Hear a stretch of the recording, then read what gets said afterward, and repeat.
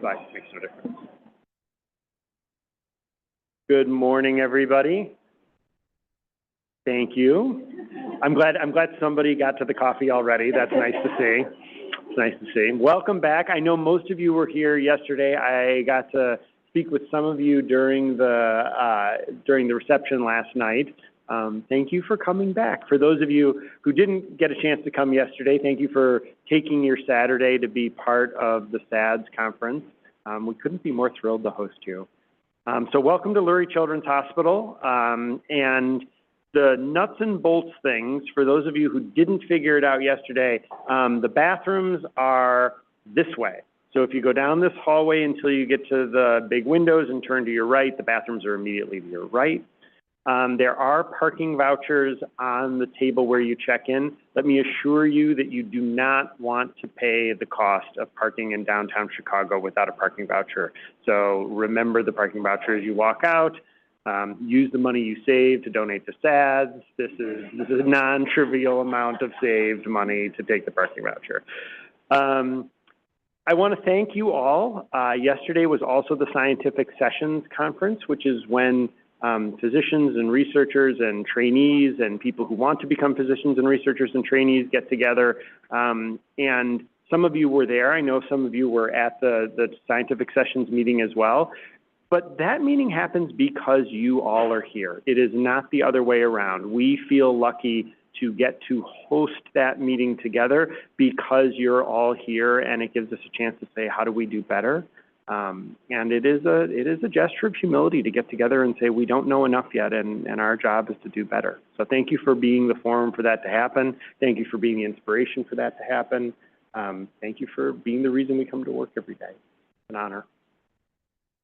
The last thing I'll say is thank you to the organizations whose financial support of the SADS Foundation has made today possible. That includes Boston Scientific, Lexio Therapeutics, Medtronic, Rocket Pharma, Solid Biosciences, Tenaya Therapeutics, and Thrive Therapeutics. This is the way that this happens and comes together. And then finally, I will say that we appreciate having you here at Lurie. If there's anything that I can do to make your stay easier, my name is Greg Webster. I'm one of the cardiac electrophysiologists, one of the heart rhythm doctors here. And please come find me, and I'm happy to do anything I can to make your day easier and certainly to make sure you feel embraced by Lurie Children's. So with no further ado, I will turn it over. Thank you all very much. Thank you. Perfect. All right, let me get out of this. So welcome again. I don't want to make sure, because I know yesterday some people didn't talk into the mic. So raise your hand if you're a bad sound, because we are recording. I want to make sure it gets on the recording. Oh, good. Okay. Let me get out of this so we can.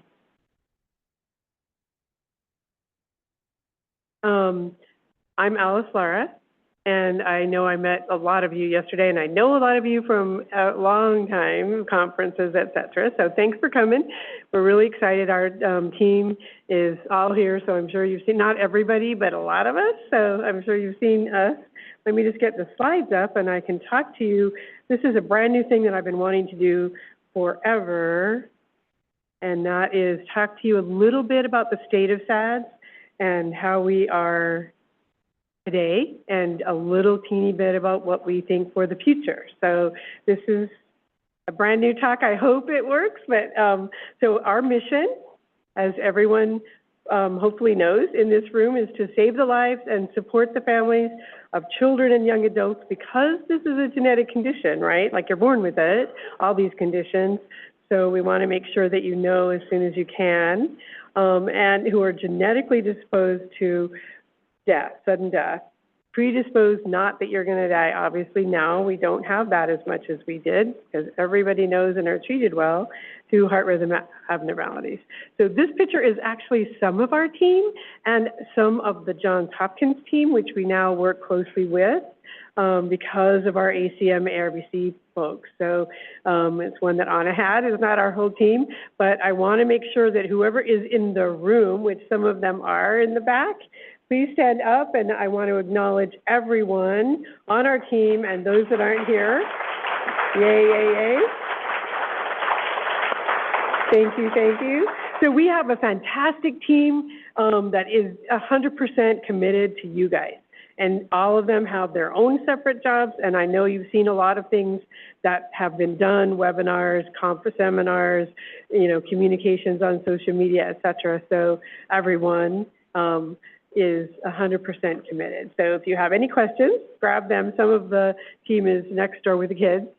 So you'll see them wandering around with the kids. And then we have a few people that could not come for this meeting because of some emergencies. One of them you did a video yesterday for you guys. So if you saw that from Genevieve, she's our family support coordinator. So really the heart of speaking with you and one-on-one with, what can I do? What's the next step? Here's the educational pamphlets or the webinar that you should watch, et cetera. So want to make sure. So this is really the beginning of SADS, right? This is pictures of the Christensen triplets when they were little kids, and now they're growing, and then adults. So this is how SADS and long QT syndrome, the first genetic finding in long QT1, right? That happened because of this family. And 2 of these triplets died suddenly at different ages, but all of them fainted their whole lives all the time. In fact, Catherine Timothy, who was part of doing this and getting the big cohort, I talked to her right before conference, and she said when she was going to high school with these triplets, right, because they're from Utah, that they did presentations, in front of the, like a big program, and they had like the old-time banjos that they played, each one of them separately, and the first 2 got up, played their banjo, and fainted in the middle. Both of the first 2, the third one did not. So that was their life, and one of them died right after her baby was born, postpartum, and then the other one was a little bit older, and she had actually arrested a few times and been resuscitated with CPR, no AEDs back then, right? This was a long time ago. So in 1992, SADS was formed because that was after they had just found the first linkage in long QT1, and it sort of was getting out, and there was just a lot. In fact, Dr. Vincent said the old-time switchboard in the hospital where he was chief of the internal medicine was shut down because there was so many calls when an article got published to, we need to know whatever, all these families from everywhere calling. So he said, we need to figure out a better way to help everyone and, form the SADS Foundation with Catherine Timothy and a lawyer that was his neighbor that helped. So the 3 of them started. And then in 1994, Dr. Keating and his team published that first finding. So that was sort of the start of us, right? Since then, and this is only since 2006, these numbers, right? We have had a 66%, thanks Anna, these are your percentages and figures, but we have a big staff. And at one point it was just me, and then me and some part-time, but now we have quite a few, and so we've grown a lot with our staff.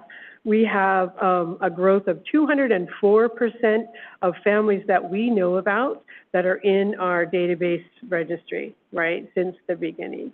So, and I inherited a lot of names when I started, because SADS was 10 years old when I started, and there were already a lot of folks that had been communicating with SADS and Dr. Vincent, and so we already knew a lot, but then this has grown a lot more, right? And then our budget increase was a little different than what Mike said yesterday, although he was right, it has increased, and it's 201.2. I don't know about the 0.2 part, but we are a lot larger because of our growth, right? And Alana put this fun fact that I had mentioned to her, but there's a lot of things that weren't around when, you guys first were starting with SADS, et cetera, but no ICDs, right? And no AEDs. I mean, the big AEDs that aren't really like that were the defibrillators in the hospital, right? But they didn't have like what you guys have. Okay, so this is the income side. So this is all you're doing, because what we get, over half of our budget is from you, individually from you, right? 75 major donors that give a gift of $1,000 or more a year. 33 sustainers. You'll hear more about that later this morning, but that means people that give every month. I'm sure a lot of you have things that you do every, just automatically, whatever. So, and then 17 families who host last year hosted fundraisers where the money came to SADS, and you heard about Brittany's Trees yesterday, which is our largest, longest standing one now, Brittany's Trees, okay? So I just wanted you to see that you are the biggest part of the pie, and obviously our other donors like corporate will not be playing with us unless you were here, right? Because they want to, provide new therapies, provide et cetera to you guys. Okay, expense-wise, my number one takeaway from this slide is our budget has always been the biggest portion by far is staff. And that is our product, right? What our team does for you guys is what we do at SADS. So there's a lot of other things. We still have an office that we go to once a week to get mail. Right now, we don't know what we're doing after COVID, but it still is, our staff is what is important, and that's where all the funds go, because that's what we do day to day. So you can sort of see a breakdown of the big categories of pieces of what the staff does in terms of advocacy awareness, family support, medical education, right? Okay. These are pillars. I don't really like pillars so much, but everybody, this is a new word, right? Was our goal, the vision of what we do every day, right? Research and advocacy actually are pretty separate now, but we put them together when I first started because we only wanted 4. But research is what we're doing with companies. It's what we've always been doing with researchers, basic scientists, and linking you guys and your family up with people that are looking for new things, right? So it's really important in rare disease that individuals, sometimes one family, like the Christensen family, makes a huge difference. So that's kind of what our goal is, to link you guys with researchers, and then once that gets farther, if there is a therapy, to the clinical trials that are going on to see if, it's going to work, right? Patient and family support, you guys absolutely know, and we'll have a slide about that a little bit later. And then medical education is sort of like Greg said, the secondary piece, which is really important, because if you guys are diagnosed or think you have symptoms, then what, right? You have to go to our expert doctor, somewhere an expert doctor, because nobody else can know what you're doing, can do it right? They just can't, because they have a lot of other heart things that they know about. But these rare diseases, you have to have someone that knows about that. And then awareness and prevention is really what we call the world, right? Like what you guys help us do on social media, what we do with, and we'll be doing some new things next year with one of our new staff, but it really is the warning signs, working with other partners like Project Adam that you heard from yesterday, for, get the word out, make sure that nobody is out there that doesn't know, and that doesn't know if they're diagnosed, that SADS exists, and here's some people that you want to meet, right? Some support you can get from other families, some education. So that's the awareness, prevention, the world, right?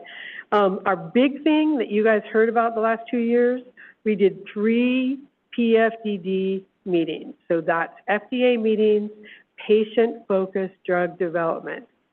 What do you have to say? What is your issue now? Why are you thinking we need new therapy? That's what the FDA wanted to know, and that's what they ask companies to tell them when they come and say, can I do this clinical trial?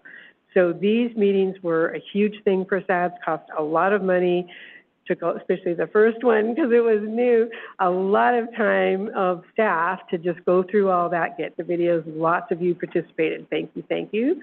But we got rave reviews from the FDA and from the companies that are going to be using this data about the comments you made, the things you said, right? In fact, even after the second 2 this year, the FDA specifically said, and we had 6 people meet us afterwards in the after meeting. Usually it's just the team we've been working with all year, right? That's 2 people. But they came to say they thought it was so much impact, these 2 meetings, and they had actionable items that they were going to start using based on what you guys said. So I just want you to know it was really important. Family support, sort of a list of things we do. You can talk to us on Zoom, you get phone calls. We have a big physician referral of folks that know and care about what you have or what your symptoms are, and then all the webinars, et cetera.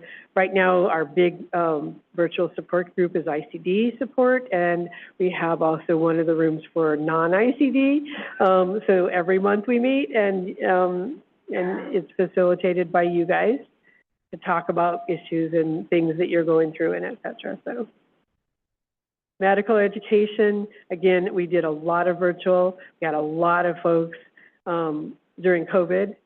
One of our webinars was almost 800 physicians for one of our expert doctors, Dan Roden, that registered, and lots of them came from all over the world. And a lot of them were some of the experts in other countries, right, to hear that. So we're still doing those.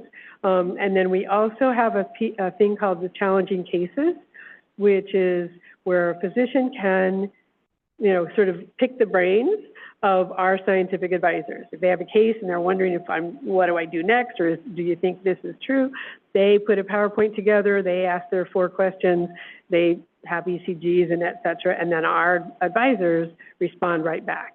And that's through me in emails, and it's amazing. It's amazing one-on-one, like, why don't you try this? Or, oh yeah, I agree, this is the right thing. Or because even the experts don't know everything, right? And it's so gray. Sometimes they just want to sit in a room and say, oh yeah, this is what we should all do. We all agree, because it's scary sometimes when you don't know for sure. And that's life, right? You don't know for sure in our world. Okay, and then awareness stuff. These are Anna's and her team communication stats, right? So social media, over almost 2.5 million impressions last year, right?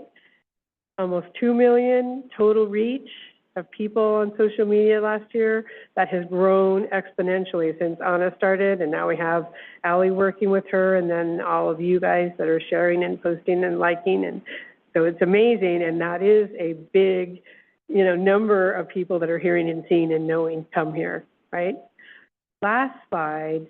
What do we think? This is just sort of my off the top of the head ideas. There's lots of stuff on my list. But mental health, we started, that's been on my wish list forever. That's one of Genevieve's really, really priorities, right? So we started some of that. We've got a great genetic counselor student last year that put together a whole list of resources that she'd adjudicated, basically. And we're going to start doing some specific things in this coming year that will be a little more proactive. We tried for a grant last year with the Hypertrophic Cardiomyopathy Association. So we still have some ideas about that if we can find funding, where we could actually have some counseling, online counseling that would be not just one meeting, but, you know, real counseling for folks that would be affordable. So I'm hoping we can do that as well. New therapies is all the clinical trials and other things that are coming out. So obviously we know what you have now is great and it's saving lives, but it's not perfect. And if we had a better thing, that would be great. Right? So that's, you know that. I don't have to tell you that. Patient-reported outcomes is sort of a buzzword, but that is my goal to say, and that might be even when I'm part-time doing projects, you know, you deserve to have your voice at the table and listened to. And, you know, we need to do things that, you know, matches that, right? Like you need to be just the same as all the researchers in terms of what you know and what your life is like and what would be important. And even what you want to do as far as risk. And that's a big FDA thing, but we've been fighting that with the rare disease community in a big picture because the FDA has said, no, we don't want to approve this medication. And all the families in that little rare disease group are saying, yes, we will use it and we want it and we know the risk. But, you know, so they just finally, one of them that I've been signing letters for a few years, just got approved. And it's a small community, but again, it's sort of like, what is the risk benefit and who gets to decide for you? You know, you need to know shared decision-making and have a decision in that, a voice. Patient, the underserved is really the outreach that we've wanted to do, what we've always done, even when I was all alone, like, whoever comes, we will serve you, right? But we don't have the money to go out in a community and really say, what about all these people that don't even go to the doctor because they don't have health care or whatever? And what about all these people that have been to the doctor and have been diagnosed or misdiagnosed and don't know there's a SADS, right? Where are they and how can we reach them? So hopefully we have some ideas to do a pilot project, I hope, next year that will start that process. And I'll let you know next year, but that's, and then the last thing is just, of course, our world's getting more personalized, right? Everybody wants to know every minute, what's my pulse, what's my, you know, genetics, everything, right? But we know that we need to figure out how that works and how you as an individual get the care that you need that is different from your neighbor, right? So that we just need to keep working with all of our expert physicians to figure that out. So that's it. Thank you very much. And we'll turn it over to Susan, I think is next, right? Let me get your slides up. I know, I'll get your slides up. They're right here. Do you guys have any questions? They're not right there. I thought they were open, sorry.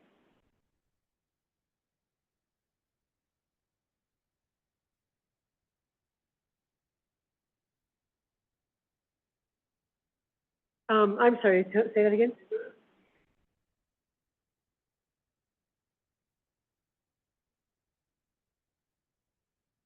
Great question. Right now, we don't have that written down as far as a new one, but we are going to be working on that next year. We are actually in the process of hiring someone to replace me and sort of phase out, right? So that's not like the big announcement, but, and that's part of that process with the new person is to really look at that. So no, we don't have something that says in 5 years we want to be here. But we do have the list of programs which says, say it's going to take this much extra money. So I just need to write that down to say what would that look like, you know, for the overall. And I do have a list of like, I want this other staff person, like we'll need a project manager, we'll need the outreach, but you know what I mean? We know staff too, so sorry. No. So Dr. Etheridge is a vice president of our board. She has been with SADS for a really long time, 2006, 4, something like that. She's been serving you guys as the pediatric electrophysiologist and one of our experts. So thank you very much for sharing your. Thank you. I have been with SADS since Dr. Vincent invited me as the year I joined the group at the University of Utah. So I did have the true joy of knowing Mike Vincent and Mark Keating and above all, Catherine Timothy. If any of you know these people, I just feel very humble and lucky to have been part of their world. Already off with the bang.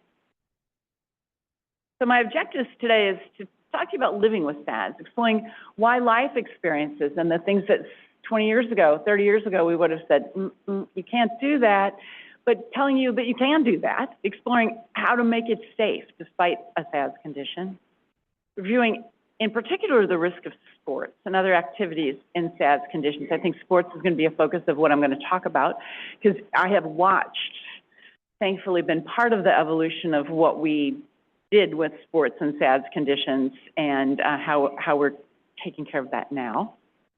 And then I'm going to spend a lot of time outlining the concept of shared decision making.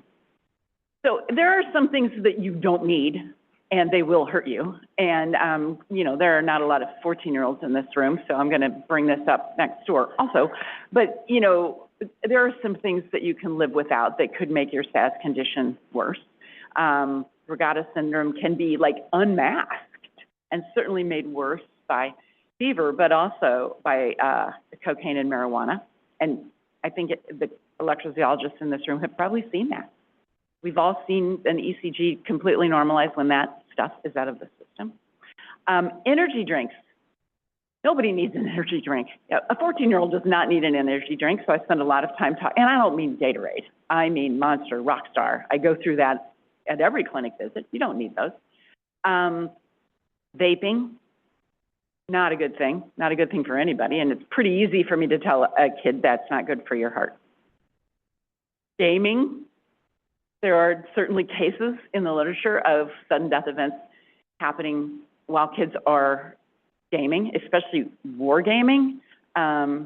And so, you know, everything in moderation, but hours and hours of gaming is probably not good for us. Sports we worry about. These are certainly the pictures of high-profile athletes who died suddenly, likely of a SADS condition or something fairly similar. This is, always makes the news, and it used to scare the heck out of us. When I first started taking care of kids with SADS conditions, you always think, oh gosh, what about this athlete or that athlete? Which SADS condition did they have? And am I putting this patient at risk? So I can understand the background. I just want to talk about what the future is, though.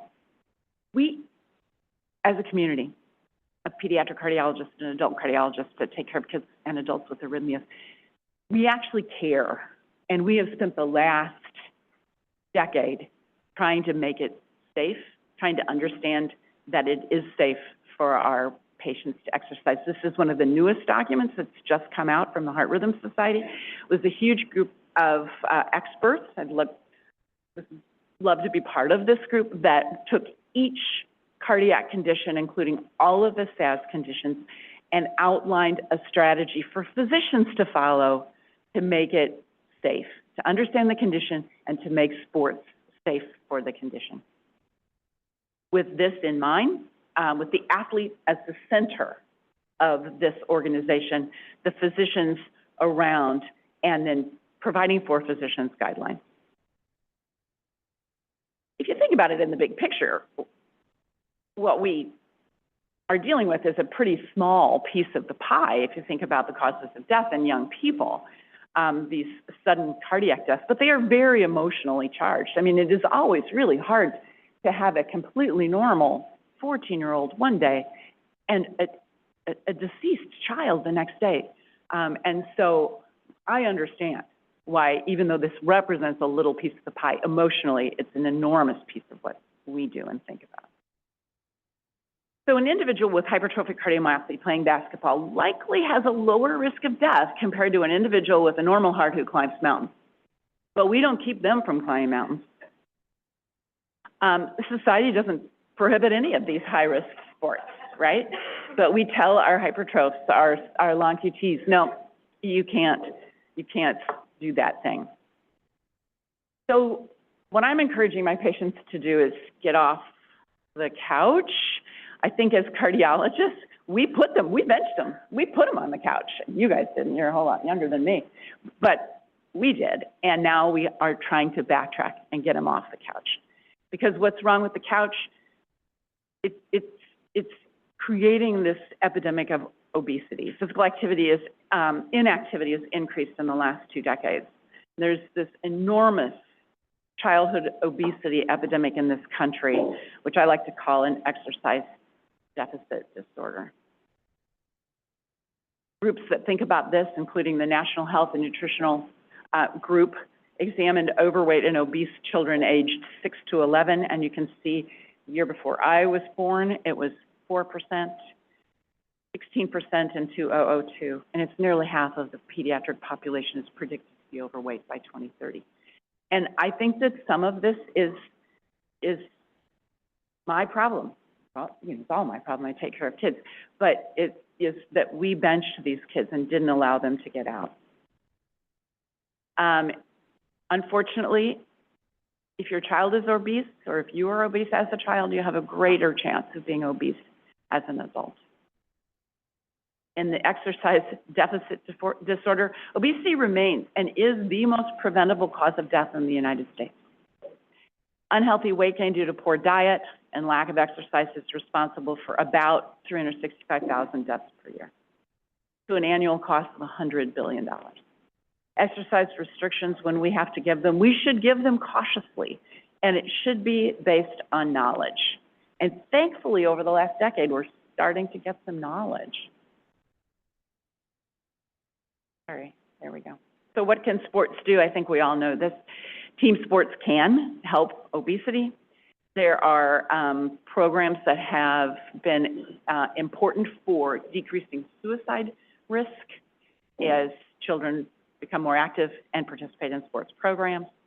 Exercise enhances and protects brain function. organized group activity is protective against adolescent substance abuse. I kind of think like if they're busy playing sports, they're not driving around in their car going to McDonald's and getting drunk, you know. It fosters positive youth development. If you're the only adult in their lives that is coaching them, that might not be as good as if they also have their soccer coach coaching them or their basketball coach. Some other adults where maybe they're more likely to believe than they're going to believe their parent. So is it okay to deny these benefits to children and adolescents and adults with SADS conditions? So they undertook a prospective study in the New England Journal in 2016 to look at, you know, what is causing sudden death in young people. And the part of this that I think is pertinent to this, this is what they were doing when they died, okay? They were asleep or they were at rest. They weren't exercising and they didn't have just exercise. So the first thing that people started to think about were ICDs. This was the low-hanging fruit. What are the risks of ICDs in sports? We used to say, no, you have an ICD, you can't play sports. But all the risks were theoretical. Increased risk of arrhythmias, ICD unable to terminate the tachycardia once you're actually playing and you have all that adrenaline around. Risk you're going to whack it and cause something, break it. And I have the approval to use this picture from my patient who I did sports restrict because he had congenital heart disease and had an ICD. So he decided he would play golf because that was the thing I used to only let kids do. And he became the state golf champion. So I don't feel like I did him a huge disservice, but there was a registry not that long ago in 2013 that Rachel Lambert, and you're going to hear that name over and over again, put together looking at the safety of sports for athletes with ICDs.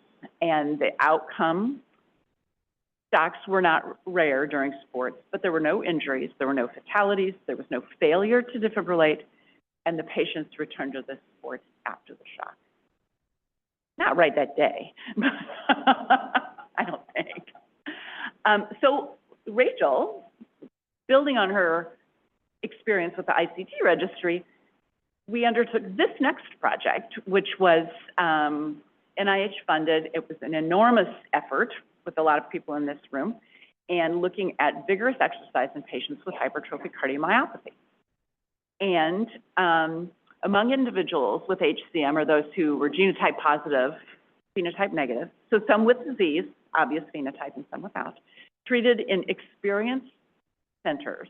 They knew they had the disease, they were treated by a doctor, and those exercising vigorously did not experience a higher rate of death or life-threatening arrhythmias than those who are exercising moderately or those who were sedentary. This was called LIVE or Live HCM and was one of the studies that we are using now to inform practice, change practice, and inform consensus documents that we're putting out there for physicians. The second was LIVE Long QT. And among individuals with phenotype and or genotype long QT syndrome who were risk assessed and treated in an experienced center, long QT syndrome related cardiac events rates were low and similar between those exercising and those not exercising vigorously. So these data further inform shared decision-making discussions, which is what I'm going to talk about soon. And I'd just like to credit these three people for spearheading for corralling a bunch of cats to get these projects done. And I applaud any of you who are a part of these projects or your children. Thank you. So what I'm going to talk next about is patient-centered care, because I think that this is really important. We as physicians are starting to embrace this, but I want to empower you all to embrace it also. And if your physician isn't talking to you like this, then you need to bring it up, okay? Patient-centered care balances the quality of life with your health and safety, okay? So patients and families are allies in designing and implementing and evaluating care. And clinicians are starting to relinquish this paternalistic, authoritarian role and become more effective coaches and care partners. We hope we're no longer in charge but we're trying to do this all together, okay? So the clinician-patient relationship is the cornerstone of care, and it's long-lasting. More and different therapies are now available. Conditions are often more chronic. Choices require value judgments. We'll talk about that. Patients ask questions. You are supposed to ask questions and express your opinions, and the outcomes will be better. So again, there's a decreased power asymmetry. We're all on the same playing field. Increased patient information, autonomy, and control over decisions that will affect you and your children's well-being. Decisions involve the patient and the family. The provider describes these different approaches. Hopefully they're educated on what the potential approaches are. The patient and the family are now armed with information so that they can share their preferences, knowing what the disease can do, what the different risks are. They can talk about what they prefer, and it's going to be different for every patient. It may be even different between patients and their parents, but it at least is a discussion. And all parties, the physicians, patients, the parents, the coaches, are responsible for shared decision-making. So let's think about that in a newly diagnosed patient with hypertrophic cardiomyopathy. The patient values guide all clinical decisions. The patients tell clinicians what they care about. Tell me about you. That's what they should ask. Tell me what you do. What sports do you play? How important are these sports to you? How hard do you play? What are your other pastimes? Are you in the theater? Are you in dance? Do you do art? And we need to inform the patient and the family about hypertrophic cardiomyopathy. Explain the disease. What are the different treatment options? Outline the risks of sports or other behaviors but also the benefits of sports. Outline what we know and what we know to do and what we know not about their risk. And just remember, you're not a hypertrophic. You're a person with hypertrophic cardiomyopathy. You're different from every other patient with hypertrophic cardiomyopathy or arrhythmogenic cardiomyopathy or long QT. You're different from everybody. And our job is to make you safe, okay? There are lots of ways that we can do that. Shared decision-making, I think, is one of the most important. Physicians, well-informed patients, athletes, and coaches, they all need to agree that this sport or this activity is something that is tolerable, that is good. Emergency action plans are in place in terms of sports. AEDs are available. Hydration, avoid overheating, because we know new data about increased core body temperature, lengthening QT intervals, or putting Brugada syndrome patients at risk, avoiding low potassium, and then medication compliance and clinical follow-up. Everybody needs to be on the same page, the patients, the parents, the clinicians, the coaches, if they're involved. Patients must be compliant with clinic visits, medication, and treatment. We talked about the sports equipment, an AED, either personal one or available one, hydration, et cetera. And that is all I have to say. And I'm happy to take any questions, but I want to empower you. Your doctor may not practice shared decision-making. You know, so ask him about it. Ask him to find out about you, and so that you can help make. Everybody's risk perception is very different. I have kids that say, I'm just done. And I have kids that say, thanks, I never wanted to play sports anyway. But most of them don't. Most of them want to continue to play.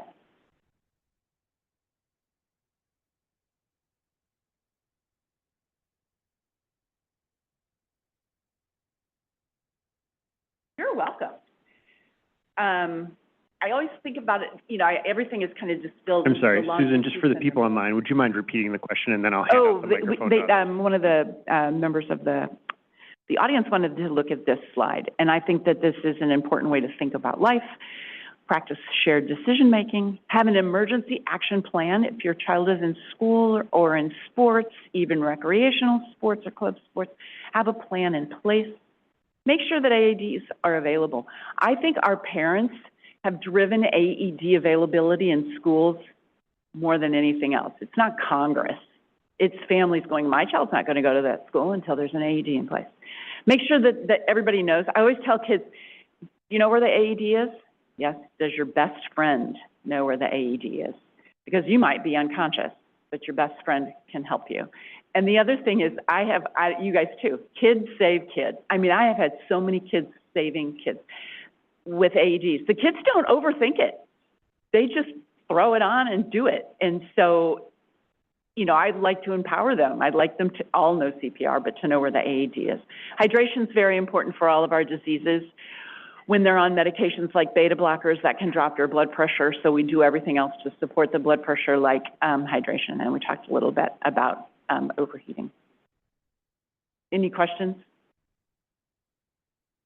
Yeah.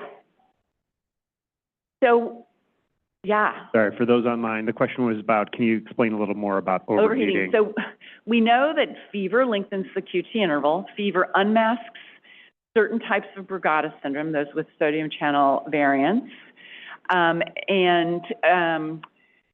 It changes how channels function, fever does, and we think increasing your core body temperature can too.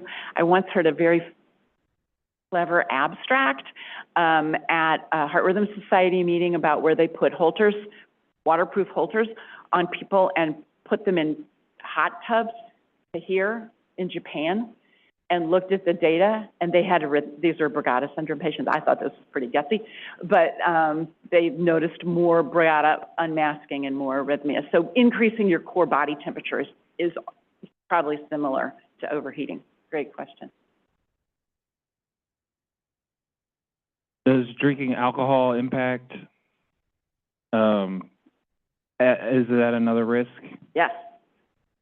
There are data that suggests that drinking alcohol, a lot of alcohol, can lengthen your QT interval.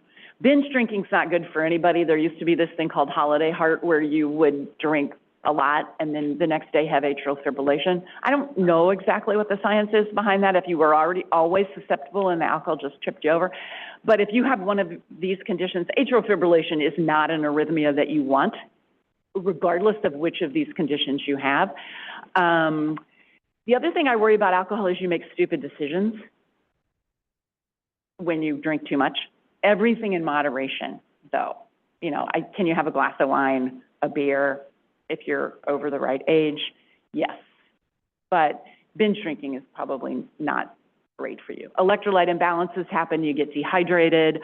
All of those things are really bad for your conditions. Great question.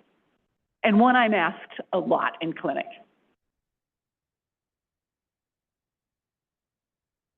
Other questions? I'm curious what your definition of obesity is. As an athlete, as a kid growing up, you know, I go in my doctor's office and I'd see that chart that you guys use, and I was always off the chart, even though I was in peak. I'm not now, but in peak physical shape. Even today, I'm in decent shape, not great shape, but I'm still off that chart. For, you know, a 6-foot male, you know, it says I should weigh 180. You know, I haven't weighed 180 since I was 14 years old, probably, maybe 16. Yeah, I don't think those charts are probably always all that fair. I'm not an obesity doctor, so I just, honestly, when a patient comes in, every single patient, and I'm sure these guys do that too, you look at what's called their BMI, and there are true standards where we know a BMI over this, a BMI over this, and a BMI over this. So on that, I look at the BMI. I don't know what you guys do. I don't just go, hey, you look like a fat kid. No, I go, you know, this is your BMI. And I talk to them about BMI. I mean, it's like, these are the data and these are where you really need to be. So why don't we work together to try to get to that place? my second question is, with athletes or just in general patients that you've worked with, how often is one shock enough, and how often are there multiple shocks to get someone back into? Excellent question. Typically, if you get it early, and you guys answer this too, one shock is generally enough. Even like a recent girl playing pretty hard, went down, one shock, pretty quick. I think as AED availability is broadening, you get there faster. You know, people get there with the AED faster. I think the problem is sometimes that the AED is so late to the game that those patients get hard to cardiovert. You guys are defibrillate. I think the only thing I'd add to that is if you do have an ICD and you get a shock, and it's not always clear immediately if it worked or not, Everybody else should just be moving forward with getting the AED and getting it over to you, and maybe you get a shock. If it turns out you need a second shock, the ICD may deliver that, the AED may deliver that, but tell your friends, tell your relatives, don't worry about it. If my ICD goes off, it'll go off, but if I go down, come help me. Go get an AED, come get it on me. Don't worry about those two things being in each other's way. Your job is to help your friends and family if they go down. You know, that's as important as anything else. No, it'll work. Oh, yeah. Yes. I have more of a comment than a question, but just with an incident that has happened recently and efforts to recognize the people who provided the AED to a sudden cardiac arrest victim with a great outcome, there's all the focus on the AED. That young patient had 8 to 10 minutes of great CPR, and the AED would not have been able to do anything when it got there. So let's not forget that CPR part. It is so important. True. And I think it, you know, who was saying, oh, in the UK, you can't graduate high school without knowing CPR. We're trying to make it, she's trying to make that happen in this country. I just have a question about AEDs and the difference between adult pads and pediatric pads. And if it's okay, like if you have any information to share on how many joules, if I only have adult pads, but I have a 6 or 7 year old child, can I use those? That's about when you switch, isn't it? Yeah. It's better than nothing. Okay. Better than nothing. And what is the risk of using the adult pads on a young child? You know, I haven't ever seen it happen that there's been have you? Yeah. That'd be great. The only thing is that the two pads can't be touching. Yeah, The two pads are touching, they'll short out between each other and they won't deliver the electricity to the heart. Yeah, and so as long as you don't have those pads touching, the chances that you're going to do something bad by giving a little more energy, which is what's happening with those pads, is a thing that like steps down the energy a little bit. It's not a big worry. As long as you can get the pads on at that point in time, your job is high quality CPR and deliver the energy, but don't spend time wondering too much. If you sit there and you've got adult pads and you have someone who's not talking to you, get those pads on. Yes, I have I guess a long history, but pretty good understanding, I guess, of some of this stuff. So I love that we are being positive about sports. It's a kind of a one-size-fits-one kind of scenario for patients because some love sports. Myself, I was not able to play them. Every medication, ICD, I always had problems, so I had to go back to golf. So those with young kids that are thinking, you know, hey, it's positive, I could jump right back into sports. Be aware, I guess, and make sure you have the things in place that we're talking about today to, you know, say. Make sure it's an informed decision. Yes. That's, I think, important. And then also with the AEDs and having them available, even if you have ICD in you, it's good. These things, if you happen to get into a storm, they will quit. They will stop working. If you don't have an AED, that's the end. The device says you're dead and stops. And so you have to have an AED, CPR, keep it going.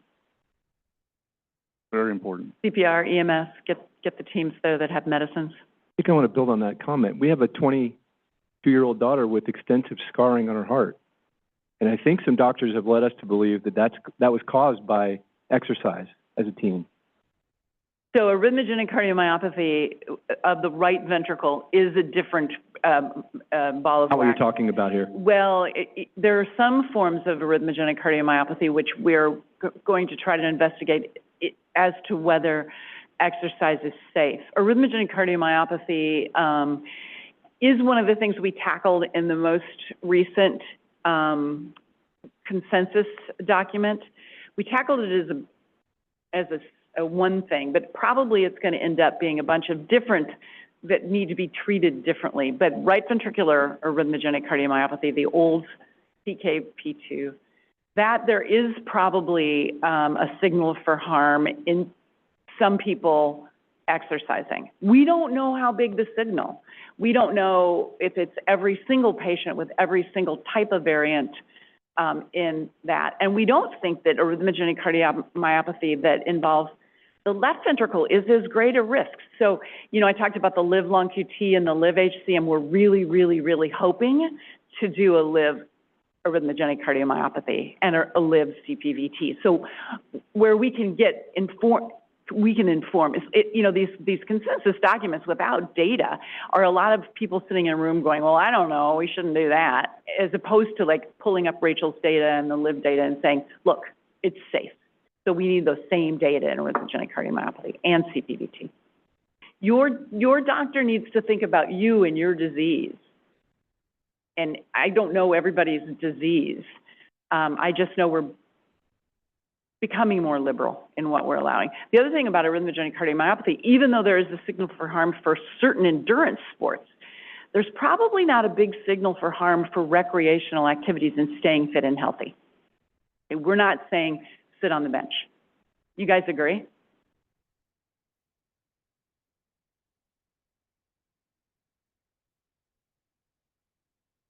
Thank you all very much. Great audience. I'm gonna let you do that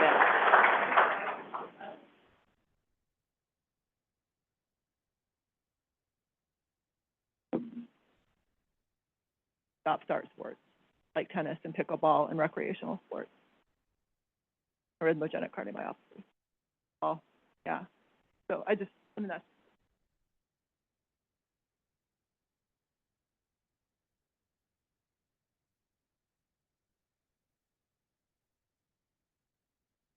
It's my pleasure to introduce our next speaker, Dr. Andrew Landstrom. He's an associate professor at Duke University School of Medicine.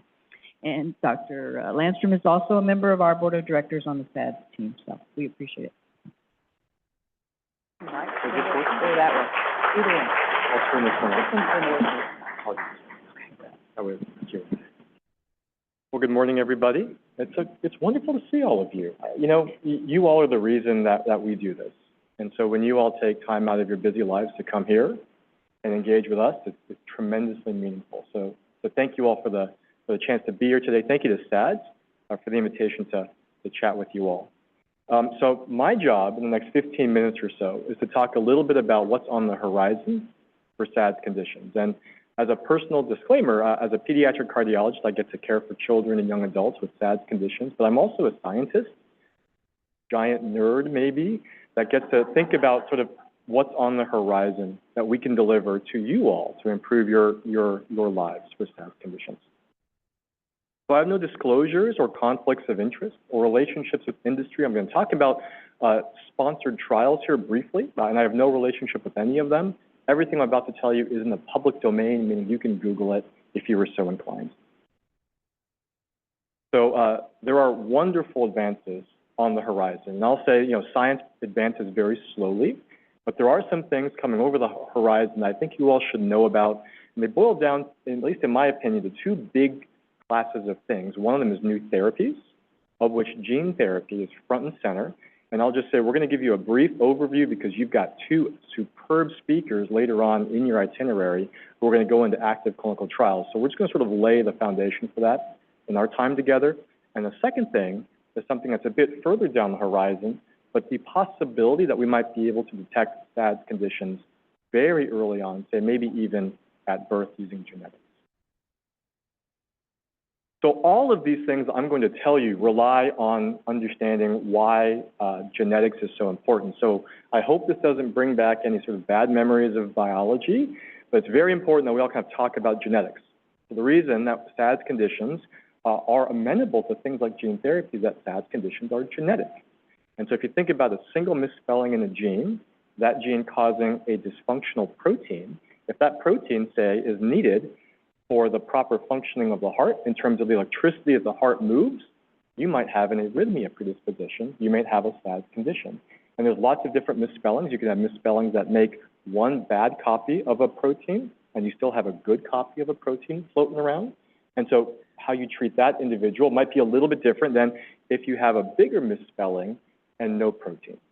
And so kind of understanding that the genetics matter. And if you don't know your genes, you should. If you don't know what your gene mutation is, you should know, because knowing that is going to be really important for taking advantage of the new therapies that are coming down the pipe. So gene therapy, very broadly, is any genetic modification to a cell that produces a therapeutic effect. You can think of it like a medicine being delivered typically inside the cardiac cell. So what's the landscape look like, not just for gene therapy in SADS conditions, but for gene therapy overall? I think we are at a watershed moment, a new age, a rapidly expanding age of genomic medicine. And I tell the trainees I get to work with, we're going to look back in 20 years and say this was a time where there was such rapid advancement that we have to appreciate how fast and how far we have come. And this is a landscape of where we are right now in the, I guess, the third fiscal quarter of 2024. So these are up-to-date numbers for you. So where are we in terms of landscape for gene therapies? Again, not all SADS conditions. There are currently 32 gene therapies that have been approved by the FDA. 32. There are 34 therapies that center around RNA as a therapy, and 68 therapies approved by the FDA that center around engineered cells that are put back into the body as medicine. That's amazing. Now, unfortunately, SADS conditions have a little ways to go. Most of the diseases that these therapies are designed to treat are things like cancer, skeletal muscle problems, blood problems, and others. What's in the pipeline for gene therapies? Over 4,000 gene, cell, and RNA-based therapies that are sort of in the wet bench lab phase to the early clinical trial phase before the FDA says, yep, this is an approved drug.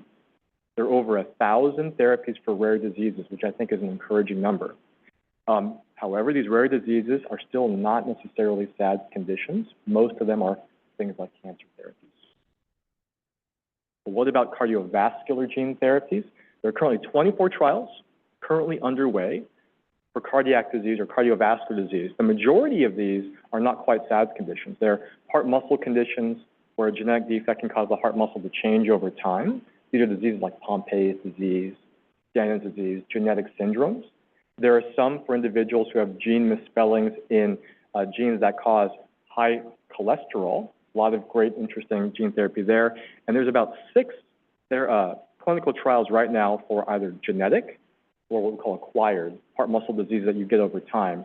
And the big player here is arrhythmic cardiomyopathy, which is a bit further along than other SADS conditions. Let's talk about sort of 2 case examples of where we are from gene therapy. I talked about arrhythmic cardiomyopathy being one that's a little bit further along than other SADS conditions. So arrhythmic cardiomyopathy is defined by fat and scar replacing normal heart muscle, and they're generally caused by single misspellings in genes that impact the cardiac desmosome. And if you can understand that, we might be able to replace or fix that gene defect to fix the heart condition. So this is a very zoomed in picture of a couple of cardiac cells end to end. And those black lines that center between them is the cardiac desmosome. This is what is dysfunctional if you have arrhythmic cardiomyopathy. I think of these as being the rivets like on your jeans. I have 2 teenage boys, and I can't remember the last time they wore jeans. It's always like those gym pants or whatever. But for those of us who still wear jeans, if you think about those buttons that hold the pockets together on your jeans, that's exactly what a cardiac desmosome is. And so if you have a gene mutation in the things that make up that desmosome, there's going to be some changes in the heart with every heartbeat. You zoom in even more, this is kind of what it looks like. Lots of proteins that come together to make this rivet between the heart cells. And you may recognize some of these as genes that can cause arrhythmic cardiomyopathy, and the big one being PKP2, which is the most common gene mutated in arrhythmic cardiomyopathy. And so you'll hear about a little bit later today how there are active trials looking at can we actually replace dysfunctional PKP2 with properly functioning PKP2 as a gene therapy. Talk a little bit about long QT syndrome. So long QT syndrome is defined by an ECG. So it's that sticker test that we do in the clinic that looks at the electricity as it moves through your heart. And the x-axis for an ECG is time. And so when somebody has a long QT, all that means is that the QT interval takes a little bit more time on the ECG, which just is a reflection of how fast the heart electrically resets after every heartbeat. And so if you have long QT, it takes a little bit longer for your heart to electrically reset with every beat. And we know that long QT can be caused by mutations, but these are a little bit different. These are mutations in the ion channels that move salts around in the heart and move electricity through your heart. And long QT is a little bit different because you've got a good copy of a gene and that mutated copy of a gene. And it's not enough just to put in the good copy because you've still got the bad copy floating around. And so people like Mike Ackerman, who's the president of SADS, and you might hear about this a little bit later, has really pioneered a gene therapy for long QT syndrome called suppression and replacement, where you're actually using gene therapy to suppress the bad copy from ever being expressed in the heart cell and then increasing the good copy, which I think is really incredible. And there's some nice preclinical data from human heart cells all the way up to rabbits, show that this might be a nice therapy going forward. And so I hope you'll hear about that a little bit later. There are other advancements coming down the pipe. Have you all heard of CRISPR-Cas9? Just in like the news? It's really incredible. So CRISPR-Cas9 is really a pair of molecular scissors, which you can use to change the DNA. You can cut pieces out, you can put pieces in, you can change the DNA in a very precise way. It's an incredible tool. Right now, all of the gene therapy trials uses this as the delivery mechanism for that gene therapy. This is a virus called adeno-associated virus. This happens to be AAV type 9. Suffice it to say, AAV is a really good gene therapy delivery tool because it's a virus that wants to go to the heart. And it's had all the bad things of a virus stripped out of it, and it's loaded up with the gene therapy. And so it's very good at delivering gene therapy to heart cells. But it has limitations. What happens if you get a virus? You might get sick. You might develop antibodies against that virus. And so if you've had viruses in the past, you might actually already have antibodies against AAV, which makes it really hard to give you a gene therapy. You might have an immune reaction that actually beats off the virus. Or you might have an immune reaction that causes inflammation in an organ of the body, like the liver, which isn't a great thing. And so coming down the pipe, there are actually new ways of delivering gene therapy. And so you might hear of these things in the future. One of them, which I think is really cool, is lipid nanoparticles. A fancy word for these engineered fat droplets that you can actually engineer to look like the oily wall around the heart cells themselves. And you can program them to go straight to different organs in theory, and you can load them up with all kinds of gene therapies, potentially going to the heart cells and delivering gene therapy without having that immune response that the virus can have. Something you might hear about coming down the pike too are these things called exosomes, which were recently discovered. These are little pieces of cells that kind of bleb off, and they're ways in which our cells in our body talk to each other. You can then take these exosomes, re-engineer them, and use them to deliver gene therapy. And there's some really cool evidence that potentially these might be a way to get gene therapy into cells that doesn't trigger the immune response as much as a virus does. Proof that this is potentially applicable to SADS. So this is a current gene therapy trial by Intellia Therapeutics. It's a phase 3, meaning it's really far down the clinical trial pipeline and very close to becoming, if it works, becoming something that's FDA approved. It's called the Magnitude trial, and all of it hinges upon those lipid nanoparticles delivering CRISPR-Cas9 to the liver to change a gene that can cause a cardiac disease called transthyretin amyloidosis. And so evidence perhaps that SADS conditions may follow with some of these new technologies using this kind of a model. And so targeting the heart is key, but it's challenging, and perhaps we have some new tools coming down the pike to help with that. So in my last few minutes, I'd like to kind of shift gears and talk about maybe the potential of predicting disease earlier. So I think as a profession, as cardiologists who care for patients with SADS conditions, we're very reactive, right? We wait until there's been a faint, and then the child gets an evaluation. And usually that's a good thing if it happens that quickly. Sometimes there's a tragedy before that evaluation happens.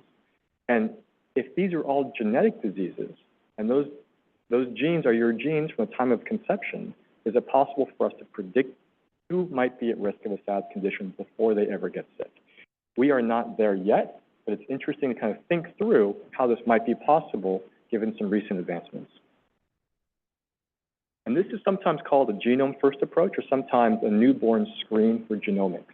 And the idea is that now it's actually very cheap to get a genome sequenced. It used to be hundreds of millions of dollars.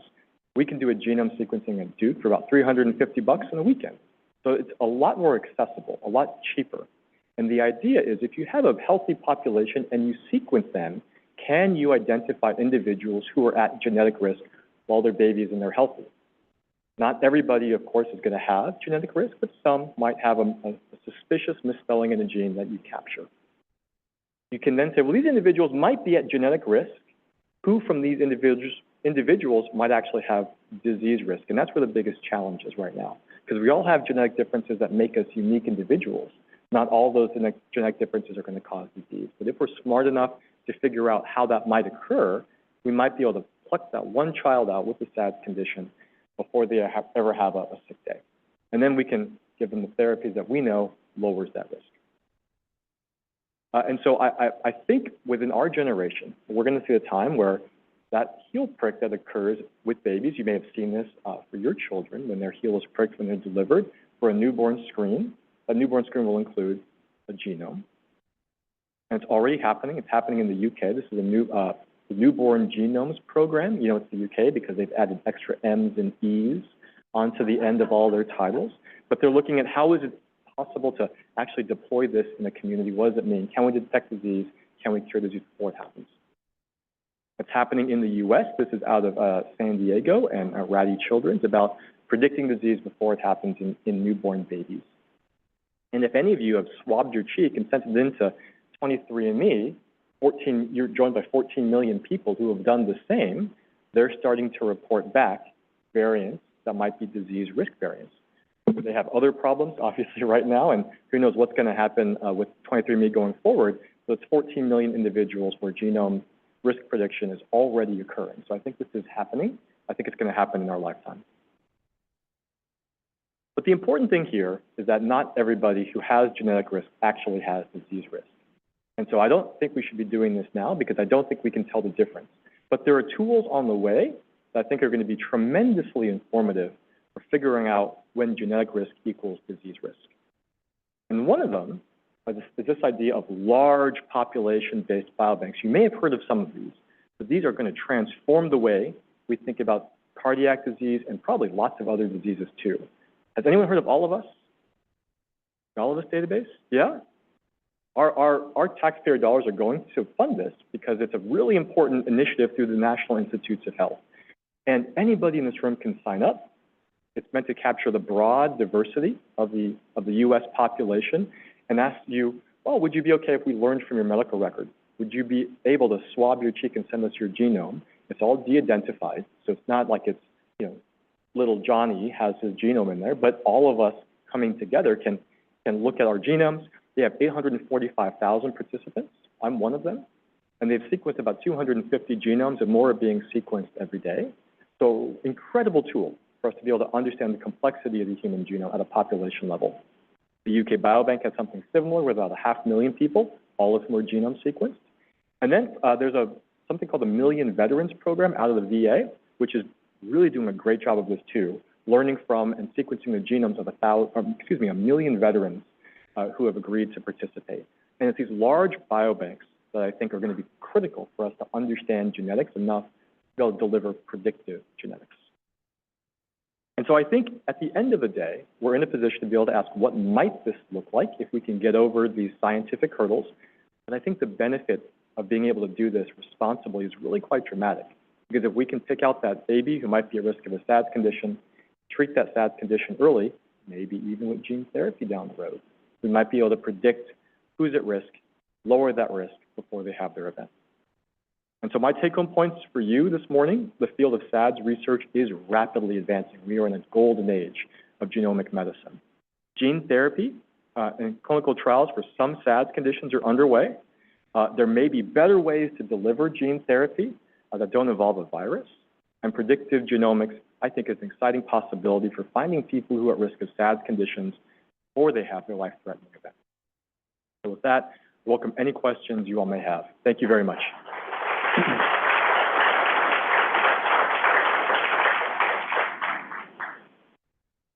I got a question for you. So my daughter and I both have prolonged QT. I was genetically tested in 2009. She was born in 2010 as the marker, and she used cord blood for the testing of that. So the question is, I hear all these advances in genetic research, but I never heard anything about the use of cord blood in these genetics, because that's typically thrown away. Yeah. Is there anything going on with the cord blood that's going to help further? There's really two parts to your question, which I really like. So the first question is there a role for cord blood with genetics? So your baby is born. You're wondering if that baby may have the SADS condition that the mother or the father might have. Wonderful, wonderful. So cord blood, actually, so our preference generally, if the family like you knows about the baby being born and knows their genetic risk, is we actually don't want the cord blood for genetics, because oftentimes that can mix with mom's blood, and sometimes there can be genomic DNA contamination. So we actually say for a gene test, we actually wait till the baby's born, and then we do a cheek swab, which we know is purely baby's DNA at that point in time. There has been a movement historically to bank cord blood because of regenerative potential. And so there's a lot of really great research that showed that you can take cord blood, and that those cord blood cells really want to become things like stem cells. And those stem cells might be a therapy down the road. Well, I think that's wonderful, and still that's a possibility. Individuals who don't bank cord blood, I think, still have that possibility too. So you can do the same exact thing with some new science based on just regular blood. So I can make stem cells from anybody in this room with a simple blood draw. And so it's really kind of diminished in my mind the need to bank cord blood from that regenerative purpose. But just a few thoughts. Great. Hello. First of all, it was great to hear about the alternatives to the adenovirus, so thank you for sharing that. That was one of the first times I've heard that, so that was great. My question, though, is about the biobanks for people. Do they actually get the results themselves individually back from those, or are they just in large data? So this, as you can imagine, is an incredibly important point. The biobanks do vary a little bit when they find something that might be, quote, an actionable finding in the genome. Okay. Most of the biobanks actually do not report back, because for all the reasons that we talked about, it's really hard to interpret that. I'll give you one example. So if we sequence people in this room, I would say probably a third of you are going to have a rare variant in a heart muscle gene. None of you are going to have actually disease in that heart muscle gene. So right now we can find the variants, but then predicting who's at risk with that variant is the challenge. And so if we give back a third of this room's finding that you're at risk of this heart muscle condition, and then you all go see a cardiologist, and then that variant gets cascade screened to the family, and now we're seeing all the kids, when in actuality there really is no risk associated with that, we're doing a disservice. And so that's really slowed a lot of times the response of those biobanks to give that genetic feedback. It's not always the same for every gene. That example is, I think, case in point for a lot of cardiac diseases, SADS diseases among them. But for other genetic variants, it's a little bit different. And so it's a bit of a moving target with these biobanks. Yeah, I'm sorry. I have a question. So there's multiple trials going on right now. How close do you think we are from FDA approval for any of those trials? What's the saying? It's like I'm terrible at predicting the future, especially, anyway. But like I don't have a crystal ball. I would say generally, if you look at how long it takes for something to go through phase clinical trials, it's on the order of years. The furthest along trials are in phase 1, kind of a phase 1-2 blend. If they go well, these are arrhythmic cardiomyopathy gene therapy trials, it's probably 5 to 10 years before it makes its way into the clinic post-FDA approval. I wish it were faster. I think the onus during this period of time is to show safety as well as efficacy. And so that just takes a lot of time. It's a complex thing. 5 to 10 years from now, I would say certain centers will have access to it. It's not going to be a broad, everybody has access to the latest gene therapy in 5 to 10 years. I would say certain centers will. Hi. So question is, how likely with the gene therapies we have now and coming in the future, are we to cure these things as opposed to just kind of pushing them for later? Like, are we able to, especially in people like adults? Yeah. Like, how malleable are adults compared to kids? Or how are we actually able to use these to get rid of these things entirely? Good question. It depends a little bit on the SADS condition, and a lot of these things are really unknown. So the goal would be a one-time, say, gene delivery infusion that's durable, that lasts for years in that individual. That type of study takes a long time to do, and it's still an open question as to whether it's going to be one infusion, multiple infusions, and how frequently they have to be. The other thing to remember with these is all of these gene therapies are targeted to the heart. And they may go throughout the entire body when given, say, IV, but they're targeted to the heart. And they're not changing the egg or the sperm of the people that are undergoing gene therapy. Nothing is changing the DNA there. In fact, there's a moratorium on those kinds of things, meaning we can't and shouldn't do it for ethical reasons. So you may have a gene therapy, say for PKP2 or long QT or Brugada syndrome that works great for you, but you can still very much pass on that genetic risk to any biological children you might have. So those are still important questions that we have to tackle. Thank you. Welcome. My question kind of tags on to that. Is there a way now that you can harvest healthy eggs and do like IVF so that you're not propagating the disease with a known genetic disorder? There is, and that sort of pre-implantation genetics is a very viable pathway for families that would like to do that. Now, of course, in that scenario, that's where the mom has a genetic mutation that she can pass down to her biological children, 50-50 chance for most of these diseases you will. For the father, there's also a way where you can do that post sort of egg and sperm getting together and still do and screening the embryos for that mutation. And then selecting the ones presumably that are negative for the SADS condition mutation and implanting those. Yeah. So if that's something that is right for you and your family to consider, that's a very viable option. I wouldn't say anywhere. Yeah, I mean, I think you're going to want to be at an institution that does a lot of sort of what we call pre-implantation genetics, who has the expertise, the know-how, the ability to figure out whether that variant is there in either a very small embryo or an egg. Thank you very much, Dr. Landstrom. Pleasure. Thank you. In my opening remarks, I neglected one of the remarks, and one of my partners was thoughtful enough to correct me. So I am going to hand the microphone to Jacqueline Ryder, and then we will go on with the next session. Good morning, everyone. Since we're talking about emergency action plans, I thought to point out to everyone who's in the room, the closest AED is actually right out the hallway here. So if anyone, God forbid, use it, AED is there, and then use one of the hospital phones and hit the emergency button or just call the operator. And we also have a lot of electrophysiologists here as well. So. I think she is. Devin, there you are. Thank you. Our next speaker is a psychologist, Dr. Devin McNulty from here at Lurie Children's Hospital. Okay, we can, yeah.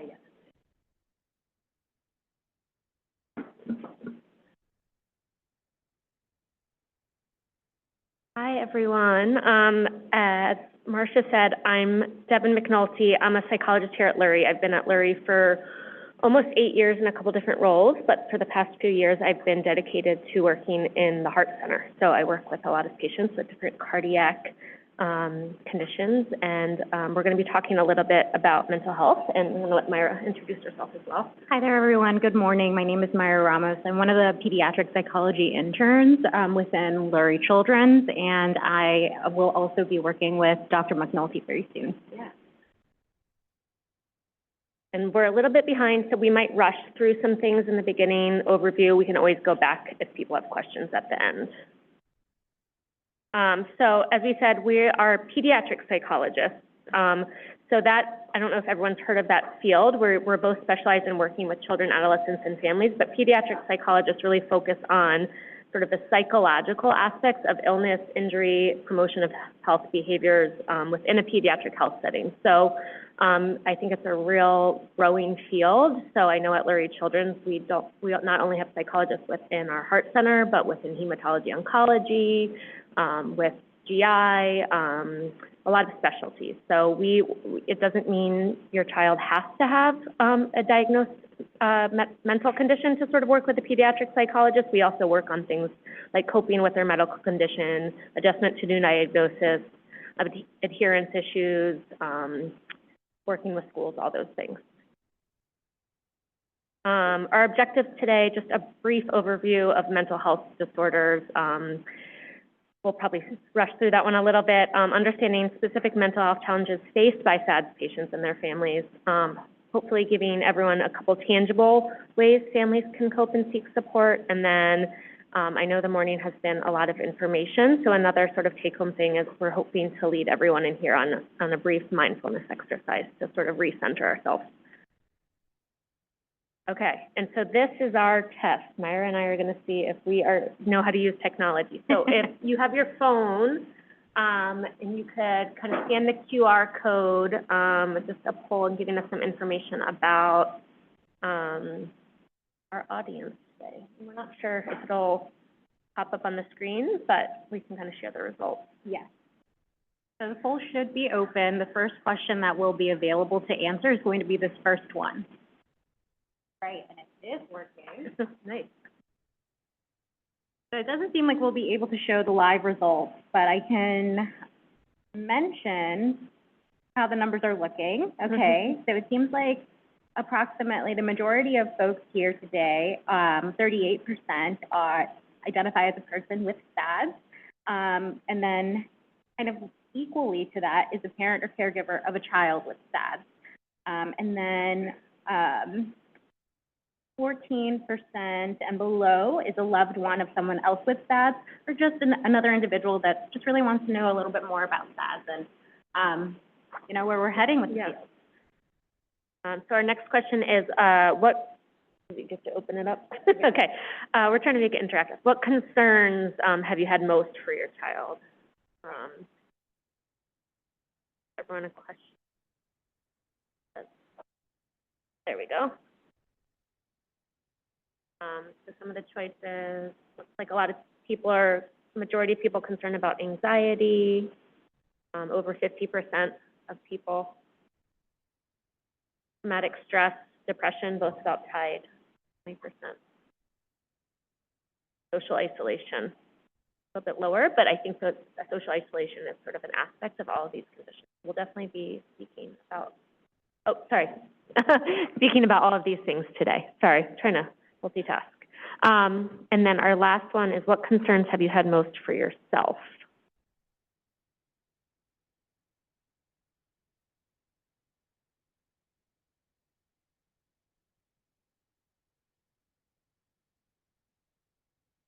So that's a good question. We'll actually get into that. So I think answer it how you define it yourself today, and then we will definitely get into sort of our clinical definition of that. So again, the majority of concerns related, over 50% anxiety, also traumatic stress. So again, thank you for sort of answering those questions and framing our presentation. So we'll get into, make sure it's working. So this is, you know, you've seen the headlines, you've heard the news. I don't think this slide should be a surprise to anyone, but I think it sort of sets the scene that youth mental health disorders are a huge problem. Anxiety and depression are the most prevalent. They start in childhood and adolescence. Even if they're not identified in child and adolescence, that's when we are able to see them. And then they're impairing youth at home, school, with peers, sort of getting in the way of things that kids and adolescents should be doing. And then especially when untreated, they persist into adulthood and predict more negative outcomes. Again, some more statistics. I think 1 in 6 people aged 10 to 19 years have a diagnosable mental health condition. Again, half of them start by 14 years of age, but most are undetected and untreated. And then we did see that slide earlier when we were sort of talking about risks, and suicide is, actually, it might have even, since put the statistics, I think these are from the World Health Organization, I know suicide is even a higher leading cause of death. I think it might be first leading cause of death. So again, that's why this is important to talk about. This is specifically for depression, but again, just a visual representation. A lot of sort of recent research sort of understanding the causes of these higher risks. I know sort of is social media to blame, COVID, increased awareness, decreased stigma, and I think, depending on the research study, depending on the writer, there's a different viewpoints, but I think it's probably a combination of all of those things. So we're going to speed through this a little bit, but I can always go back, or if people have questions, please earmark them and we can go back. Because again, anxiety, depression, traumatic stress, we use those words, but how do we actually define them as psychologists? So anxiety disorders, they are, the most common ones are sort of listed: separation anxiety disorder, social anxiety disorder, generalized anxiety disorder, or specific phobia. So a fear of spiders, closed spaces, those sorts of things are the most common ones, but they sort of all share this idea of fear to a real or perceived imminent threat, or anticipation of a future threat. So if anyone has seen Inside Out 2, which is a favorite movie, they sort of talk about anxiety as one of the new characters, fear is the old one, so they sort of make that really nice differentiation of the anxiety sort of scared of this future threat. If you haven't seen it, I highly recommend.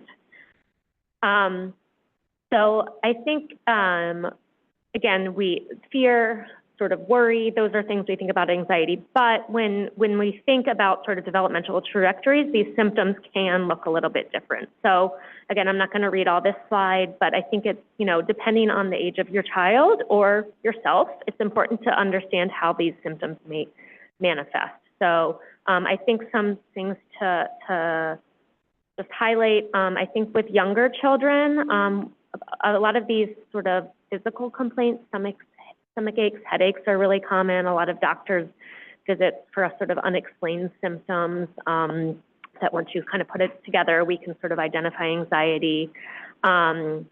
Irritability and tantrums, again, they can look what we call to be an externalizing disorder where the behavior is seen, but they're actually feeling a lot of internal distress. And then again, separation anxiety is a normal developmental task, right? We talk about, there's infants are sort of 9 to 12 months old, have their first burst of separation anxiety, then they have it again at the preschool age. That's all normal. We're talking about separation anxiety that's getting in the way of, mom or dad doing anything, being dropped off at school. That's when we would sort of call it disordered. Again, and I think the other thing I just want to highlight is the physical symptoms of anxiety. So even in adolescents or adults, things like panic attacks, physiological anxiety, racing heart, muscle tension, difficulties breathing. Those are things, in working with my patients with cardiac conditions, there's a lot of overlap and sort of a lot of body checking. And, my doctor said I should worry about this, but is something wrong with my heart, or is this anxiety? How do I tell the difference? And that can be really hard and then cause more anxiety. So you can see how it becomes cyclical. I said I was going fast, and I'm probably not. Okay. Depressive disorders. Again, there's major depression is sort of the most prominent one, but there's various depressive disorders, but they all involve this persistent feelings of sadness, hopelessness, and loss of interest in activities. They affect how people feel, think, and handle daily tasks. Again, we usually don't diagnose someone with a disorder unless they're having a significant impact on their functioning. So a similar slide in how we think about depression across developmental stages. Again, you'll see some overlap with the anxiety disorders. That's why it's important to often talk to a professional. You don't have to diagnose these yourself, but I think this is just for some awareness. Again, we see things like physical complaints, irritability, the withdrawal from activities, social isolation, and then in adolescents and adults, this idea of sort of substance abuse or risky behaviors or a concern for suicide.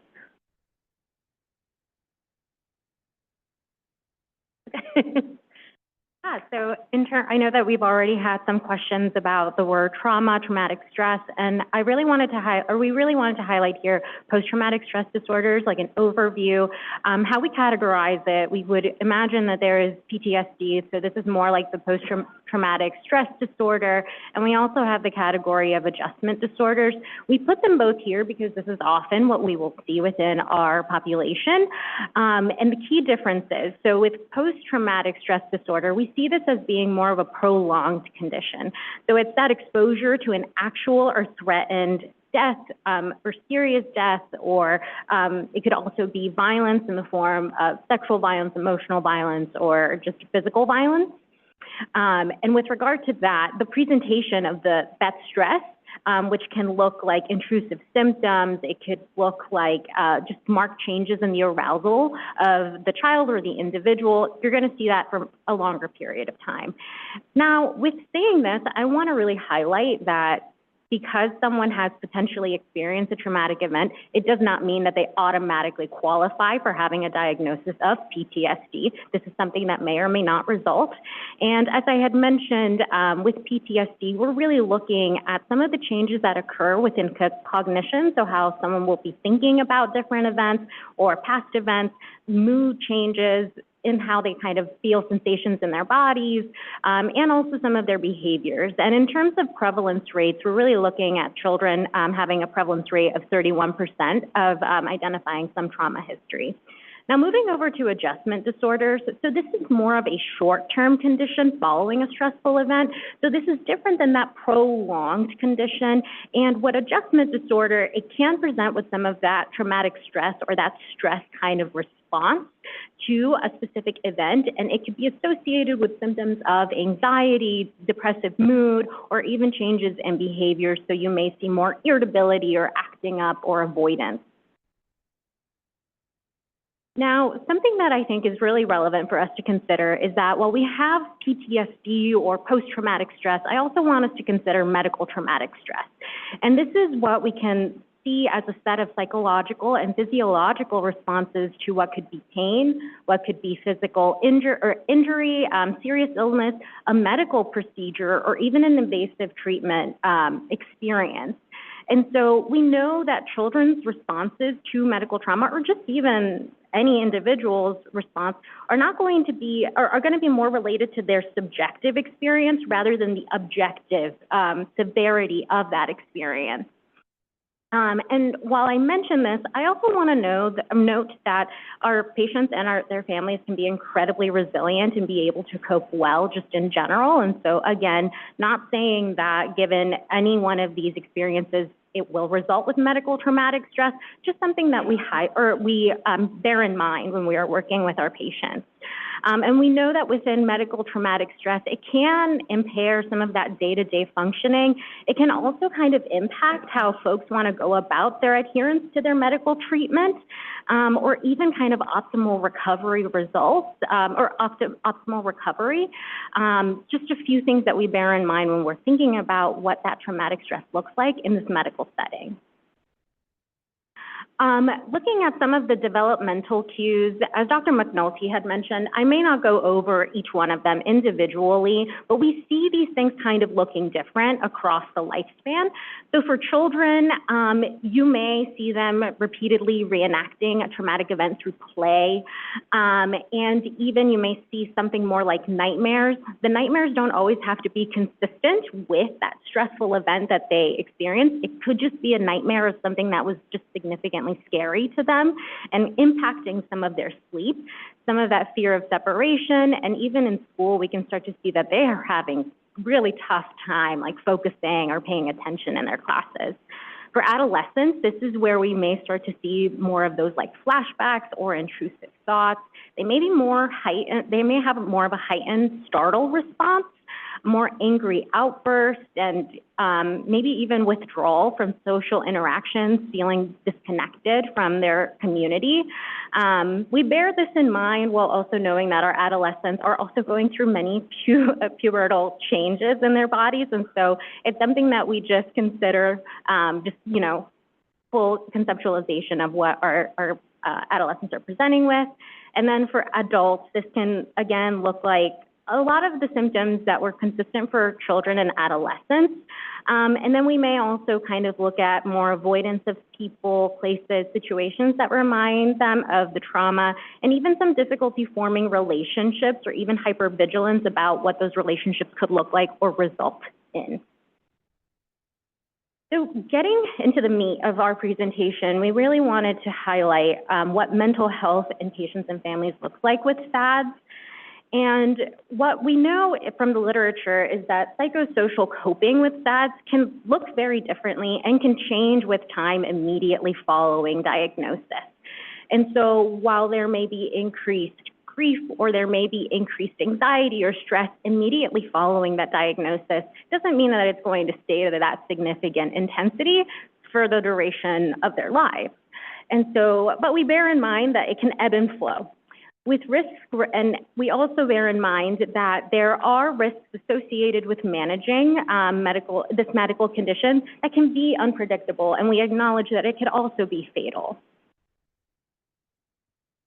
So a couple of the things that we know is, at the top of our list, we have this fear of sudden death, and that could really result with some increased anxiety, increased worry about that unpredictability associated with the condition. And it can also be associated with some trauma related to previous medical experiences. We consider how conversations go within the hospital setting or with their medical providers, how information is digested at the family level. We also know that stigma and lack of awareness is something that we may notice for our patients and their families. There's challenges in explaining to others what living with this condition is, what the condition is that is invisible to the naked eye. And we factor in social isolation. How is that social isolation from any activities that they may have previously been engaging in or that they may have wanted to engage in, and how may that be contributing to their mood? Are they feeling more depressed? Are they feeling more down about what that looks like? And then just kind of following through with some of the conversations that we had earlier, some restrictions on lifestyle. So is there increased frustration? Are there feelings of loss and grief of maybe what they had envisioned, being able to participate in school or even beyond, whether it be sports or whether it be maybe even, I know that we just had Halloween, so what experiences look like going to a haunted house or some of those kind of other activities that others are partaking in, and how that may also be associated with some of this depressed mood. And then we also consider that monitoring and the treatment, compliance or adherence. We think about the anxiety that could be associated with some of these treatments. So we think about medications, we think about the ICDs, and just ongoing health monitoring. And in particular, for the monitoring, something that I wanted to note is that with the ICDs, some of our literature does say that following the implantation, we know that some older adolescents were reporting some increased anxiety, some increased sense of depression.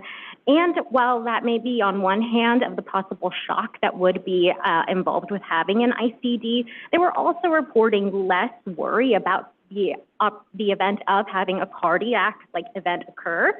And so we hold both of these as being true for our patients, in that, yes, there may have some added relief, and at the same time, there may be some of that anxiety that lingers in the background about what a shock is and how it would feel in their bodies. Now, kind of leading us into positive outcomes, because obviously not everything is doom and gloom.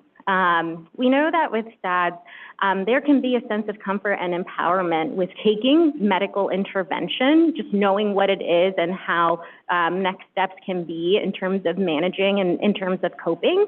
We know that they can adopt, folks that have this diagnosis and their families can adopt healthier lifestyles and kind of adjust their outlook on what life is going to look like with SADS. And something that I think that a lot of our presenters today have been highlighting is participation in advocacy groups and educating others about cardiogenetic disease. It doesn't have to just end with these conferences. It can also continue on to how we talk to schools or how we talk to the parents of our kids, just so everybody's aware and we can kind of challenge some of the stigmas that are associated with this condition. And then we also know that one of the positive outcomes is the reorientation of future plans and responsibilities.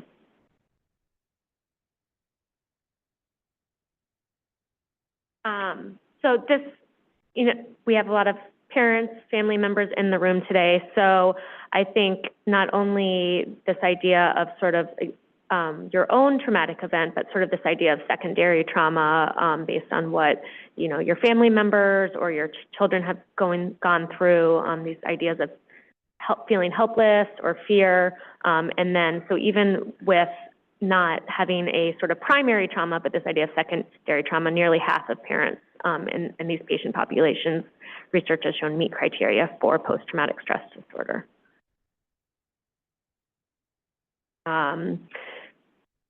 This idea of grief and uncertainty and anxiety, worry about your child's future, again, this idea of uncertainty or unpredictable outcomes.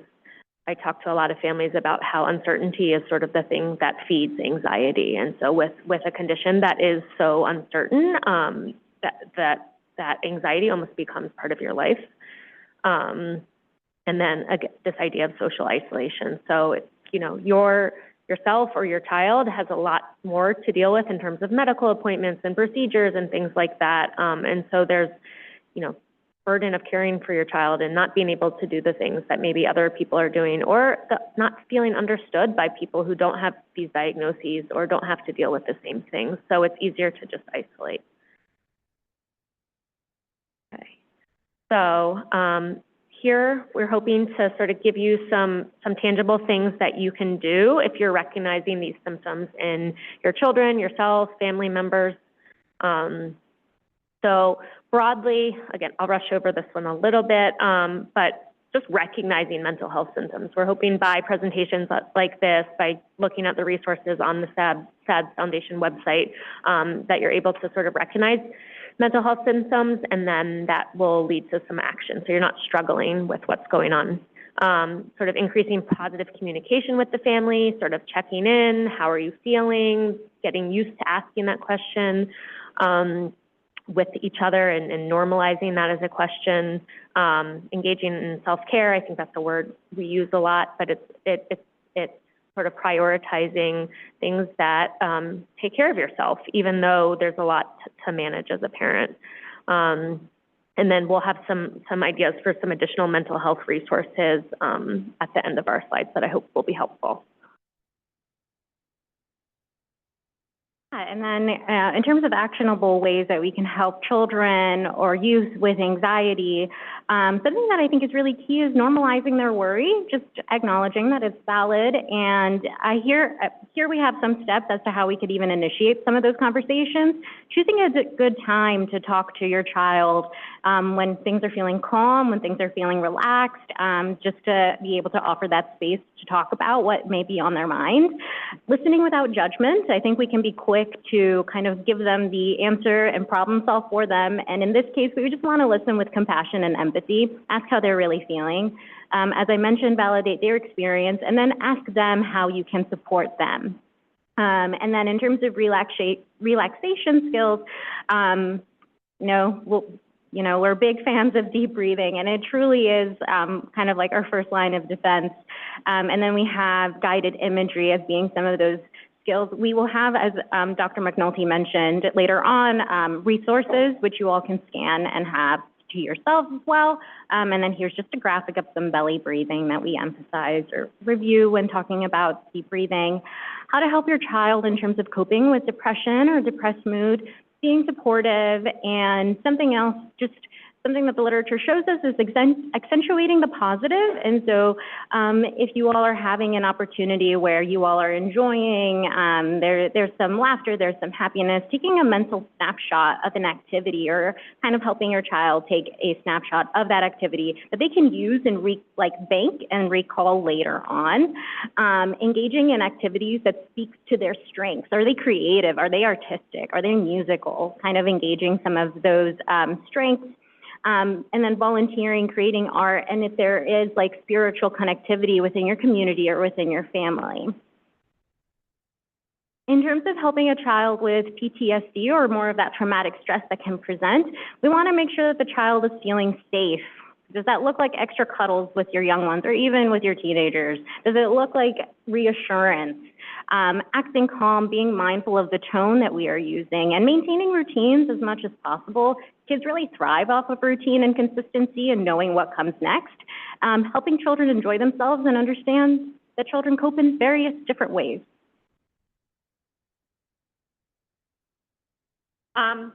Again, this is just a little slide on evidence-based treatment. So I think there's a lot of mental health resources and discussion about therapy. And so we just want to put a plug on, there's certain therapies that show that they work better, just as there's certain medical therapies that show that they work better. Evidence-based treatment for a lot of these disorders that we're talking about is cognitive behavioral therapy tends to be the first line. So this is a website, effectivechildtherapy.org, that sort of gives you a lot of guidelines on what evidence-based treatment is for different disorders, how to find a therapist, just things to ask your therapist to make sure they are providing evidence-based treatment. I think just one thing I like to say, if your child or even your teenager is seeing a therapist, yes, it's important for them to have their own space and time, but they should also be checking in with you. Therapy is such a short amount of time per week. Parents are such a big role of reinforcing skills. I think we touched on a lot of this. I will speed through, not that your mental health. This is another really good resource. It's through a special interest group through the pediatric psychology group that we're both part of, but it's how to find a therapist specifically for caregivers. So Mayra made all these wonderful QR codes so you can scan them and save them. I think they expire after a few weeks, so screenshot it or save it if you use this. So again, just some helpful resources. This is another, the internet can be a black hole, I like to say, so these are some websites that I really like if you're seeking some information. Maybe we can put these back up when we do questions and stuff too, so if people didn't get them, or make sure that people have the slides. And then these are some specific resources for this idea of mindfulness, some apps that I really like. One I forgot to put on there is Insight Timer, but that's another nice one. Okay, I know we went through everything quickly. We want to be able to do this mindfulness exercise, but maybe we should do questions before that, or do you want to do the mindfulness exercise during the break? Marcia, I know we're, mindfulness exercise? Okay. Those are okay. So I will skip over or go very briefly. This idea of mindfulness is something we use a lot, but it's non-judgmental state of awareness of what's happening in the present moment. So a lot of the reason we use mindfulness is sort of what we were talking about with anxiety. Anxiety is all about, past, future. It's rarely about the present moment. So mindfulness is sort of practicing bringing yourself back to that present moment. So this awareness and then acceptance. Some benefits of mindfulness. Again, we sort of talked about mindfulness exercise, but it's more about a state of mind. So we're going to give you something to practice today. There's resources to practice, but it's something that's like continued in your day-to-day life. Okay, so and again, if you want to opt out, if you don't feel comfortable, everything is okay. We want everyone script, but if you could sit in your chair, place the soles on your feet off the ground. Hopefully everyone can reach that. Straighten your back, don't feel stiff. If you feel comfortable, you can close your eyes or maybe just kind of soft gaze downward. Let your arms fall naturally, palms either resting on your thighs or your chest or your belly, what feels comfortable. And then go ahead and start focusing on your breathing, just your normal breathing. I don't want you to change your breathing right now. I just want you to focus on your breathing. We're going to do an exercise called Leaves on a Stream. And during this, it's going to be really normal that your mind is going to wander. You might think this is weird, it's pointless. You might start thinking about when lunch is, all these sorts of things. Your mind is going to wander during the next couple of minutes. That's normal. I want you to just kind of bring yourself back to my voice in the present moment. Okay, so I want you to imagine you are standing on the bank of a peaceful, flowing stream. Imagine there are a bunch of leaves gathered by the bank of the stream, and you're standing on the bank, watching as the current continuously pulls the leaves into the gentle flow downstream. As the leaves become part of the flow, practice observing your thoughts by putting each thought you have in the center of a leaf. Just watch the stream carry the leaves away with your thoughts on them. As you do this, notice sometimes the leaves will stop, or you will leave the bank and interrupt the flow of the stream. And sometimes this exercise might disappear from your mind completely. If that happens, just notice that the thoughts have pulled you in, or that you're struggling with the thoughts, and return to this bank, letting the leaves flow by again. Just keep putting your thoughts on the leaves.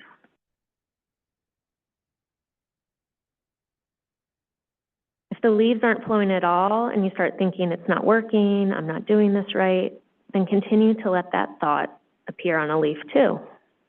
Just continue to watch the stream carry the leaves away with your thoughts, putting each thought on the center of a leaf and watching the leaves become part of the flow. Just continuing to watch your thoughts flow down the stream on leaves. Remember, anytime the leaves stop, just keep on coming back to the bank. Watch the leaves flow down the stream with your thoughts on them. Just keep putting thoughts on leaves, noticing each time the leaves stop, letting the leaves flow again.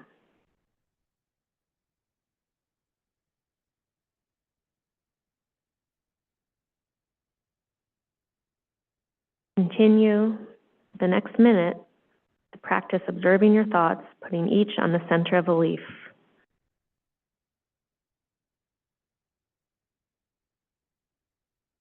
Watch the leaves flow down the stream, noticing each time the thoughts or the leaves might stop and coming back again.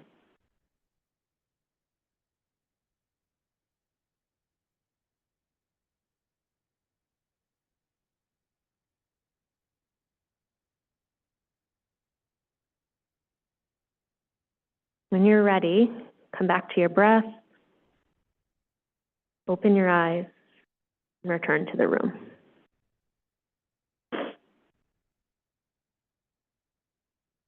So we'll leave this one up here. This is just some mindfulness practices you can kind of use throughout the rest of your day. I know some of these topics can be heavy, or again, a lot of thoughts are going to be popping up. So these are some just brief exercises you can use throughout your day. We're going to go hang out with the kids and teens a little bit later and do the body scan. So hopefully you can engage your child in talking about some of these mindfulness exercises. That is it. Thank you very much, Dr. McNulty. Yeah. Questions or any screens you want me to come back to?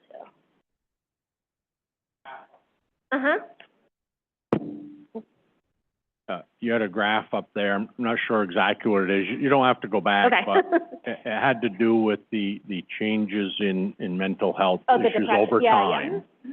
And the line for girls was markedly higher than the boys. With 4 little granddaughters, that kind of got my attention. What do you attribute that to? Yeah, again, I think the increases were still trying to understand. I think some of the hypotheses, I don't know. There's been a lot of press about the book, The Anxious Generation, he's a social psychologist. I'm blanking on his name, but he's been doing a lot of podcasts, and he sort of thinks a lot of increases in mental health rates, especially for girls, is due to social media use, that they are more impacted than boys by social media use. So I think that's one hypothesis. I think we also think that females might be more likely to report their mental health symptoms. There's maybe still some decreased stigma for girls to talk about their feelings where boys cannot. So is that a true difference versus just us who's tending to seek help or, appearing distressed? Boys might come out as more of externalizing, so they might be behavior problems or substance abuse, so they're not sort of getting the same help or sort of being diagnosed in the same way. So those are some hypotheses, but I think there's still a lot of research being done and then a lot of initiatives to sort of understand the impact of social media on mental health. Yes, thank you. Jonathan Haidt, yes. Jonathan Haidt, yes.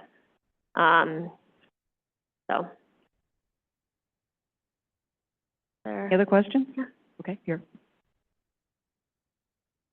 So what are your recommendations for younger kids? Like, our little girl is only 3, and we haven't really seen like anxious behaviors or things like that, but we know she has a long road ahead of her. So like, when should we proactively start getting her into therapy? That's a good question. My thought is, I don't know, you don't necessarily have to proactively get her into therapy. I would say the proactive piece is normalizing talking about your feelings, having discussions at home about, modeling, like, instead of saying, are you feeling scared or you must be feeling scared, saying, Mom's feeling nervous about the doctor's appointment today. I'm going to do some belly breathing. Teaching her things like Sesame Street has a really great app and some things on teaching kids belly breathing. So giving her some tools, skills, proactively sort of just making that the home environment where we talk about feelings, we talk about things that are hard, and we talk about how we cope with hard things.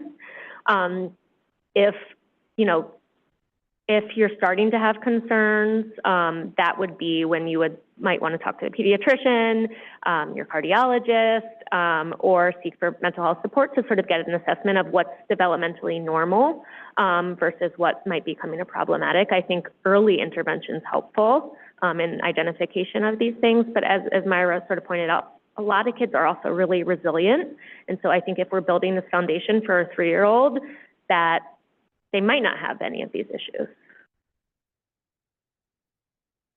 Okay, thank you very much. Appreciate your help.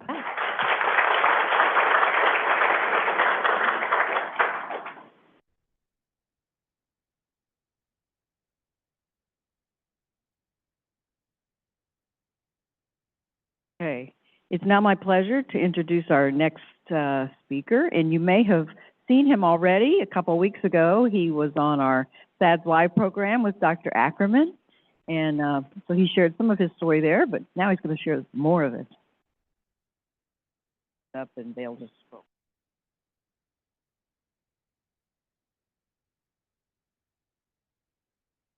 Can you guys hear me? How's everybody's day going? How's everybody's morning so far? So my name is Jadale Mitchell. I am a college student. I am 19 years old. I will be turning 20 next month, and I live with CBVT type 1.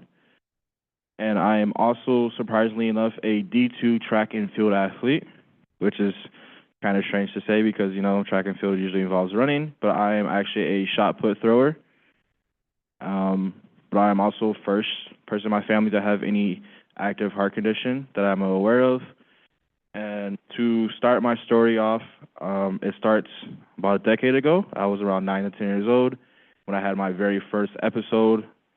We did not know what it was at the time. The doctors believed that I just stood up too fast and I didn't get enough blood to my head. That was the very first thing they thought. And then around 6 months later, I had another episode playing tag with my childhood friends. At that time, they figured something out. Hello? It was a little bit wrong. And then around another 6 months was when we realized that I had another episode. Hello? Okay. In school. And that was due to me chasing a friend in the hallway, just doing typical kid stuff. The second time I had my episode, they thought it was neurological. And then they realized after the third that it might have been something a lot more deeper and a lot more difficult. I ended up having genetic testing done on my parents. Well, my biological father, my biological mother was not in the picture, so we kind of figured that that gene must have came from her side. And that's when I started getting put on treatment for CPVT. I started off with just the typical Nadolol, around 20 milligrams, and then we started progressively getting more into different medications and figuring out different dosages. Eventually, I got put on flecainide as well. And then in 8th grade, late 2018, early 2019, I had a sudden cardiac arrest due to me not having my medications for about a month due to insurance issues. Luckily enough, I had a friend named Austin Johnson who did chest compressions on me for 7 minutes straight while we waited for EMTs to arrive. And then I got driven to Alexian and then helicoptered to Lurie Children's, where I spent about 3 months recovering and also having surgery. My surgery was the left side sympathectomy, and I also had a loop recorder placed in as well. The recovery for that was roughly around 3 to 4 months. I believe I stayed in the hospital for about 2 to 3 months.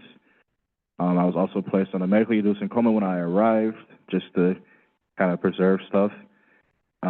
For me, in high school was when things started to get a little bit more difficult for me. I started to struggle with mental health severely due to the traumatic events that went on in my life and also other home stuff. And it wasn't until, I want to say, my junior year when I started actually doing track and field. I had a really long conversation with Dr. Ward, my cardiologist, and after a really long conversation with my coach and Dr. Ward, I was able to do track and field as a thrower. I've always been a very active kid. Before I got diagnosed, I was doing cross country and soccer and volleyball. A very active kid, so I never really tried to give that up. Dr. Ward can vouch for me that every meeting that I had with her was me asking what I could and couldn't do, and more say what I could do, how much I could push the boundaries. Luckily enough, I found a sport that allowed me to stay active, and it really did help my mental health grow significantly to get back in that life of kind of feeling quote-unquote normal, because, you know, what is normal really? And it really helped me a lot. I did it for fun my junior year, and then senior year, I started taking it a lot more serious and did a lot more training, and I ended up getting scholarships from North Central, Roosevelt University, and then another school, I believe it was Concordia, and I ended up picking Roosevelt University. It was cheapest, so that's where I currently go. I'm on scholarship as of right now, not full ride, but enough money that I don't got to pay anything. And I recently started talking to SADS September.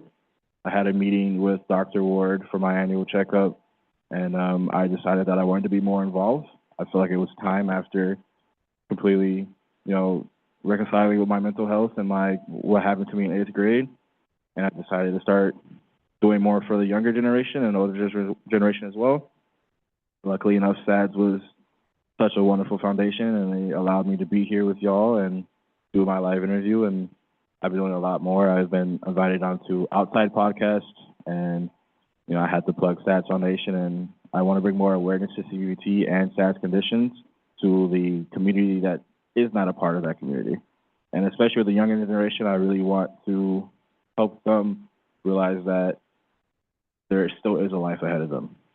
And I'm a perfect example. I got lucky with sports, but there's so many other things that they can do. I mean, I also volunteer. I'm currently in college to study to become a teacher, preferably high school. I also worked as an aerospace engineer my senior year at 17, and there's so many things out there that you can do, and I really want to help the younger generation to realize that, in doing so, and also making them feel comfortable with their condition. I recently just wrote 2 children's books. I'm trying to find an illustrator to draw because I cannot draw. My first book I wrote was about a little girl named Sammy who has a heart condition, and she's coming to terms with it and trying to realize that there's nothing wrong with her. You know, she's living life, and it's actually kind of her superpower in a way. And the other one is about a little boy's first heart monitor, because for me, I was very insecure about my heart monitor. I grew up with the evolution of heart monitors. I had the very luggy one that went on your hip, and you kind of had the strap and protective thing over it. And now I can see that heart monitors, you know, it's just a little thing right here. And so growing up with the evolution of heart monitors and technology with the stress tests and et cetera, I want to be able to have those kids not feel so scared about going on a treadmill, going on a bicycle, getting their first heart monitor, feeling insecure. Because in high school, I heard the rude names and the bullying, and I know how that feels. And I don't want them to be insecure or scared that they're different, because everyone's different. Everyone has their own thing. And I really want them to feel more comfortable, especially as they get into the ages of high school, where life gets difficult. You're worried about college and more adult stuff. And even for me, I mean, I don't know how to do my taxes yet, but we're going to figure that out. And like applying for colleges and applying for grants, et cetera. I mean, I've been doing all this by myself. I don't have my parents in my life anymore. So it's been difficult, but I'm glad that I am allowed to be here today due to Austin and due to my perseverance, and allowed to be in this room and talking to you lovely people. I've already talked to your guys' kids. You guys have amazing kids. And I'm just really glad that I'm here today and glad talking to you guys. If you guys have any questions or anything you want to ask me, feel free. Thank you, Jadale.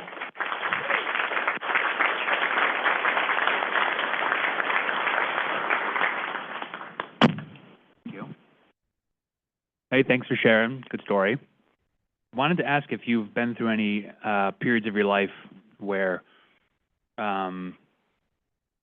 you relax with your medication, and where you were not adherent to your medication, where you like skip medication.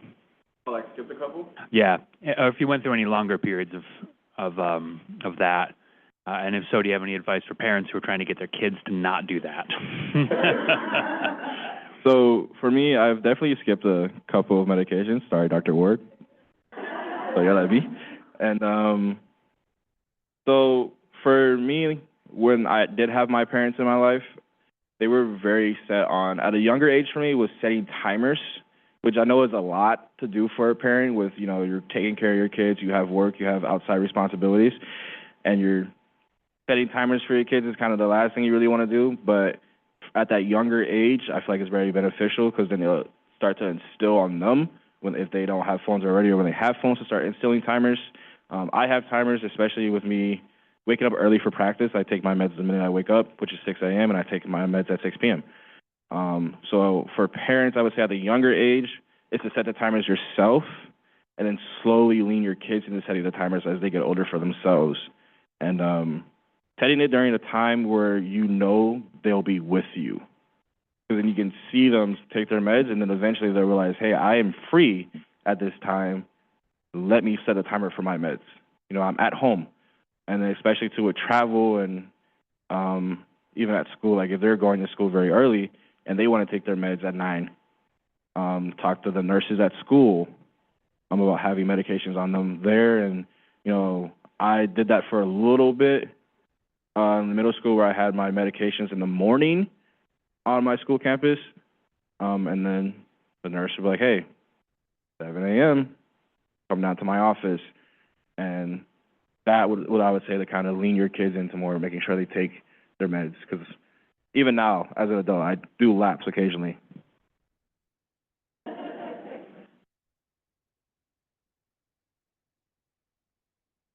If you don't mind me asking, when you went through like your darker period when you were much younger and you were like, I just don't want this is just not for me, what do you think gave you breakthrough to say, hey, I can overcome this, I'm gonna do good for my life? And so for me, my mental health was more, say, for my heart condition, and also had a lot of very difficult family stuff going on in my life.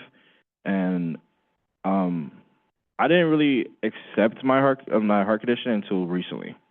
I want to say I was in high school when I accepted it. That was around 2.5 years ago. So what I would say that got me through it was, from my personal experience, was my support system. My home life was not very easy for me, so my support system was the friends that I made outside of my house. I have two or three childhood friends that I've been friends with for around 12 years. One of them is the reason why I got into track. He wanted to play a sport with me. And two other of my friends, we've been friends since elementary school, and they've seen me go through my heart condition from day one to where I'm at now. So they understood that, you know, I didn't have the right mental capacity at the time to really realize what I have and my traumatic event. They didn't really understand, but they were there for me. I had very times where I felt like I was a burden to my family and a burden to myself, and I felt like I wasn't going to go anywhere because I was scared of what the next couple of years were going to be for me, because I didn't think I was going to make it to the age that I'm at now. So a lot of it was a really good support system, and for your kids, I know it's going to be hard for them to come up to you and express to your parents and like, hey, I'm not doing so well. For me, it was, surprisingly enough, my cardiologist, Dr. Ward. And I'm going to keep saying her name because she's amazing. But, and she's over there too. But for me, it was... Stand up, Dr. Ward.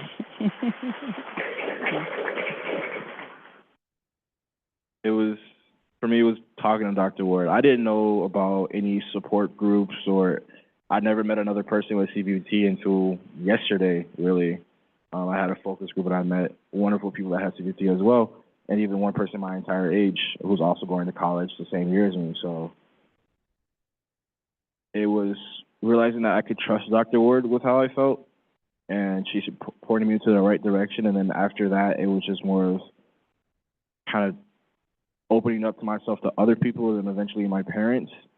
The one thing I'll say, it's a very personal journey that you have to take. You can't really be forced to share your emotions. You have to realize that I need help and I want that help, kind of thing. So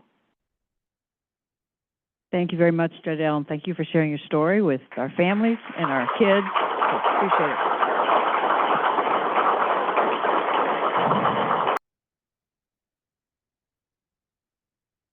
Okay, we're going to get started here now.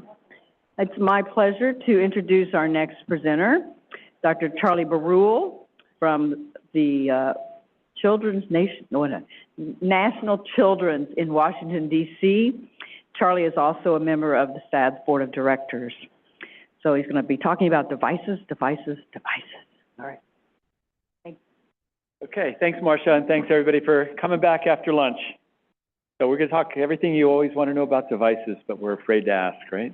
So like that. Oops. Nope. Same thing as in the other room. Here we go. Okay, so we're gonna focus on. I know many of you in the room are adults. But I'm a pediatric electrophysiologist, like some of the other speakers today, and we're going to highlight the challenges of devices in children. Children are not just small adults, and so the background of the problem is there's limitations of putting pacemakers or defibrillators in infants and children. Obviously, the size is an issue. Many have some abnormal cardiac anatomy, the vascular access, in other words, their veins are smaller than adults, and cosmetics. Kids, like adults, care about what it looks like, but in small patients, you put the same size device in, and they look pretty big, as you see on those photos. And for the smallest of infants, there's really no devices that are designed for our newborn and premature infants. The standard way we've been putting pacemakers and defibrillators in for decades is either the transvenous approach. These are x-rays here. The one on the right, you see a transvenous lead going in and making a big loop that we hope, optimistically, that loop will unloop as the child grows and allow that extra slack to allow the lead to grow with the child.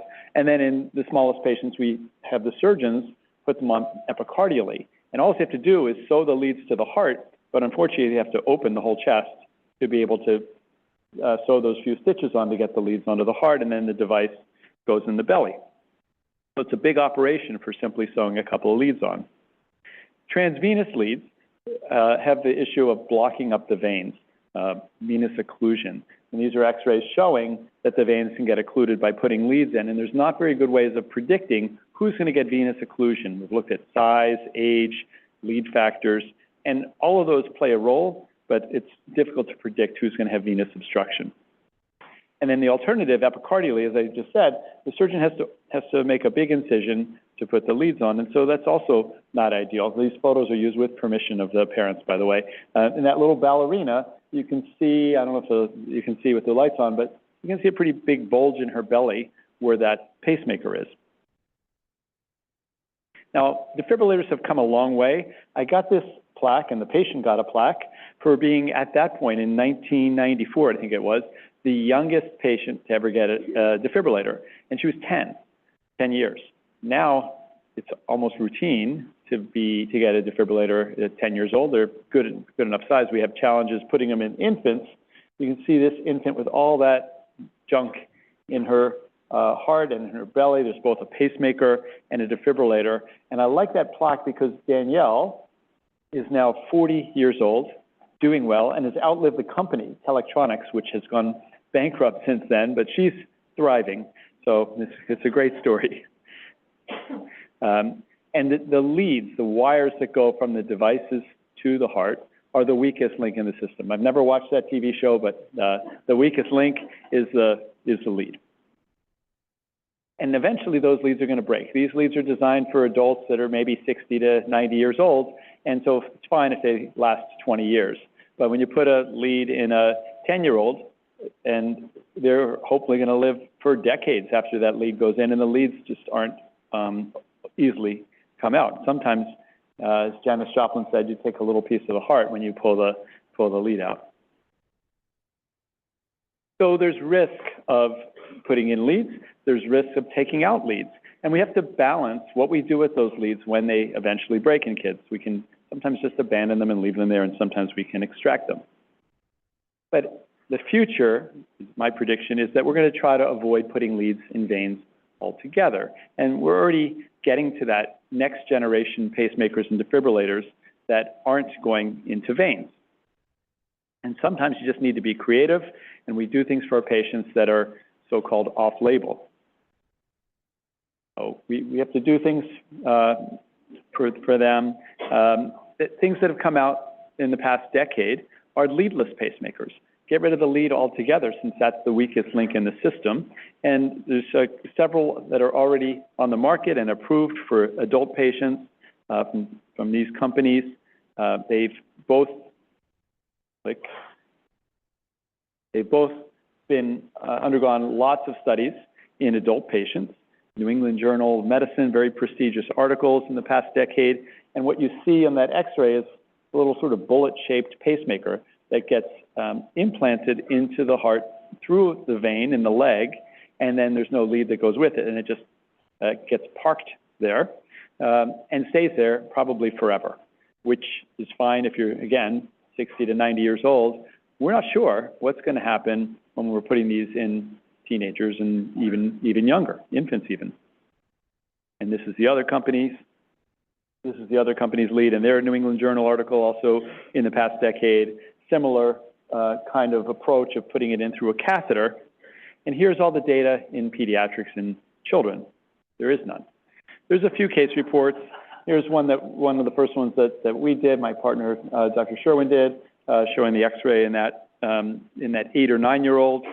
There's a couple of case reports of single patients in children. This is a patient who has a long pause, which is called a sinus pause or sinus arrest. It's documented from a loop recorder, an insertable loop recorder under the skin. What I like about this X-ray is it shows you that this one of those is the loop recorder that's just under the skin, right under the chest, and the other is in the heart.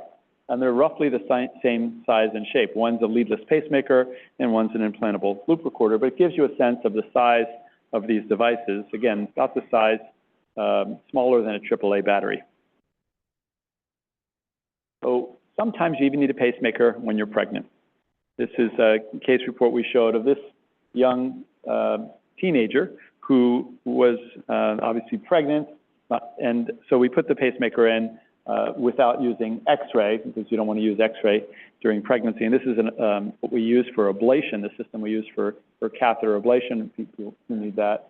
And it basically uses what looks like Waze in your car, right, or Google, to use electroanatomic mapping or magnetic movement rather than X-ray to put the lead into place. I thought that was kind of cool to show you some things of the future. So I think eventually we're going to get rid of using ionizing radiation or X-ray for putting in devices, which is what we still do today.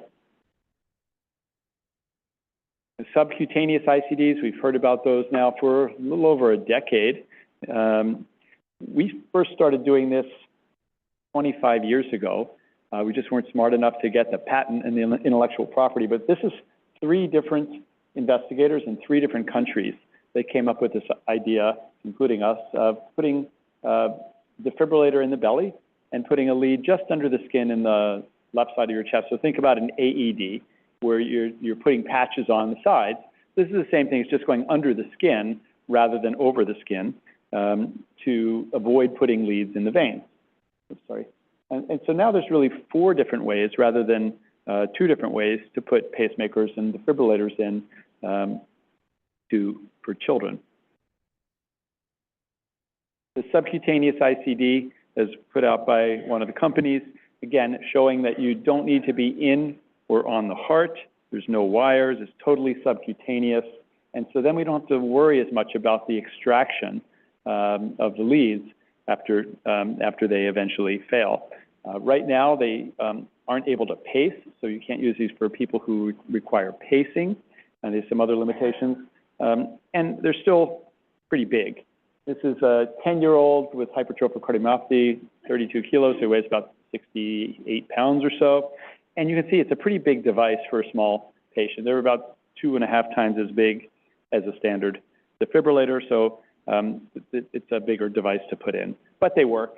He was sitting around with his friend playing a video game, complained of dizziness, loss of hearing, said his chest hurt, and the device has sensing of the ventricular fibrillation, delivers a shock where that little lightning bolt is 25 seconds later. So they take a little bit longer to detect and charge, and then successfully defibrillates them. So they work. So that's the most important thing, is that they work. And the version 2 is a little bit smaller. It's a little bit thinner. It's a little bit less volume, less weight, lasts a little bit longer, but it's still pretty big. Still a pretty big device. Okay, this thing keeps advancing. And then the latest model of a defibrillator is what's called the EV, or extravascular defibrillator. We heard a couple of comments about it earlier. And it's similar to the subcutaneous ICD, although the lead goes under the sternum rather than over the sternum. So it's not subcutaneous, but it's substernal. The big advantage of it is you can use a standard size generator. So the ICD size of the can is the same as the one you would use transvenously, and it just goes in the sort of in the left underarm area. Again, limited amount of pacing. So I'm going to show you some of the work that we've done. This is animal work. I'm not showing any gory live animal videos. I've cut those all out since we just had, some of us have had ham for lunch. So these are cute little 2 to 3 kilogram piglets, and we're putting in pacemakers and defibrillators through a small port that goes right under the rib cage of the xiphoid region to avoid that open chest approach, to put leads on the outside of the heart. And we've actually shown that generator there is one of the leadless pacemakers. So we just put a cap on it and a small little leadlet, so you can screw it in to the outside of the heart. You can see that video scope pictures. That's the view that we see through the camera that goes just through a small port. And we're even revising this even further to be able to put it through a needle, where it's a camera through a sheath through a needle. So it's kind of a long thing that gets smaller and smaller so that you can deliver a lead right to the outside of the heart through just a needle stick and be able to see it. That's all animal models. So, but until we get to that truly what we call percutaneous, or just a needle stick, we've worked with that concept and worked with one of the pacemaker companies to develop a miniaturized pacemaker. And this report came out last year of the first 5 babies that we put this in. And that's that encapsulated leadless pacemaker. So it's about 1/5 of the size of a standard pacemaker.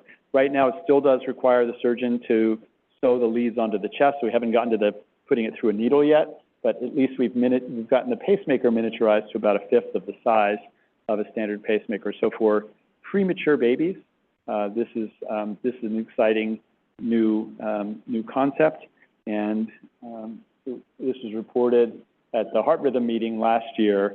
The midterm results. It's been about 2 years that we've put in now 50 of these across the country. We've just done the 5, but now 50 across the country with good midterm, meaning 2-year results. And that shows you the X-ray comparing with what a regular pacemaker looks like compared to this miniaturized pacemaker, and you can see how much smaller it is. So really great for babies that are under 5 pounds or so.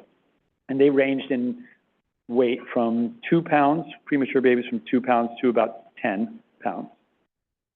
So I think what I'm showing you in this very brief 10-minute presentation is sometimes you have to be creative, because the device companies, just like rare diseases that we talked about right before lunch, if things are 1 in 50,000, companies are not going to be really enthused or incentivized to commercialize a product. It's even more true for devices where there's less incentive for orphan diseases. And so pediatric electrophysiologists have to be creative.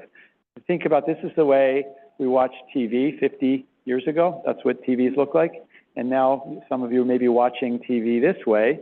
It's a big change in terms of miniaturization over 50 years. So it's reasonable to think that is a defibrillator from 1988 to 1991, the first model of defibrillators. It's only been 33 to 35 years that ICDs have been around. So it's a relatively new concept. And so it's very reasonable to imagine that if you take 50 years, we're 35 years in, so another 10 to 15 years, we'll be able to deliver them through a port or even potentially through a needle. So thanks to the SADS Foundation, thanks to all of you for staying for all of this, and I wanted to save a few minutes at the end to answer questions about devices.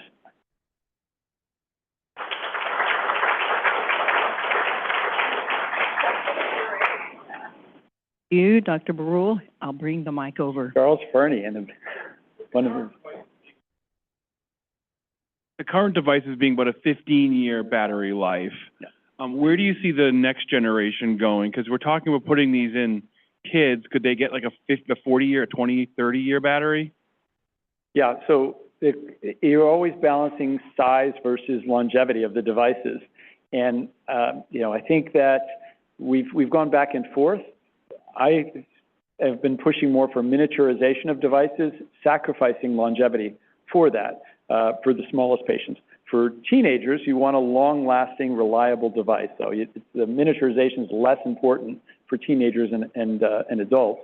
But the argument that you get back from companies is you don't want your laptop from 15 years ago. You don't want, the technology changes so much in a decade that, everybody changes their phone every 2 to 3 years, right? So your laptop, even a 7-year-old laptop is worthless if you try to sell it on eBay, right? So that's the argument that the companies give you, but that's also why washing machines only last 10 years now. They used to last 20 years because they want you to get new ones every cycle. We don't want you to have a defibrillator replaced every 10 to 15 years, but in 10 to 15 years, they're going to be technically different, hopefully better, and hopefully still smaller. There had been pacemakers that lasted forever, nuclear-powered pacemakers that were developed and very few people wanted them, and they stopped making them. They were supposedly safe. They didn't leak radiation, but they supposedly lasted 80 years, but nobody was convinced to get them for a variety of safety concerns. So you showed that picture where they went up through the vein in the leg and then implanted that down in the ventricle. Yeah. And you said, well, that could maybe be there forever. So when your defibrillator in your chest dies and you replace that with a new one because the battery died, so what's powering that one in the heart, and how do you So that was those are the leadless pacemakers. So those aren't defibrillators yet. Those are pacemakers that are fully enclosed devices that are about that big, that include the battery, the integrated circuit, and the mechanism for pacing, all in one bullet-shaped device. So when that battery dies, the whole thing goes. And as of now, there's not great technology to remove them. So if you needed another one, you can put one next to it and leave that one in place. The body's amazing, and it will encase it. It'll grow tissue over it, so that if you looked, you wouldn't even be able to see it other than by X-ray. After about 2 years, it would be completely covered with tissue, with scar tissue. There's been some animal studies that show that you can retrieve those devices in about a year, but I doubt that you'll be able to do it after 10 years. So then, so my husband has a defibrillator. He's probably always had it for 23 years. Yeah. So am I expecting those wires to break or not work at some point? Yeah, so it's probably a second battery with the same wires, I'm guessing, if it's 23 years. He's had 3 defibrillators. 3, yeah. So at least most of the batteries, the defibrillator generators, are what we derogatorily call the CAN, the device that you see up here. The batteries usually last between 7 and 15 years, and we hope that you can get 2 lead lifetimes out of that. So that's 15 to 30 years out of the lead. Usually after about 30 years, most of them have failed by then. So yes, if that device that lead has been in for 23 years, I would anticipate that the hope is that it waits until the next time he needs a new battery, and then they would replace the whole system at that point. Again, it's up to your husband's electrophysiologist, but I would not expect that lead to last more than 30 years. But again, those leads that have been in your heart those veins, it starts to attach and grow over them. So it really becomes very complicated, doesn't it? There's some risk to it, but there's tools and techniques to get those out using extraction tools, usually laser tools to get rid of the scar around it and safely pull them out. And those of us that do laser lead extractions, people have a very high safety profile, although we worry a lot when we do it. Okay, Christine. Okay, hang on one second, just so people on the Zoom can hear. Thank you. My son has a epicardial pacemaker, and I think he's got like 13 years left on it or something like that. But at the time of replacement, if he chose to get a leadless pacemaker, you might have gone over this already. I'm sorry I walked in late, but how long are they lasting right now?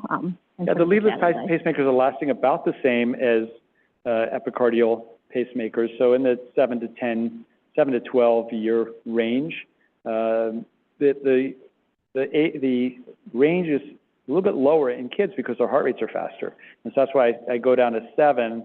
Whereas Mr. Fernie said they last about 15. They do in adults who don't pace and don't get shocked, and it's just there as a backup. We hope to get 15 years out of them. But in kids who are pacing, they're going to use the battery faster, and it usually doesn't last. And some do, but I always give my families a broad range, so when it only lasts 7 years, they're not that disappointed, and if it lasts 15 years, they're happy. Okay. Oh, one more question. Not really a question, but just to answer that, I pace about 90 to 95% of the time, and without a shock, I've lasted about 11 years.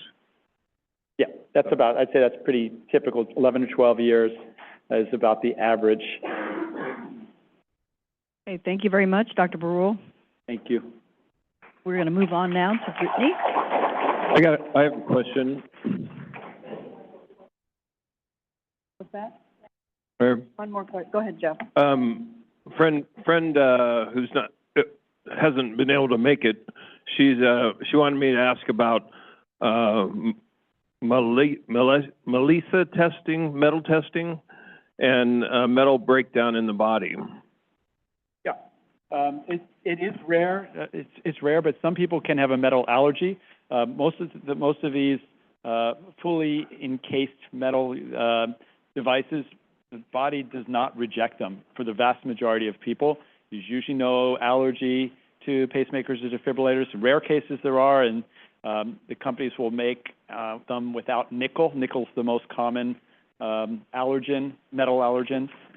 But most people really tolerate having their devices in without reacting to them. They do form an encase around the body, you know, sort of walls them off in the pocket, and sometimes with a lot of adhesions in there. But they do very rarely will make an allergen-free device, sometimes out of gold, actually, so they're expensive. Do you know if Medtronic's devices have nickel in them? They all have a little bit of nickel in them. They're mostly platinum, which is why, like jewelry, it doesn't get a reaction. So they're mostly platinum on the outside. There is a little bit of nickel in them that, again, just like jewelry. So. All right, thanks. Thank you, Charlie. Appreciate it. Okay, I'd like to introduce our next speaker, who is Brittany Murray from Johns Hopkins. Brittany is a genetic counselor, which we work very closely with the Johns Hopkins ARVC program. Monthly updates, actually, every month. And so she's going to share with us the active ACM clinical trials.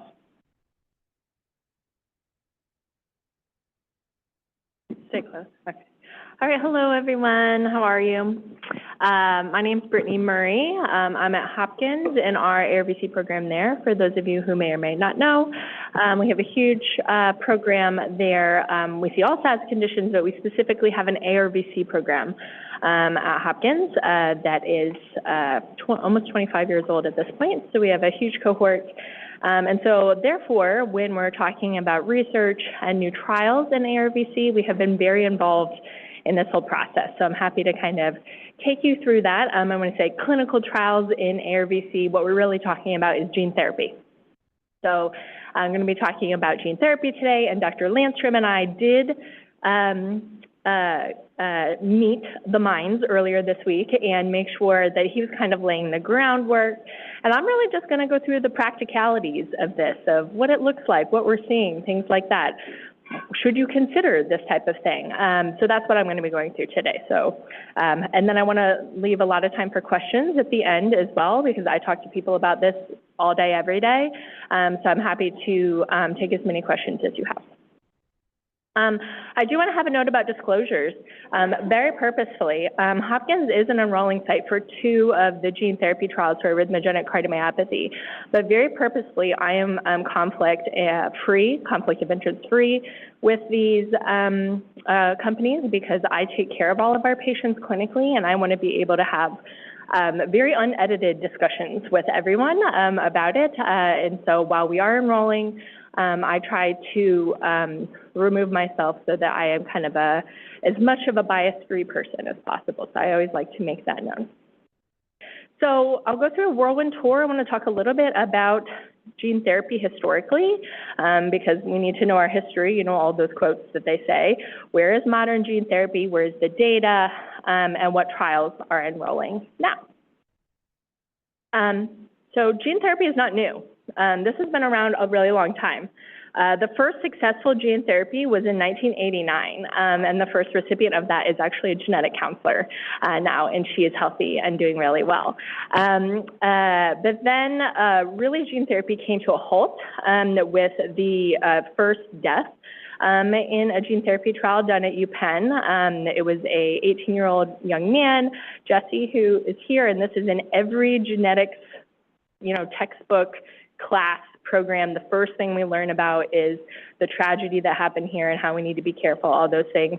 In retrospect, you know, there were some concerns about he might have been too sick for the therapy or this or that, and there's complications, you know, and it's been gone over extensively how and why that trial resulted in his death. But it's worth why, as Dr. Ackerman was talking about earlier, safety is the top priority when we're thinking about this, and that is why we are going slow and methodical.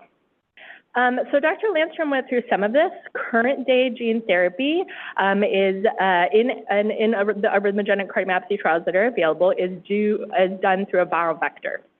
So AAV9 has been found for most of these companies to be the ideal kind of carrying target because it targets mostly, not all, mostly the heart. So as Dr. Landstrom is talking about, you need to get it to where it needs to go and not go in other places, right? And so this is where it's been the viral vector that's been used, which brings up its whole own host of problems because some people have immunity that they've been exposed to this before.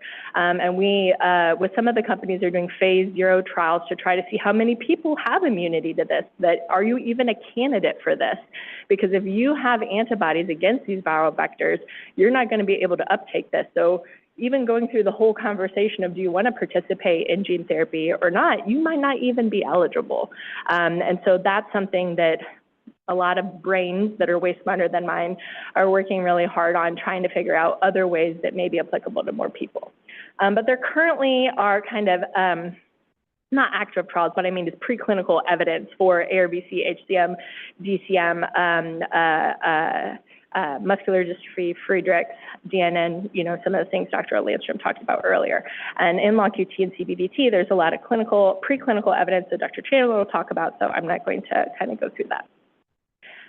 And so, yeah, that's exactly what I said. There's preclinical evidence for all of these things, and the really important part is that in the mouse data, the gene therapy for arrhythmogenic cardiomyopathy looked really good.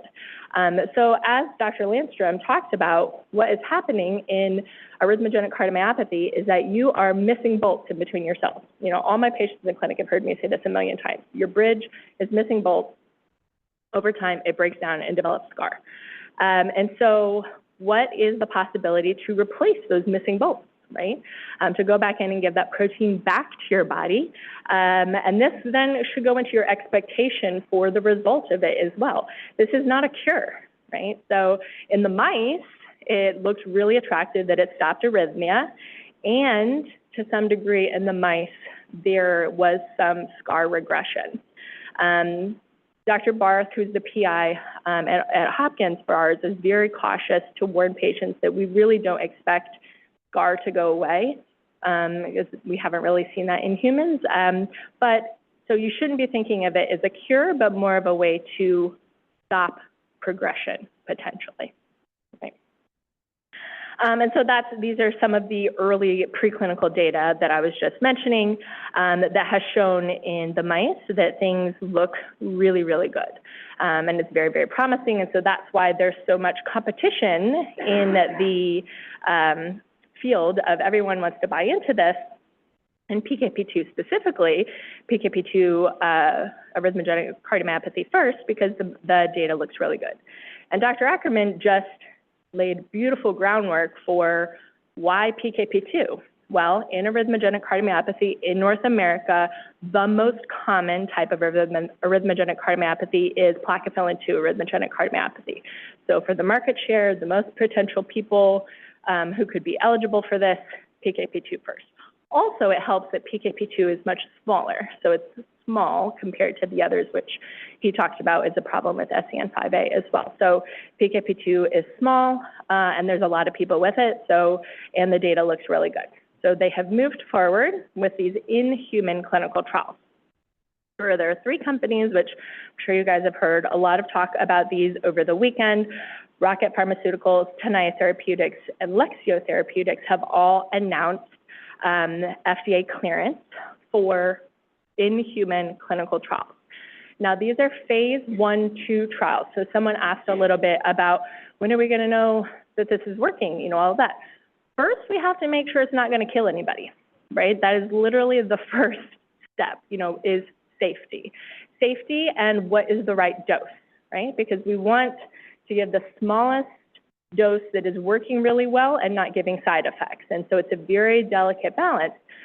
You know, I've spent a lot of time talking with many of you here, but then also in all my patients in my clinic about how tricky inflammation is in arrhythmogenic cardiomyopathy. And guess what's going to happen when you introduce this viral vector? A lot of inflammation. So what dose is appropriate versus the side effects? So that's really what these beginning trials are about: safety and dose escalation, right? So that's going to be the first bit of this information.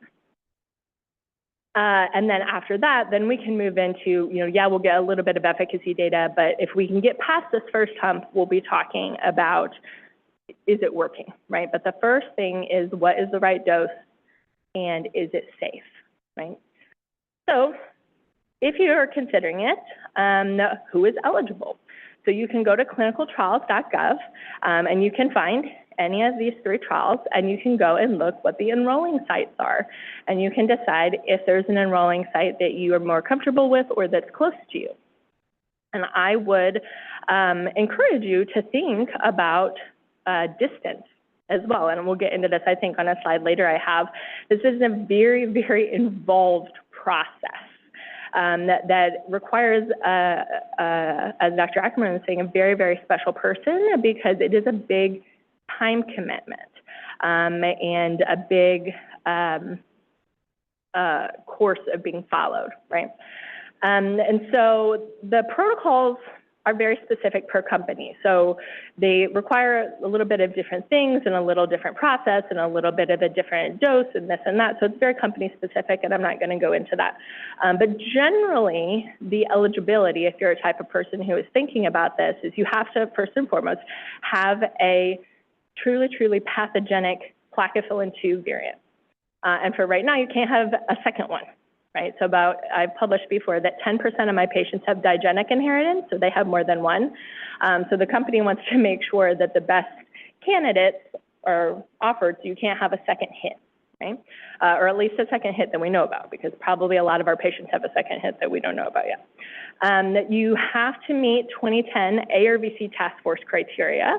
So you have to really have disease.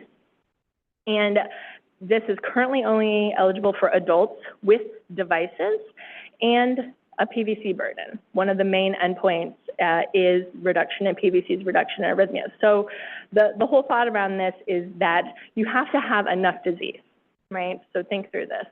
Yes, eventually, if gene therapy turns out to be the miracle that we all hope it is, of course, if it's proven to be really safe, really efficacious, we would love, because what it does is hopefully halt progression. You would love to give it to asymptomatic gene carriers and prevent the disease from ever showing up, right? But that is not an ethical group to start experimenting in, right? Because the risk-benefit of giving something that we don't know if it's going to kill you or not to someone who has no disease is not there. So we have to start with people who have enough disease for this to be an ethical thing to do, right? You know, the risk-benefits weigh out. Again, the AAV immunity I talked about, and again, you're going to be on immunosuppressive. So there's a whole lot of other things that go into that.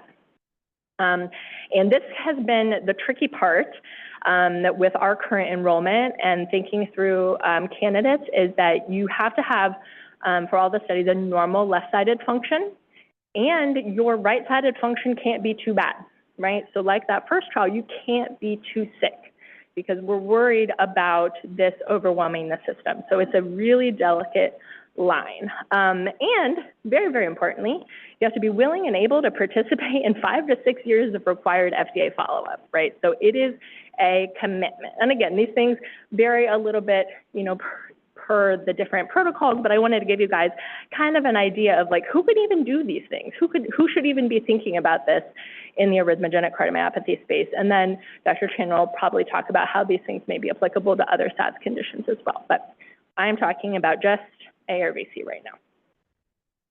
So who's a good candidate? So like I said, ethically, you know, these types of patients have to have enough disease, but you can't be too severe. Most of these, then, the first process is you're going to stay in the hospital for at least a week in the hospital, monitoring, things like that. Some of the protocols are a little bit different about in and out of the hospital, things like that. But you should be expecting like at least a couple weeks in that enrolling site city, right? And for most patients, it's not going to be your city. So what does that look like? Where do your kids go? You know, where does your family go? Do you have the job flexibility to do something like that? This is all kind of working into the discussions that I'm having with people. Then it's intensive follow-up. So in one study protocol, the first year of study visits, there are 49 study visits, right? So again, you're thinking about this commitment, travel, things like that. I don't want to poo-poo it too much, but we want people to be realistic about what you're signing up for, right? You know, again, as Dr. Ackerman said, the first people who are signing up are for something that we have no idea if it's going to do anything. But we're not going to progress science forward until some people try. So is that you or not? You know, that's a very, very personal decision, and I talk people through that all the time. Caution is still warranted, and I don't want to sound like negative Nelly, but we want to be careful. And as Dr. Ackerman said, as Dr. Barth at Hopkins says, we are slow and methodical for a reason, because this is not 1999 deaths in gene therapy trials. This is May, right?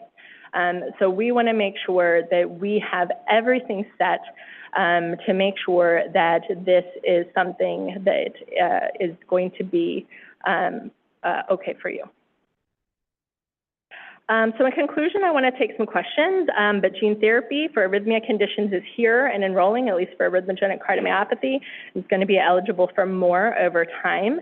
It's really, really exciting and a huge step forward, but caution is warranted, and we want to be really careful. And I slap the hand of anyone who calls this a cure, because it's not what it is. It's a therapeutic, and it's one huge step forward, but we appreciate you coming along the ride with us. And so this is our Hopkins team. That's Dr. Calkins in the middle. And then I have stars around Crystal Tishnell, nurse in our program, who is doing all of the heavy work, all the enrolling. She's a superstar. And then Dr. Barth, who's the PI of this at Hopkins. So I'll take any questions that y'all have.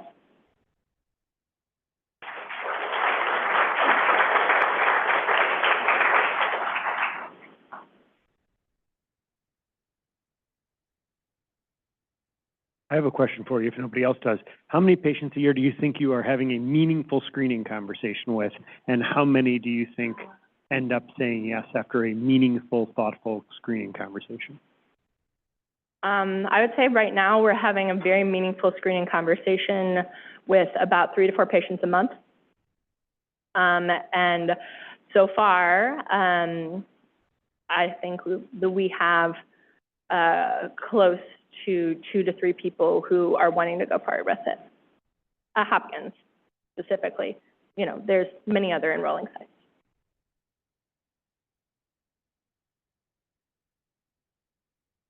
I have a question about like the applicability and when it would be given once the drug, if the drug is in market. So it's like, once it's actually given to patients, are they going to wait for disease to progress before administering it? Because finding that sweet spot of like having some scarring, but not too much, what will that actually look like? Because are you putting, like, you don't want any scarring on the heart, but it's kind of inevitable with ARVC. Like, how is that going to work of like, oh, now is the time to do it or not do it? Right, and that is a huge question right now, because as of right now, most of the companies, again, we are learning so much more. We will know, as of right now, this is a one-time thing. You are eligible to do this once. You can't do it again.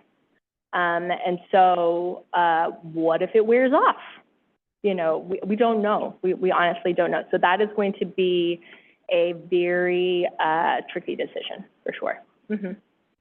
And that's all part of these trials, right? That's all part of the discussion about this and why it takes 10 years to come to market, because we need to have meaningful answers to these questions.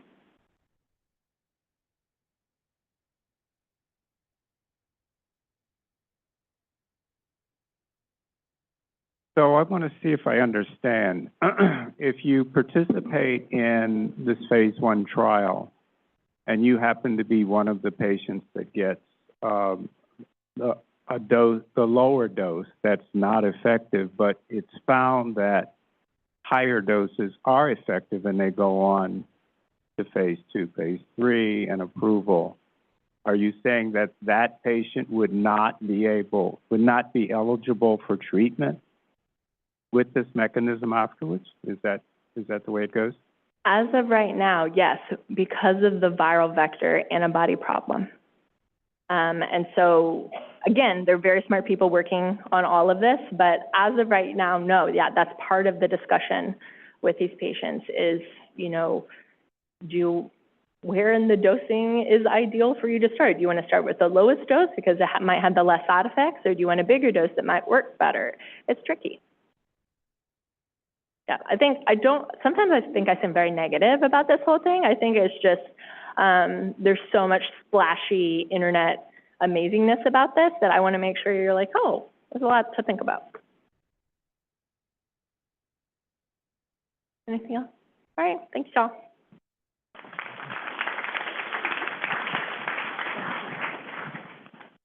Thank you, Brittany. Our next presenter is Dr. Stephanie Chandler from Lurie Children's, and she's going to be talking about the active clinical trials in channelopathies, long QT and CPVT.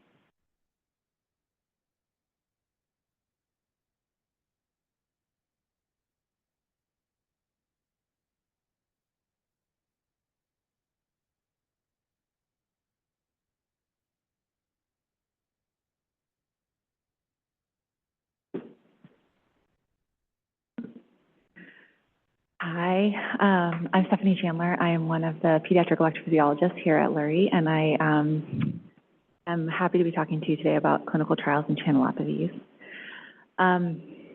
Everyone else who's been talking about this is putting up a disclaimer, so I'm also going to put up a disclaimer. I am not, can you hear me now? I am not a principal investigator on any of these clinical trials. I'm not a content expert for reviewing clinical trials. Is this one louder? And I have no financial interest in clinical trials. What I am is a physician who takes care of a significant number of patients who have all of the diseases that we've been talking about today.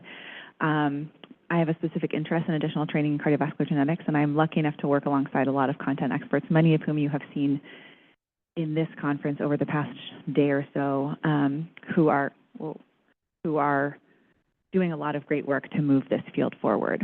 So some people have touched on this, but I think it's pretty important to just hammer the point home. So clinical trials, the goal of them is always to make sure that new therapies are safe and effective. And you've heard that over and over.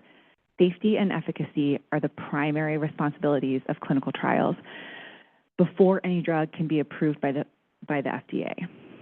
There's many different phases of clinical trials, and we'll go through a little bit of that. But each phase is very labor intensive and can take months to years to complete. So a study design that is birthed in 2000 may not come to fruition on the market until 2020. And that seems like forever in the lifespan of one individual.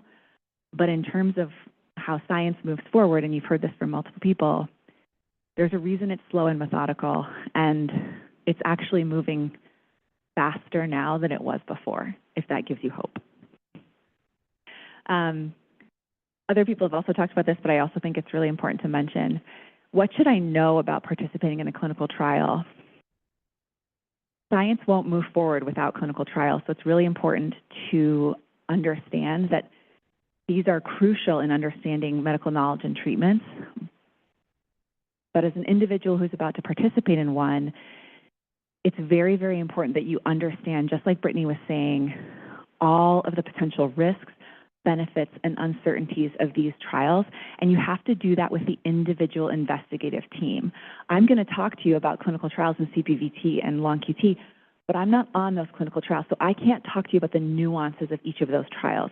So if any of these things sparks your interest, these are the things that you should talk to your primary provider about, and then they can help you reach out to those clinical trial teams, and you can get detailed and important information about each of these trials. Ask lots of questions. And Brittany touched on this also, but the informed consent process is super important. You have to understand all the pieces of the trial that you're getting involved in. And a lot of those things are not actively apparent when you first start thinking about clinical trial participation. So ask lots of questions. I'm going to touch on gene therapy for a second, although a number of other people have touched on it. Gene therapy basically aims to cure or stop the progression of disease by fixing a faulty gene or replacing the abnormal genetic material with normal genetic material. There are 3 major types of gene therapy, and they're listed here for you. But the important thing to understand is that the clinical trials that we're talking about for long QT and CPVT are not gene therapy. These are separate forms of clinical trials. There are no active gene therapy trials currently for CPVT or for long QT in the ones that we're going to be talking about today. You've seen this before, but gene therapy isn't that old. Gene therapy was first considered an option in 1970, and it took a while for things to get rolling. But it's really in the last 15 years that things have started to accelerate really fast. And so as of right now, there's over 2,500 gene therapy research projects that have been completed or are ongoing. So there's a lot of active interest in gene therapy. It's just that we haven't touched some of the conditions that are the most close to the home of all of you yet, but that doesn't mean that it's not coming. Gene therapies, as I said, are not commercially available yet for SADS conditions. This is a nice graph taken from NIH that talks about the indications for gene therapy trials. And what you can see on this graph here is the major portion of that pie chart is cancer. Cancer is the #1 setting for gene therapy trials right now. Cardiovascular diseases comes in 4th at a whopping 4.9%.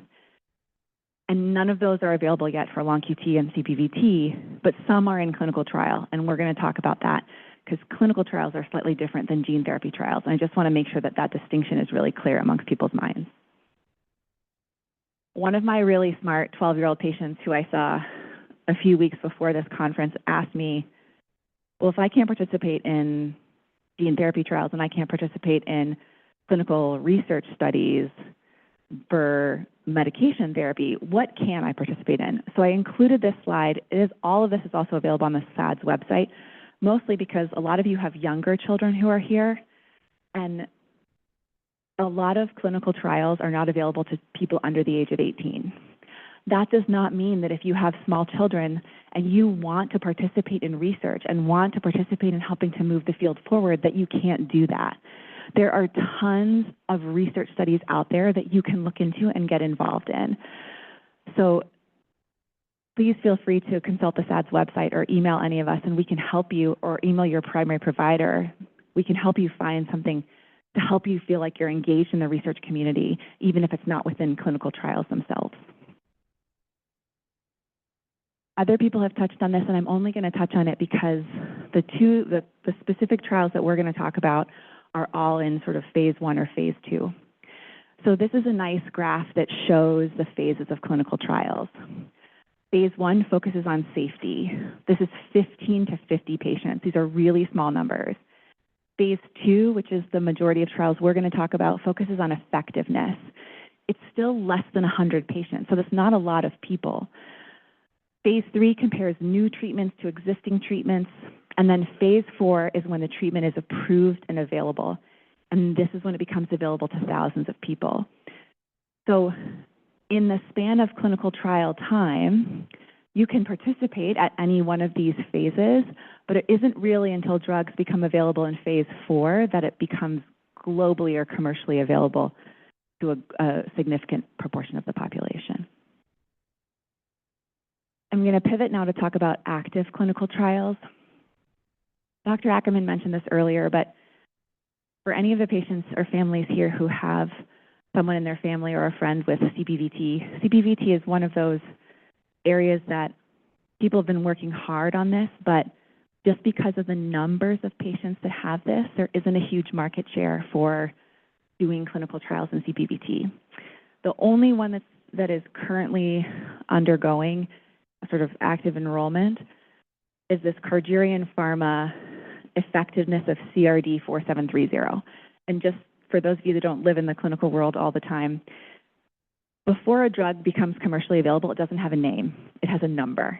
So CRD 4730 is the drug, but you're not going to know that as anything other than that drug identified name. So this is a Cargerian Pharmaceutical-sponsored phase 2 clinical trial. It is effectively a multi-center, double-blinded, placebo-controlled, single-dose clinical trial of a single drug to assess safety, tolerability, pharmacokinetics, and pharmacodynamics, which are basically how the drug functions and how it is cleared through the body when administered to as single oral doses to participants with CPVT. You have to be 18 or older to participate, and you also have to have a confirmed CPVT diagnosis at the time that you participate in the trial, and you have to carry an RYR2 pathogenic variant. There are a number of trial sites, a couple of which are in the United States, and so if you have CPVT and we're interested in this, the other important thing for me to say to everyone is all of this information is publicly available on the clinicaltrials.gov website. So these are all sponsored by the National Institute of Health, and you can look them up at any time on that website there. I wish I could say there was more going on for CPVT in terms of active clinical trials, but this is it right now. Long-QT has a little bit more, and I'm going to talk about a couple of them. So this is the MAST-2 trial. This is a long-QT clinical trial that is being sponsored out of Italy. And basically, this is a very interesting clinical trial because what they are doing is they are using a drug that has been approved on the market for a different disease. So cystic fibrosis is a disease of the lungs that a number of people have, and there is a drug, Lumacaftor, that is currently indicated for the treatment of cystic fibrosis, and it basically works by correcting how a specific protein in the body folds. This Italian group has demonstrated in vitro, meaning in the lab, that when they give this drug that was previously designed for people with cystic fibrosis to basically in vitro or lab-designed long QT subsets, what they find is that the QTC is reduced by taking this drug. So they are now, and they've gone through phase 1, so they've given this to a certain number of patients and found that this drug does work in reducing the QTC in long QT patients. And so they are now going to deliver this drug. They're looking for people who are willing to take this drug, and they'll enroll 20 long QT2 patients to test to see if there's shortening of the QTC and also to monitor for side effects. So this is one way that clinical trials move forward, is you design a drug for something and you realize it might work for something else, and that's exactly what this trial is doing. Again, with all of these trials, the inclusion criteria, there's a number of them, but most importantly for this population, you have to be older than 18 in order to participate.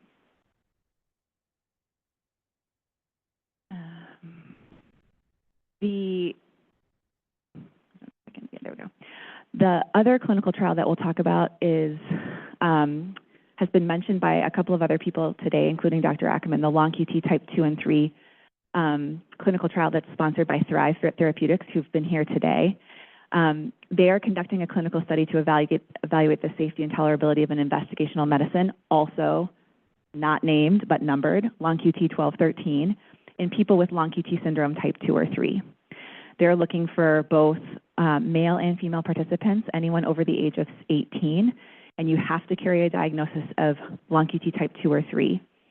And just like Brittany was mentioning for some of the ACM trials, this is a 6-day commitment, including travel time, where you have to be monitored in an inpatient unit while they deliver this therapy.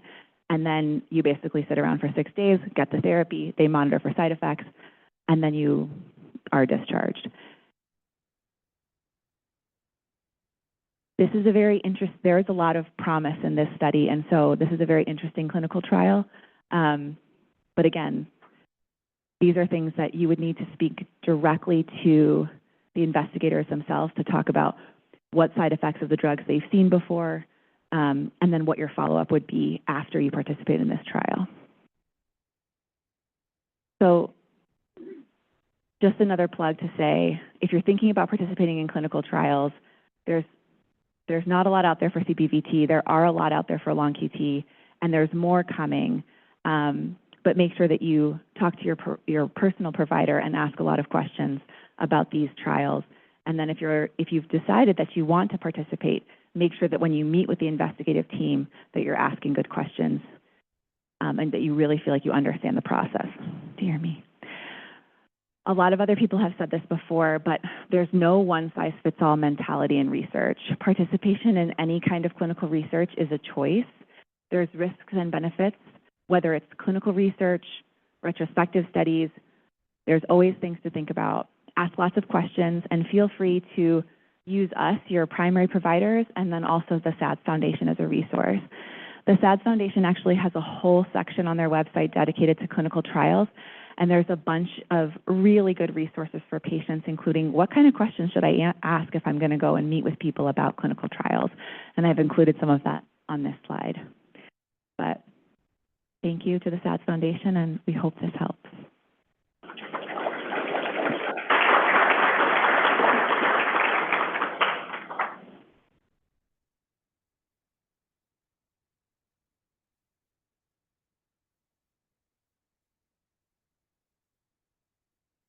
Thank you for that. So I'm Canadian, and I saw some of the trials are in Italy, and I think Thrive is Canadian American. Is there a consideration in like where the country is and what resident or what client, what my nationality is? Does it make a difference? Like me going to another country and doing a trial in a different country, or vice versa? Is there should I be looking at only trials in my own country? Is that a consideration? You're not so. If your question is, am I prohibited if I'm not a citizen to participate in a trial in a different country, the answer is no. You can participate in a trial in any country. Part of the issue that comes up, especially, for example, with the Italian trial, is that it's a long way to go for people. But in some subsets of clinical trials, like for example, with the CPVT trial, what you'll see is that they try to find enrolling centers in major cities within more than one area or country, because long QT, as we've heard multiple times, 1 in 2,000 people, maybe less, have that. But things like CPVT, 1 in 10,000. So the catchment area that you're going to need to really do an appropriate size clinical trial is going to be huge. So it does seem like a really long way to go to somewhere like Italy for a clinical trial, but some people have the means and are willing to do that. And the truth is that some clinical trials have the support to do that. So if you are interested, reach out. It may be that they don't have the resources to bring you over and help you participate in the trial, but some do. So we encourage people to reach out.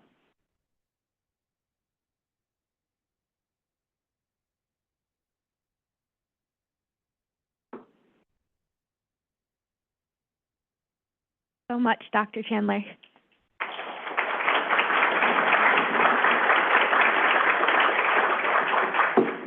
So I am excited to be introducing our next speaker.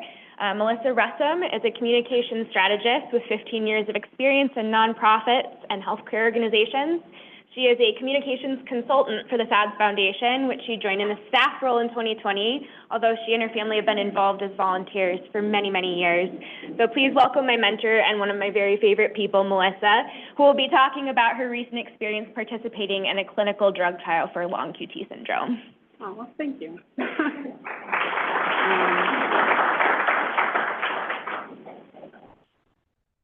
Okay, on this one? Yeah. Okay. Perfect.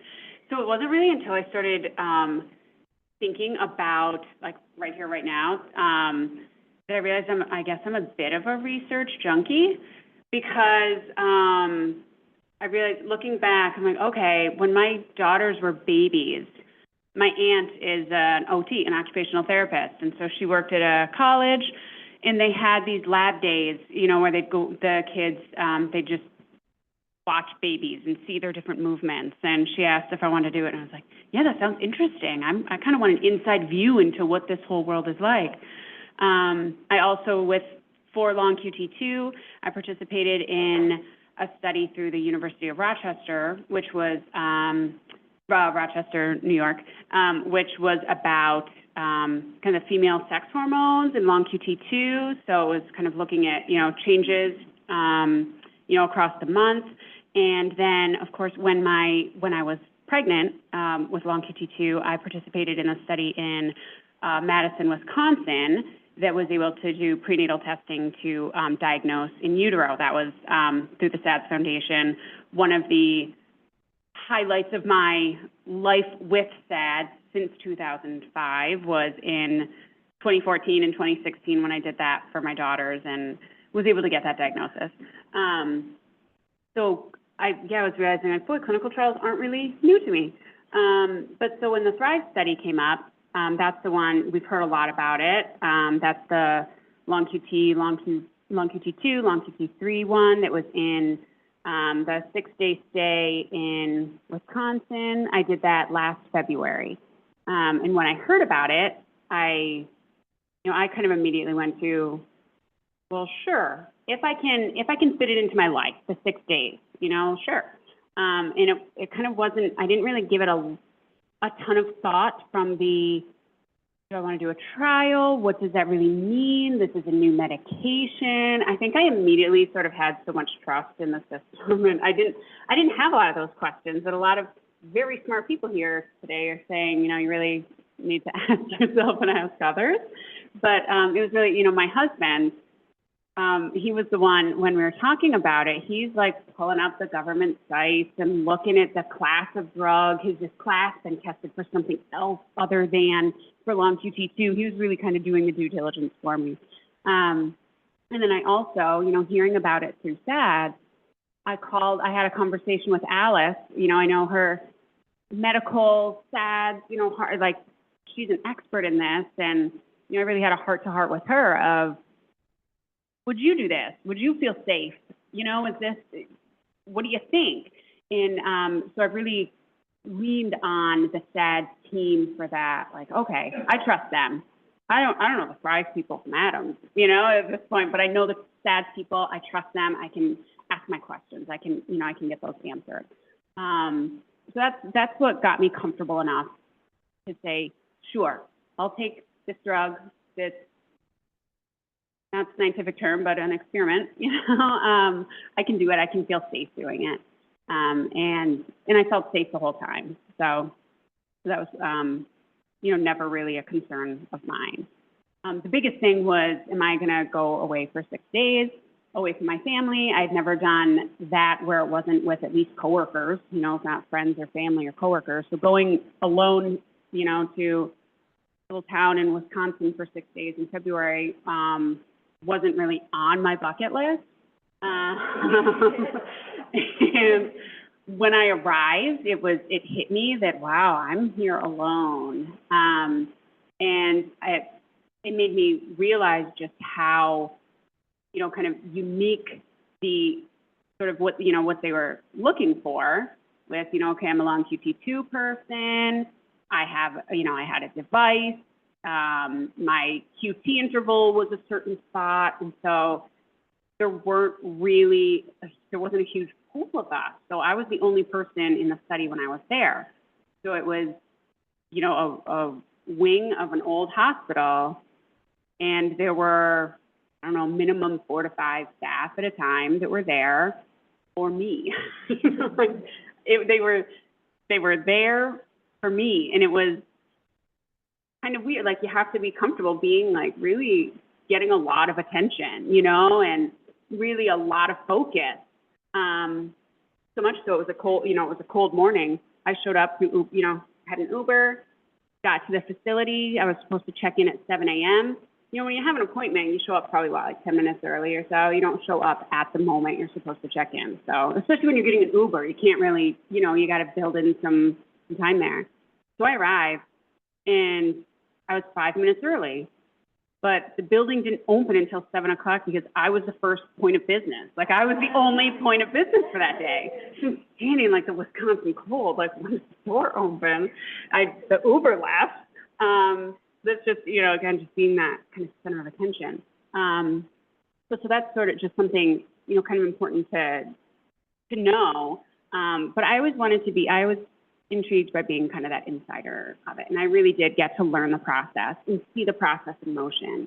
You know, being on this floor with nursing staff and just kind of being everything from, even though I'm not a fan of needles, even like when they were taking, you know, doing the blood draws and when I was taking the dose, you know, for several days when I was dosed, kind of watching it happen, just even those like kind of in the minutia of it was pretty fascinating.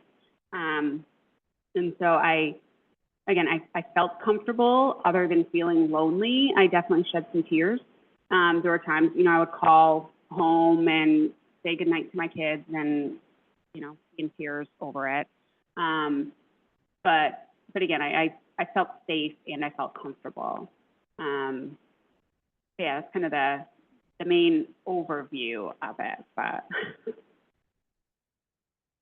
I have a couple quick questions for you. And just so you know, Melissa's written a really wonderful story about her full experience participating in this trial, and it is on the SADS website if you're interested in reading more. So first of all, where are some sources of information that you trusted when you were doing this research? I know you mentioned SADS. Is there anywhere else that you went to get answers to your questions or knew which questions that you wanted to ask before you decided to join? Great question. So I did also, my family and I were part of the registry at the University of Rochester in New York. So I talked to them also. And then I honestly don't even know where my husband was looking at he used to work in like the rare disease space, so he kind of knew where to look at trials that were going. But I was like, okay, yeah.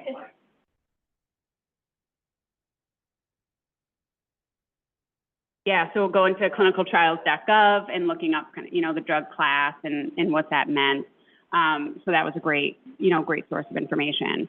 And I have to say what would have been great and what I offered up to, you know, to Anna after I participated in the trial, I said, feel free to give my name out for anyone who's considering, you know, this particular trial where I really can give sort of almost like here's what to expect, sort of like day to day, you know, that you might not know going in, that I'd be happy to, you know, have those conversations. So there's the things like, you know, make sure that you bring plenty of reading material and, you know, have some movies on your iPad and be ready to really like know how to kill some time. You know, because there's a lot of on time where, you know, on time, even if that means literally laying in a bed staring up at the ceiling while your EKG is being recorded. But then also there's sometimes where it's, you know, maybe 2 or 3 hours where, you know, I'd go sit in the like in the dining room with an iPad and just watch a few episodes. I'd binge a new series, you know, and watch that. Or I brought my computer with me. I work for myself, so I'm very flexible, which is why I was able to make this happen. I realized 6 days away is impossible for everybody. But I did, you know, I was able to do some work while I was away. So those, you know, those kinds of things came in really handy. But that's the kind of thing I didn't necessarily, you know, I didn't know that I'd maybe have like 3 hour pockets of time, really. I didn't really know what those would look like. I thought maybe if I did have those 3 hours pockets of time, I'd be able to go for a walk outside, you know, or even like go into town and come back. No, that's not how this works. I was from check-in to check-out. I was there. I was on one floor. It was me and the staff. I was not going out to listen to the birds. Again, February, Wisconsin, not really much practical anyway. But yeah, so then also I think it would have been great for me to like speak to someone who had been through it too. That would have been a really great source of information. But from kind of a health side, that clinicaltrials.gov and SADS, and then specifically like just a one-on-one with Alice, those were all really helpful. Perfect. So now we know Melissa's husband is a good resource if you're participating in a clinical trial to help you with that. Does anybody else have any quick questions for Melissa before we go to our next session? Melissa does also include something I think is really important in her blog story, which is a packing list. If you're going to participate in the clinical trial and things she wished she brought, I bet you put like soft blanket, I think was one of the items on the list. It's true. Yeah, it's true that kind of, you know, we've heard a lot about like you can talk to your doctor, ask the medical questions, ask the safety questions, but there's a lot of the, you know, day-to-day kind of questions too. I had no idea if I was showing up and I'd be in like a hospital gown or if I'd be in regular clothes. You know, I didn't know that I wouldn't be able to leave the facility and even just for a walk around outside. I didn't know those things. So I guess, for some reason, I assumed I'd be probably in like a hospital gown. So I didn't pack enough clothes. And I also had no idea that, like, for some of you, this may just be common sense, but if you have like the telemetry, 24 hours a day, minus 8 minutes that I had to shower, I could have that removed for 8 minutes to shower. But I didn't realize that affects, you know, for ladies, that affects what you're packing for, you know, the upper half of your body. So it's just kind of knowing those things like, oh, you know, when you're hooked up to this, you can't have an underwire bra. You know, just different things that I found the floor was hot, even though I feel like usually hospital floors are cold. So I planned, you know, with layers, not so much with t-shirts. So just kind of that sort of thing where I got there and I was like, why did I pack for like 3 days? You know, I just didn't, I hadn't quite gotten to like the practical pieces of it, you know, so. Thank you so much for sharing with us, Melissa. We really appreciate it.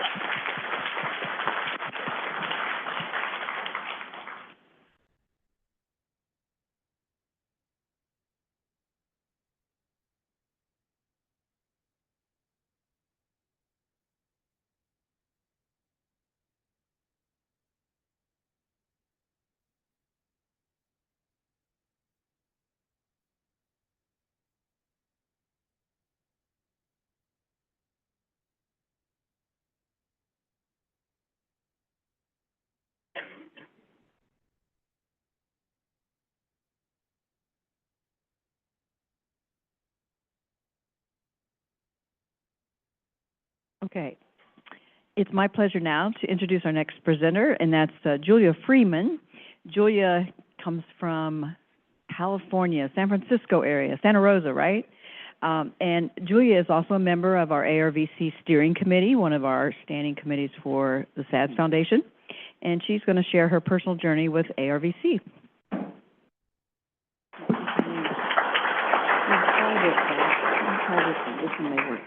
Okay. Can you all hear me? Yeah? Okay, cool. Okay.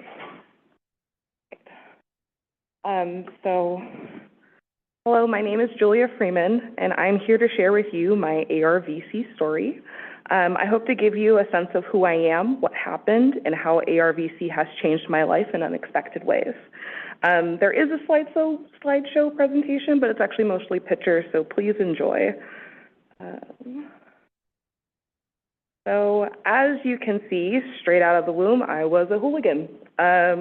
Always ready for any adventure, getting others to join me in said adventures, and pretending to know what stress was like at age 3. As you can see, I'm mimicking my mom there.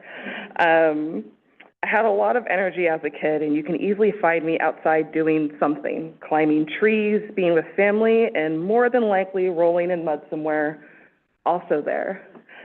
Let's see here. It wasn't long afterwards that I got myself into sports. Soccer, basketball, track and field. I loved and still love sports. Not only was sports a wonderful way to be active, but I enjoyed challenging my own physical limits. Diving for a ball as a goalkeeper, getting back up and diving again to defend your post, understanding all the different plays in sports, communicating with your team, and feeling successful when your hard work pays off. For such a repetitive and sometimes grueling process is also so beautiful. A craft us athletes hone in on, win or loss, and we take it all with stride, waiting for the next challenge. However, my sports career only lasted up until college. I had suffered one too many concussions and a bucket handle tear in my meniscus, which unfortunately ended my run in the highly competitive sporting world. I changed my major to geology with a minor in paleontology, which landed me traveling all over California and beyond, climbing up volcanoes, camping, backpacking, sorry, I wrote this wrong, trying to figure out where I was on a map and understanding topography. It was practically made for me. I graduated with distinction, and I couldn't be more incredibly proud. And as life would have it, it would deal me a few more challenges. Not too long after I graduated, my grandparents and I lost our home and belongings in the 2017 Tubbs Northern California firestorm, which at the time was the most destructive wildfire in California history.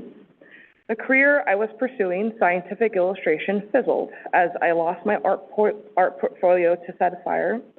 I also had a family member pass away.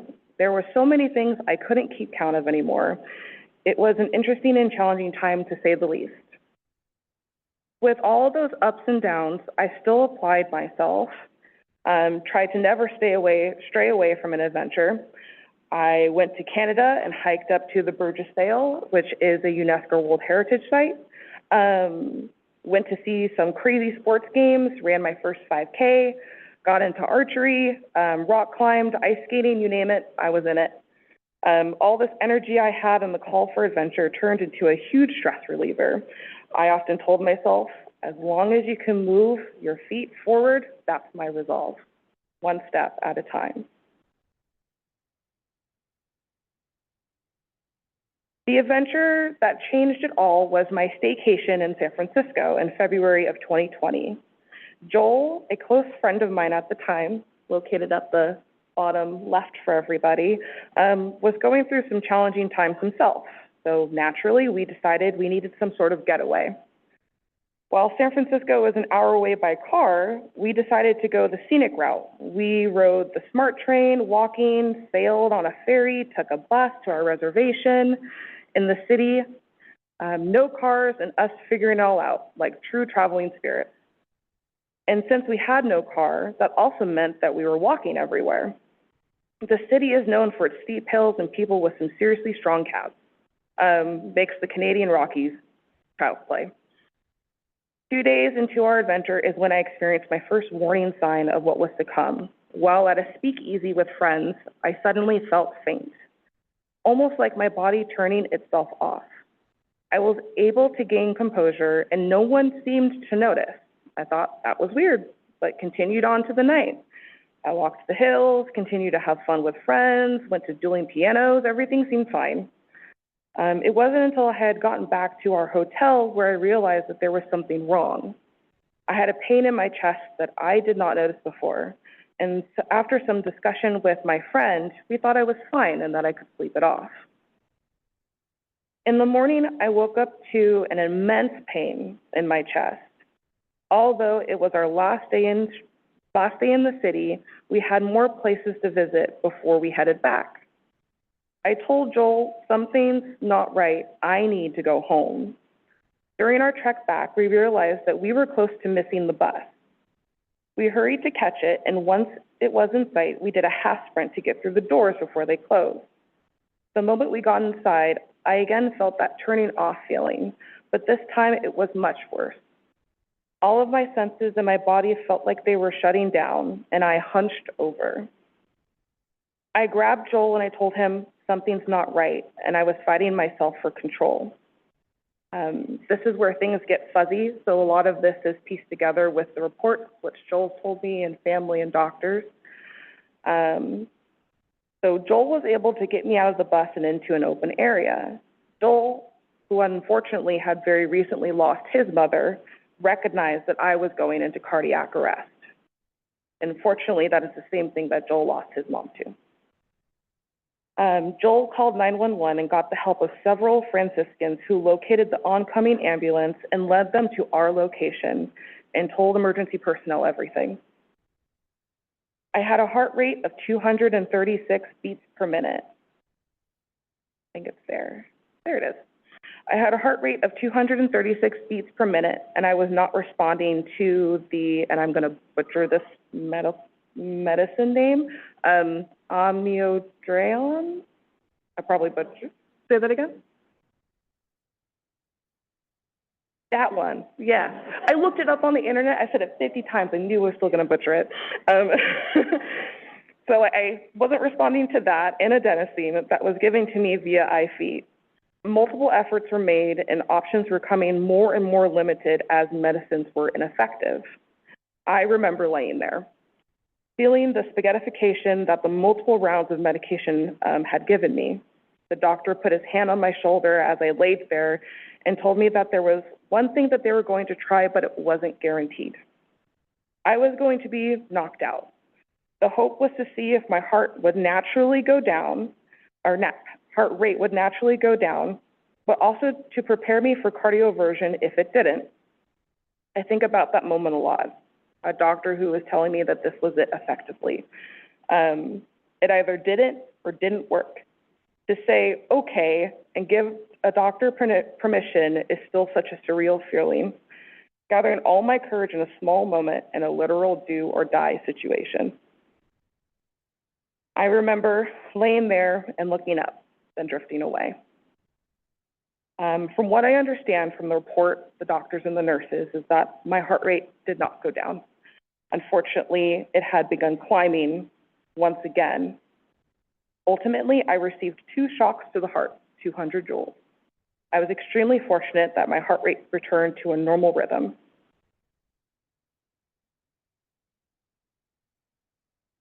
Joel, the wonderful Franciscans, and all of the medical personnel saved my life. I woke up to the nurse excited to see me and got Joel right away. Joel, this poor soul who had been through the ringer in life just as much as I have, gave me my first second chance at life hug. We cried. I told myself I wouldn't cry during this part. I might not get there. We cried. He informed family of what was happening, and from then on, he was adopted into my family. I got my AICD on February 13th and was released from the hospital on Valentine's Day. Funny how the stars aligned, getting to come home on a day sprinkled with love and heart. Then, of course, COVID and the pandemic hit 2 weeks later, another roller coaster. I am lucky to have friends and family like my partner, my grandparents, my parents, and especially these 3 people, Garrett, Mike, and Joel there at the very end.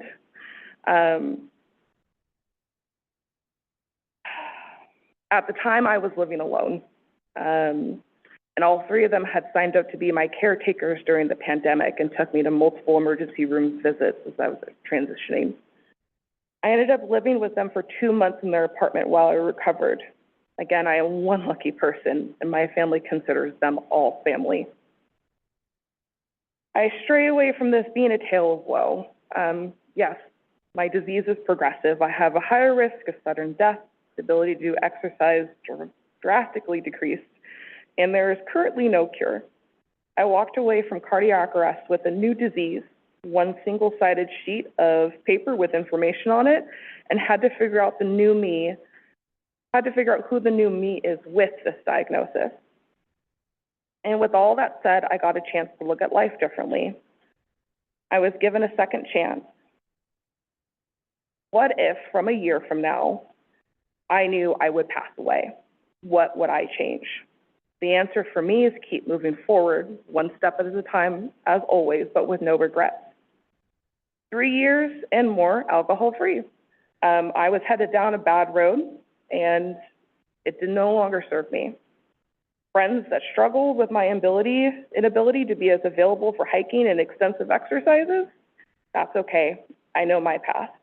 Mental health, nothing that therapy, vacations, and creative art days can't solve. Physical health, one step at a time. I learned that I needed to give myself the same compassion as I would with anyone else. I needed to treat myself with the kindness that I do others. I'm not saying that this road has all been sunshine and rainbows, but for me, I stride regardless of the weather, and that is a feat in itself. I am incredibly thankful. The SADS Foundation somehow found me. I still don't know how you found me, where all of you are. I couldn't locate it. I joined the ARVC steering committee in 2022-2023 and learned so much from people who are just like me. Each one of us forging our journeys and helping others, being vulnerable and sharing that, finding ways to give back. That's become my new goal. Give back just as much as SADS has given me. Get involved, connect with people from around the world and give them the space to be vulnerable. Ask questions, listen, be a shoulder to lean on, and not just limited to ARVC, but anyone who is struggling with a diagnosis, new or not. I am a daughter, a godmother, fierce competitor, a loving friend, and a wild soul. The same compassion and kindness that I have for others, I have promised to give to myself. That is who I will be through and through, regardless of any diagnosis. And I hope you all get to shine your light and stride in your own way, no matter what. Thank you.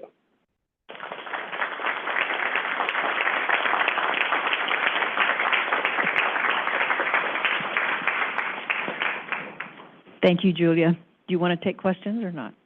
Sure. Does anyone have a question? It was beautifully demonstrated. Thank you, Julia. Appreciate it. All right. Now we're going to take a quick break. We have 10 minutes on the schedule. We could probably do it in 10 minutes, I think, and you can down the hall, enjoy some refreshments, and come back in here, and we'll start up again. Thank you.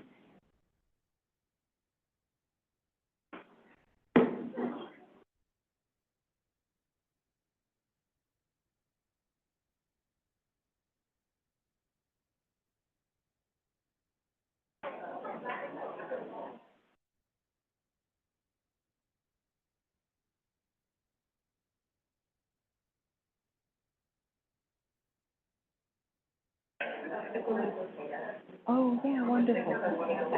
That was perfect. This is wonderful. You did a great job. You know, and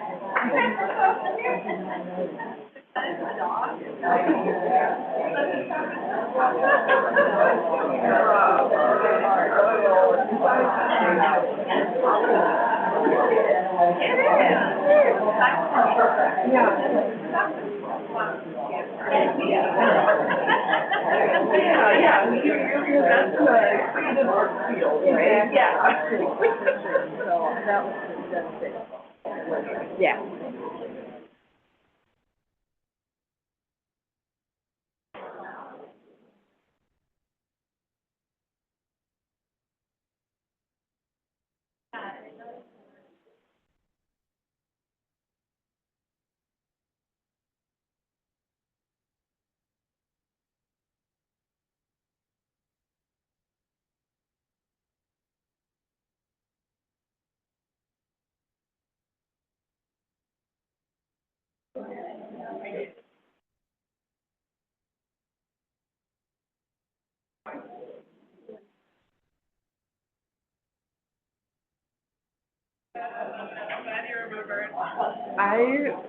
You just resent some extra emails to me.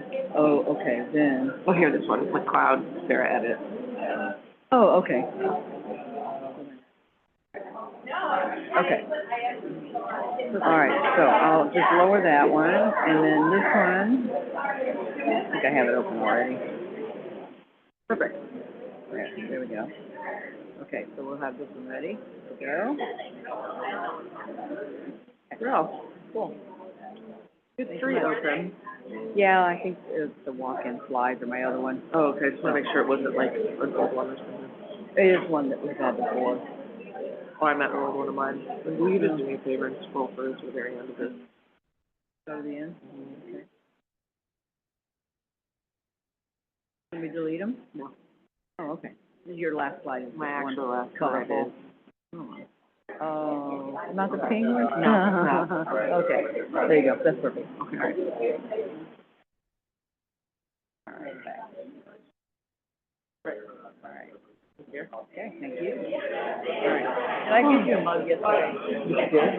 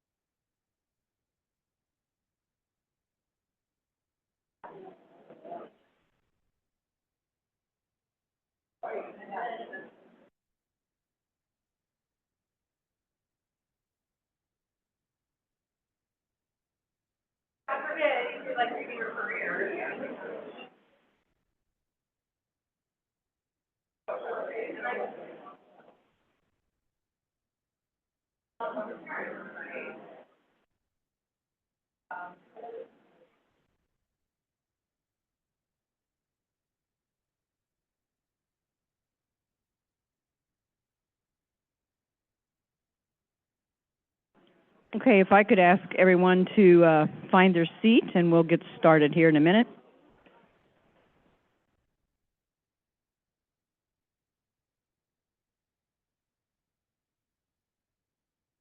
Sure, Sarah.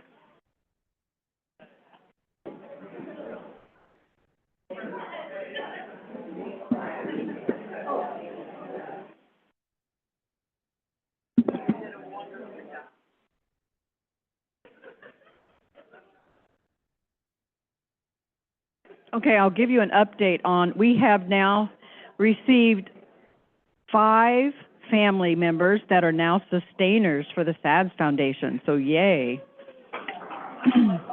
Thank you, Jan. She's been collecting them. Okay.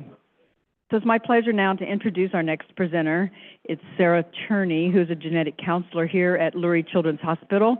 And Sarah has also been very helpful in connecting us with all of the staff and personnel for here at Lurie, been on the planning committee for the CME program, and so we really appreciate all your efforts. You use this one or this? Thanks, Marcia. I'm going to do a quick test. Do you guys like this one, or do you like this one? Oh, I don't like that at all. Oh, sorry, no, I don't like it. So I'm used to holding a microphone to my face because I like to be on a stage because I'm kind of a diva. So hello, everybody. Thanks for sticking it out to the end of the day. I'm going to spend the next couple hours with you. We're going to be very genetics all the time for the rest of the day. As you can tell, I'm a pretty casual person. Please feel free to interrupt with questions, but I will have time blocked out for questions at the end of this talk. And then I'll also be transitioning to give you the next talk as well because my colleague Heather McLeod had a family thing come up and sadly not able to be here today. And then we'll have a Q&A at the end of the day. So I'm going to jump in by talking about family history, which is, as far as I'm concerned, one of the most valuable medical tools that we actually have in our arrhythmia conditions. So family history, we consider it to be a test, just like a ECG is a test or clinical exam is a test. And the family history is often your first clue that there is a genetic or inherited condition in your family. And the family history collected in full especially can inform your decisions. It can inform family member decisions, and it can inform your medical provider's decisions. And then I know that something that's come up a few times in this meeting is cost and efficiency, and family history can make both of those things better. The family history itself is also an independent risk factor. So we've talked a lot about genetic testing today, but what if you don't have a positive genetic test result? We can offer information about risk, and we can make some guesses and assessments about what might happen for your health based on what has happened in your family. And also one thing that we think is really important is for those folks who have negative genetic testing, especially if you have a strong family history, you may still have the same risk as someone who has a positive genetic test result, especially if you're thinking about your health, but also family planning. And the other thing I want to point out, we've talked a lot today about mental health and the psychosocial impact of having inherited conditions or having a cardiac condition, especially one that can lead to a sudden cardiac event. And the family history is a really nice time to connect with your relatives. I almost said loved ones, but I also know that some of the family members in your family might not be your favorite people, but they may have information that is useful to you, and you may have information that is useful to them so that you can both live your healthiest lives. And so I like to think about the family history information gathering as an opportunity to connect. So here's kind of the basics. So in the dark blue square at the top are your big questions that we want to ask everybody. And if you're me and you're a genetic counselor, you're asking everybody one by one the same questions. When you go to your regular primary doctor, in general, they ask you a question like, do you have any relatives who have had one of these things? And sometimes it's harder to bring those to your memory. And so the genetic counselor approach is to say, tell me about your uncle's daughter. Does that person have any of the following things? So as you're gathering this information for your family, take your time, go one person at a time, and ask about not just diagnosis of arrhythmia disorders, which many of you have, but also these other things, right? So unexplained fainting, anybody that's passed away suddenly for any reason, anyone that's had a sudden cardiac event. This is going to sound very familiar. Any devices that they have. You'll notice that some family members may not be clear about whether they have an ICD or a pacemaker.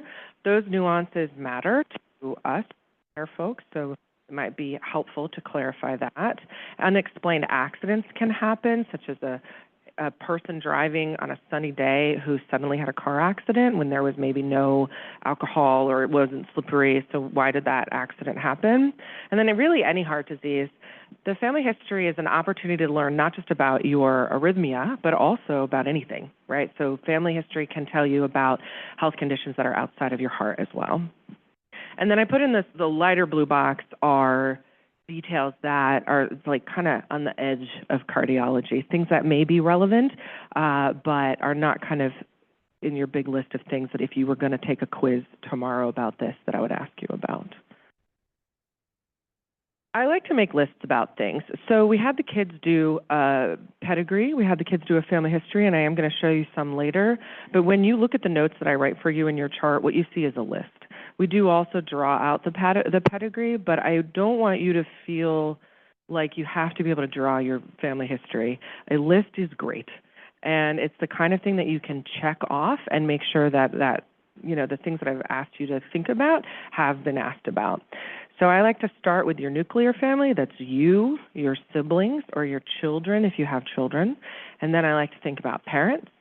And then I like to think about your extended relatives. So you see me like waving my arms around, but this is your tree, right? So your aunts and uncles on each side and your grandparents in the tops of the tree leaves. And then when you have detail about those relationships, then you can add them in. So this could be maybe somebody's adopted or they had a donor, maybe that you know their genetic test results, or you know if they have a device or if they've had a procedure. So here's a list example, and I'm giving you the fall tree. The fall tree goes with the family who has a known diagnosis. And so this is our family that I have invented. Their children are Jimmy and Katie. Jimmy is 12. He has long QT syndrome. We know that he has type 1. In his past, he had an episode of syncope, and we know that he has tested positive for a KCNQ1 variant. So that's all of the details that I really need to have for Jimmy to know for his family history information. Jimmy has a sibling. Their name is Katie. They're 5. So far, so good. No health problems. Negative cardiac workup, so nothing was found on ECG and echo, and tested negative for the KCNQ1 variant. And then you can see as we go down this list, I've grouped mom's side of the family under maternal, and that includes mom, uncle, aunt, grandma, grandpa. And then I've grouped dad's side of the family under paternal, same thing there. I have noted a couple of other things. So pancreatic cancer, high cholesterol, colon cancer, and arthritis. While they are not relevant, maybe for the question you're asking, which is who in this family has long QT syndrome, they could be relevant for your knowledge because your whole body and your whole health is something that we care about, and it might be something that you would be interested in pursuing more information about with your primary doctor or another specialist.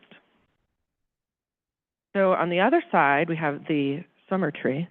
This is our green tree family, and this is a family that does not have a known diagnosis of a condition at this time.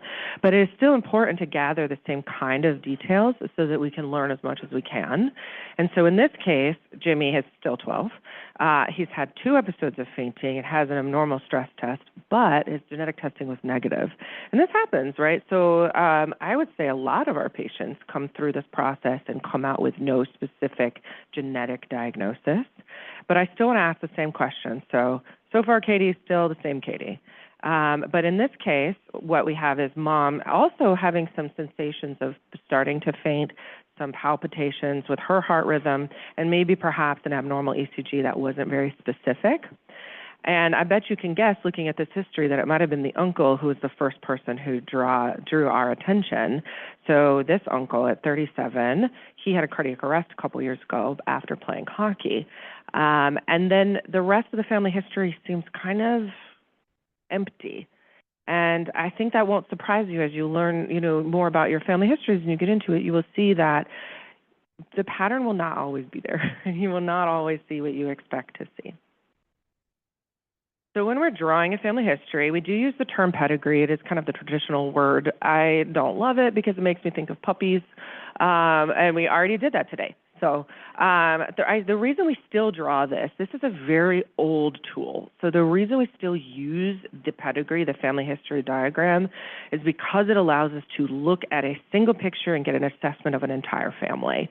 And it really shows where the patterns are and aren't.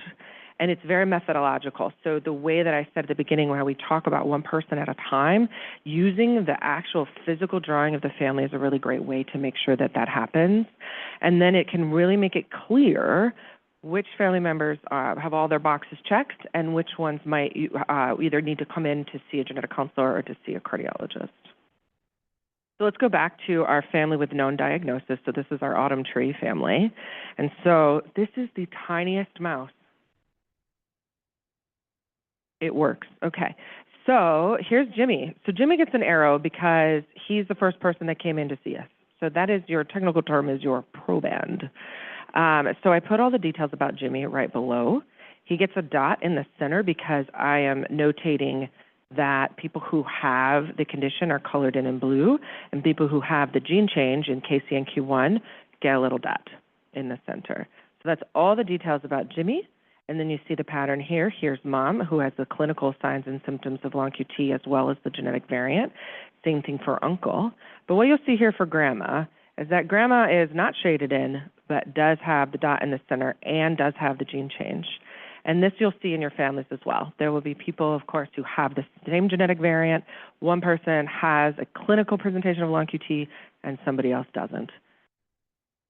And then just to compare, here's our family with our unknown diagnosis. So shaded in to document who has cardiac signs and symptoms, and then no dots because we don't have a genetic finding for them. Any questions on this part before I move on? All right, so I want you to think about when to go farther. So you're going through your family, you're saying, tell me all the details about you.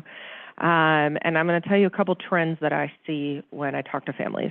One thing that comes up is when I ask about sudden cardiac events, it is not always obvious whether a cardiac event is due to an arrhythmia or something else. So cardiac arrest, heart attack, stroke, aneurysm, and seizure can often look the same from the outside. And so this would be an opportunity to help your family member learn more, either in old medical records, by contacting their provider, or just having a conversation about what actually happened at that time. And then, as I mentioned before, I would spend some time investigating the details about accidents. This could be drownings, this could be car accidents, incidents at work. So maybe somebody works in a physical way and then had an accident at work. So those are two major topics that I would spend some time looking into in more detail. And then I want to bring in some vocabulary words for you. So I think a lot of you have learned of these things already. So just in case, though, so dominant inheritance is the pattern we see for most of the cardiac arrhythmia conditions. Y'all are of many different ages. Some of you did Punnett squares in high school, and then you got to your genetic counseling appointment and you thought, I did not think I needed to know this ever again, and that I could have left it in my past, but it is relevant for your life. So most of our conditions do have dominant inheritance. Change in one copy of the gene is sufficient. That's enough to put you at risk for the condition that is associated with that gene. And then, as I was saying with your family history, you can have some folks who have the same gene change. One of them has signs and symptoms and one of them does not. And then you can also have folks who present in lots of different ways. So your vocabulary words for that are penetrance. So this is whether you have signs and symptoms of that condition at all. And then you have expressivity, where one person is going to have a QT of 500, someone else is going to have a QT of 480, someone's going to need an ICD, someone will not, all within the same family. We do see folks who are the first persons in their family to have their condition. One of the kids who did their pedigree next door let me know that she was the only one in her family who has her condition. But once that variant is there, then it can continue to be passed on for future generations. So as I mentioned briefly before, the family history information gathering is an opportunity to connect, but it's also important that even when we think we understand everything about our family, it's nice to be gentle and to tread carefully and to respect that you know, even siblings or parents or children might have a different life experience and different family norms and values. As simple as why and how, maybe someone had a cardiac event, maybe someone had an arrhythmia, why and how that happened, I think can be a really nice place to start. I have seen differences in generations. I've seen regional difference. So I think it's a really nice chance to just start with, tell me about what happened. Tell me about what led to that happening. And then as you heard from Dr. McNulty earlier, your own personal experience of trauma, your own personal experiences if you've had PTSD or anxiety or cardiac anxiety will influence your perspective about what your family thinks. And so this is a nice opportunity to check and see where you are similar and where you are different, and then just acknowledge and see where the commonalities are and where the differences are. Because of that experience of PTSD and anxiety and traumatic events that can happen for our families in this community, be thoughtful of that this may be a triggering event for yourself or for someone else. And so this is, again, it's an opportunity to be gentle with each other. And then, of course, there's logistical dynamics. This comes up a lot when we're thinking about cascade testing from family members, for family members. Sometimes you're not in touch and sometimes you're separated. One thing that we as genetic counselors, I think, are quite good at is helping you broach that conversation. We are always happy to do a three-way call. So you can say, I haven't talked to my cousin in years, but our only connected relatives are out of the country or they have passed away, and I really want to let her know that I have tested positive for this variant. We can call together and we can do that conversation, or you can have another family member join you on the phone, and so that can help bridge those gaps as well. And then, of course, if there's adoption or gamete donation, people don't always share. And so if someone does not want to share that information, I think it's okay, right? So you don't have to expect information that is private. So to wrap up, this went really fast.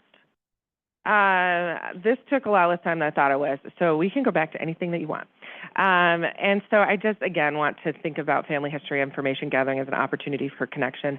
I like it as an opportunity to connect with my patients. It's often the first thing that we are talking about when we meet, and I don't know you at all, and you don't know me. And so it is a really nice chance to just connect as humans talking to each other.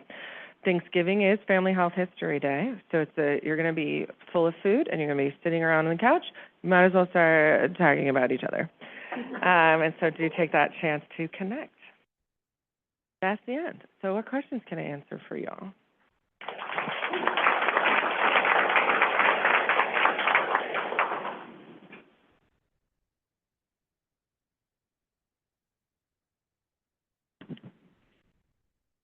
Hi.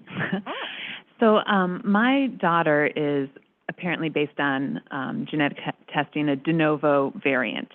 But when we look at our family history, we have it all, like all the different things. Is there anything that increases the risk of a de novo variant? So I actually think there's three answers to your question. I'm going to put in my head, the answers are the words mosaicism, other stuff, and polygenic risk.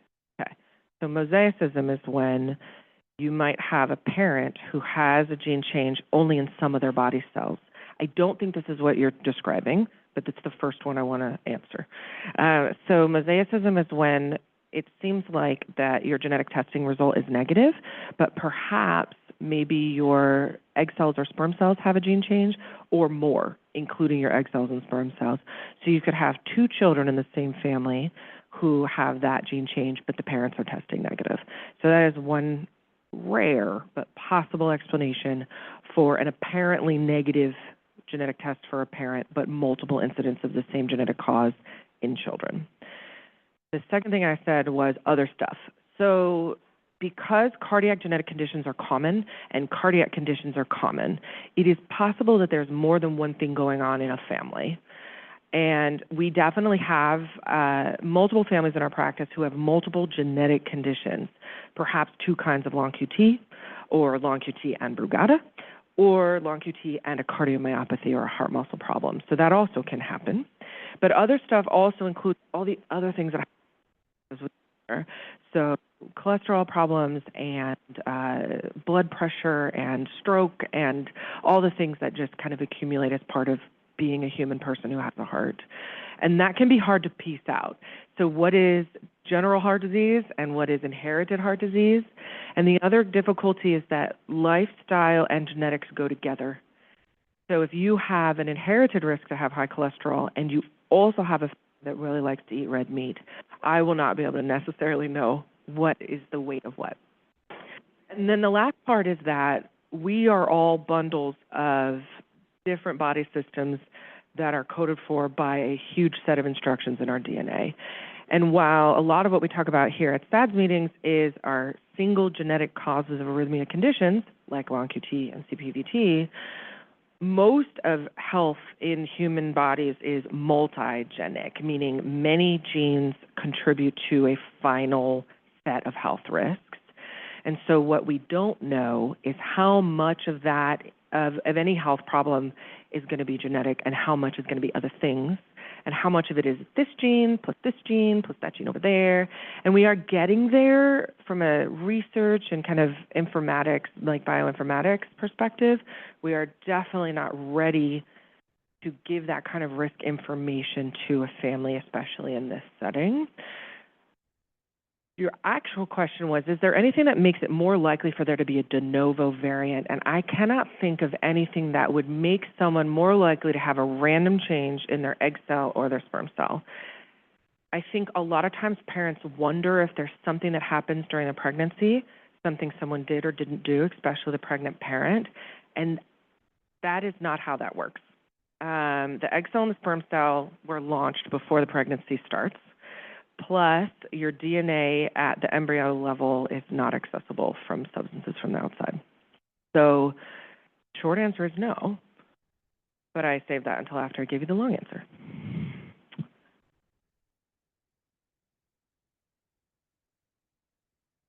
Yeah, you have your own microphone. I have frozen shoulder, so let me raise this one. All right.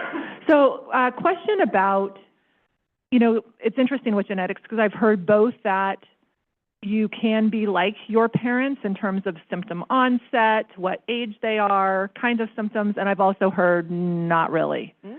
So my question is what is your take on that?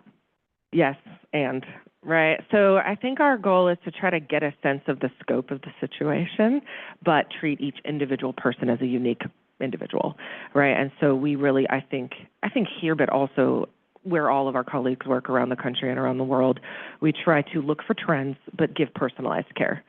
You never know what you're going to get. We tend to make sure that we're seeing what each individual, each child in front of us is doing in their own bodies, while keeping that family history background and just kind of our general knowledge of expectations of each condition in mind. Thank you.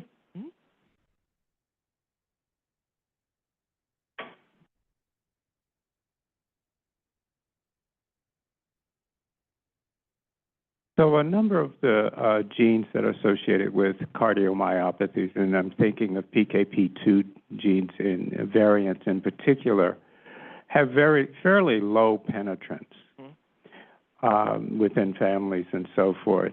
But then there are other variants and other genes that are referred to as of unknown significance or something of that sort. Is there a place where these kinds of things have been put together to see if there are specific combinations that may increase the risk of an actual event happening in that individual and them developing, say, ARVC or what have you? Do you know of any? That is a great question. So that is the tail end of the question before. So that is that multigenic or polygenic risk. So is it possible to figure out what percent of some risk, such as to have an arrhythmogenic cardiomyopathy or to a cardiomyopathy or an arrhythmia event, can we predict that based on what your different genotypes are? So what identity do you have in this gene at this location, in that gene at that location? Someday we might be able to do that. we're not there yet. There are many people thinking about this really quite aggressively and actively. I'm a pediatric provider, so one thing that I am very aware of is that science is always done on grown-ups first. And so I don't know when or if those kind of polygenic risk scores will be validated or useful for children, which I think is, just to kind of speak from, my specialty, I think that is perhaps the most important. Like, if we're going to try to prevent cardiomyopathy or arrhythmia disease starting in childhood is ideal. And so I'm hesitant to put too much stock in those at this time. But you and I both know that science moves at the speed of lightning, and so that I could have a different answer for you in a few years. But we're going to actually talk about uncertain variants in the next section. So uncertain variants, their evolution is a different path than the evolution of polygenic risk. So hold that thought. And so is there a place where you can find any information that's being gathered on these things that I actually don't know if I know the answer to this one. Like, you mean finding information about what polygenic risk scores are? Right, or studies that are being done? Studies that are being done and actually being able to look at some of the data that's out there and so forth. Do you have an answer to this? Everyone, Dr. Greg Webster? So there's the idea of how are we validating polygenic risk scores and in what populations are we validating polygenic risk scores. There is a huge push for that. There's something called the Polygenic Risk Catalog, and you can look it up. If you Google Polygenic Risk Catalog, it is a central compilation of all of the risk scores that Sarah is talking about. And if you look up a condition, if you type in long QT syndrome or arrhythmogenic cardiomyopathy, it will tell you all of the polygenic risk scores that have been validated, and it will tell you the studies that they have been validated in, and they will give you the numbers of patients that those studies used. It gets technical, but everyone in this room is pretty darn smart, right? Like, this is the idea. You can certainly dig through it and say, and quite honestly, if you even play with it for a little while, you will quickly realize that there are some of these conditions that there has been an enormous amount of work, and then there are some of these conditions that we're just getting started. And pretty fun. I think you'll find it interesting. So report back on what you find. I think we have one more question. So for variants of uncertain significance, as my we were favorite. Just talking about, yes, which I love them so much. You said we're going to talk about next, but at what point, when more data is retrieved, will it be reclassified, and at what point do you repeat the testing again in order to? I literally have a slide on that. So I'm going to get back to your question in about 10 minutes. Absolutely, okay. Sure. Should we go on to the next part? All right. Part 2. Yes?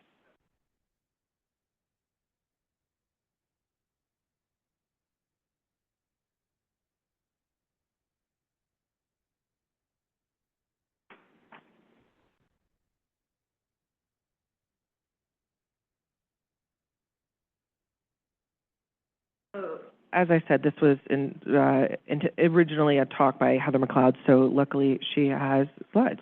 So these are Heather's slides with some edits from Sarah. So we're going to talk about the logistics and details about genetic testing. I do also want to go through this pretty quickly because my guess is that a conversation and discussion will kind of be more useful for you all. So you know that there are quite a lot of diagnoses that fit into this category of SADS conditions. Not all of them have genetic testing that is useful or available, so we really focus on those that do. The ones that you hear the most about are certainly long QT, Brugada, and CPVT. We already talked about how these conditions are mostly inherited in a dominant pattern. And as I said, family history is our first tool for studying our genetics and inheritance, but also the literal genetic testing itself, and then family screening. So this is both clinical cardiac family screening as well as genetic screening. We talked about family history as the first genetic test. There's some details here about that Heather had added that I had not, which is your non-cardiac findings, so things that are in other parts of your body. So as you're learning about your own health and your family members' health, details such as whether they have hearing loss or whether they have two toes that kind of look like one toe. These little details can be useful and helpful information. So genetic testing itself, many of you have already done it. And what it can do for us is explain what is happening. Why is your heart having the rhythm that it is having? Why have you had a cardiac event? Why have you had any fainting episodes? Sometimes, this is one of those where sometimes it's true, but sometimes it's not true, but we also want to focus on the individual in front of us. Sometimes knowing what your genetic result is can guide care and management. For example, the types of long QT is one of our best examples where we see a correlation between what the change in the gene is and what the presentation of signs and symptoms might be. We can identify other at-risk body systems for folks who do have a more expansive arrhythmia syndrome, where the arrhythmia is part of something more global in the body. We can know what other body systems need to have care. And then you can help make decisions about medications, whether you need a device, what procedures you might need, and of course, exercise is always a big part of our conversations. The other thing is nice about genetic testing is that you can adjust your risk for things that you don't have. We can almost never totally rule things out on a negative genetic test result unless we already know what we're looking for, but we can say that we have reduced the risk. And then, of course, genetic testing done correctly is very efficient. Family cascade testing is a term you've heard probably many times, and this is the one where I think we have the most work to do as your providers and as a community, is improving not only doing cascade testing in the first place, but also doing it in the efficient way where we're only testing variants that have already been identified in family members. We have seen a lot today about technology. So where we are as far as clinical genetic testing, what do I offer to my patients in clinic every day? So we've moved on from single gene testing. That's been gone for a number of years now. You all probably had panel testing where you had a few or a number of genes tested.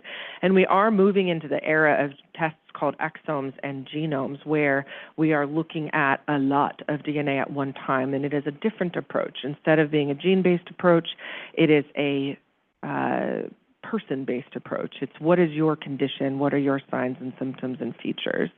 This is primarily useful in the pediatric setting, especially if you have non-cardiac features as well as arrhythmia. So a lot of different people can send genetic testing.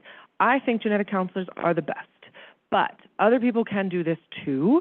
And so we always want to make sure that there isn't a bottleneck to getting access to genetic testing. For example, if you don't live in an area that has a genetic counselor built into the hospital. That said, almost all of us now have kept telemedicine as part of our practice, making it much easier to access a genetic counselor from anywhere while you are feeding your 6-month-old. We love being able to just talk to you while you are sitting on your couch or in the bathroom because it is the only private place in your house that you have. Some primary care doctors are now starting to do genetic testing themselves, and I think you are also familiar that we do have genetic testing happening in the postmortem setting. One thing that I'm really proud of our work is that we work a lot with medical examiners and coroners' offices in the area and throughout the state and region. And so we are seeing a global uptick in the number of folks who are feeling comfortable ordering testing and the kind of different breadth of providers who are doing so. So right now, I will tell you we are in flux. The state of genetic testing, the cost of genetic testing, how it's done is a little bit evolving as we speak. There have been changes in some of the major labs as far as what's available and how their pricing structures are. But right now, literally today, you can get genetic testing for $250 out of pocket. I have no idea how long that will last. I think something that we've talked about multiple times this weekend is cost of healthcare, and I think that will be a conversation that is ongoing in this community. We are still seeing a turnaround time, so how long does it take to get results? Still about a month. And as I had mentioned, the expanded testing options, these big tests of genomes and exomes are emerging. And then there are research and compassionate options, so patient assistance programs available as well. And genetic counselors are definitely great people to help you find those if you need them. So let's talk a little bit about current challenges and next steps. Let's get back to our buddies, the variants of uncertain significance. I spend a lot of my day working on variants of uncertain significance, and I think the value of your expert teams that you all are looking for in genetic variation is that we have a patient base. We have met a lot of patients. We are seeing you or your child, and we know what your clinical presentation is. The genetic testing laboratories don't know you, and so having your clinician interfacing with the laboratory information is the best way to get the most accurate assessment of whether that variant means anything. So in general, right now, and this will change again soon, we have a 5-point scale of how we decide if a variant is pathogenic on one side or benign on the other. So pathogenic means associated or causing a disease. So patho means problem, genic of the gene. You'll notice that in the middle here, oh, I have a chat. Is this for me? Nope. Okay. So you'll notice that in the middle here, the biggest gap is for VUS. That's our uncertain variants. You want to be 90% sure that a gene change is associated with the disease before you move it out of VUS towards the disease-causing side. And you want to be 90% sure that the variant is not associated with disease before you move it out of VUS to the benign side. Nod heads if that part makes sense. Okay, great. So what that means is that a great many variants in genes that we test for rhythm conditions come back as uncertain. The process includes a lot of data gathering and a lot of time. So it may take 1 year, it may take several years, or it may be kind of indefinite about whether we can move a variant out of that uncertain category either towards benign or towards pathogenic. The most important thing that you can remember, and I think I say this here, a VUS cannot be used for clinical decision making. We kind of pretend it's not there until it becomes relevant in one way or another. I would feel really bad if I found a VUS in a person with long QT, and then I tested their sibling, and their sibling didn't have the VUS, and I sent them away. And I never got an ECG, and they never got a stress test, and then they fainted while playing basketball. I would also feel really bad if I got a VUS, and then that's actually the worst one. But you can also overtreat someone with a VUS. So for example, let's say you have a VUS and then it's in a gene that is associated with long QT, and then someone decides that that is the right time to put in an ICD, right? So that's not information that you use to make clinical decisions. Those are kind of drastic scenarios, but we try to think about making decisions on evidence that we have, and uncertainty isn't enough evidence. We use databases, we use clinical information, literature, molecular information, computational information, and we have a rubric. We have a point scoring system that helps us figure out where on this continuum that variant lies. Who makes those updates was part of your question, right? So a few things happen. I could decide to update it because you're coming into clinic next week. That happens often. So if you have a regular returning visit with your providers, a lot of times they will check up on your variant. You have the opportunity to call me and say, what's up with my variant? Usually if it's less than a year, I will have no news. The other thing that happens is that laboratories do kind of rolling processes of variant updates when new information comes out, when they have a change in their protocols of how they analyze variants. And so I will get a random fax or a random email that says your patient's result has been updated. And then sometimes what will happen is there's a change in the guidelines, and then everyone will be doing tons of updates at once. So there's a few different ways that updates can happen. I would encourage y'all, I mean, you're all here, you're invested and involved folks. I would encourage you just to randomly call your genetic counselor. Tell me hello, send me a cute picture of your child, and I will then update your variant. Does that answer your question? Okay. All right. So the last update, so I have a note here, this is what I was saying, that the American College of Medical Genetics is the one that gives us the rules about variant classification in general. There's some nuance there as well. So here's the next part of your question, which is when to retest or reevaluate. Some of you had testing a long time ago, and maybe it was negative then, or maybe it's been positive since, 2005. But when folks have negative genetic test results, we will go back and think about it in the same way as we think about uncertain variants. Is there anything new? Is there more that I can offer you? Is retesting a good thing to do now? So this can be if there's a meaningful number of new genes available, or if there's a change in your history or your family history. And then we do uncertain variants every couple of years, and then the same reasons there, so changing to family history or to your clinical presentation. I would say that a good way to think about it for those of you who have kids is kind of like life markers. I always like to see our teenagers before they leave us.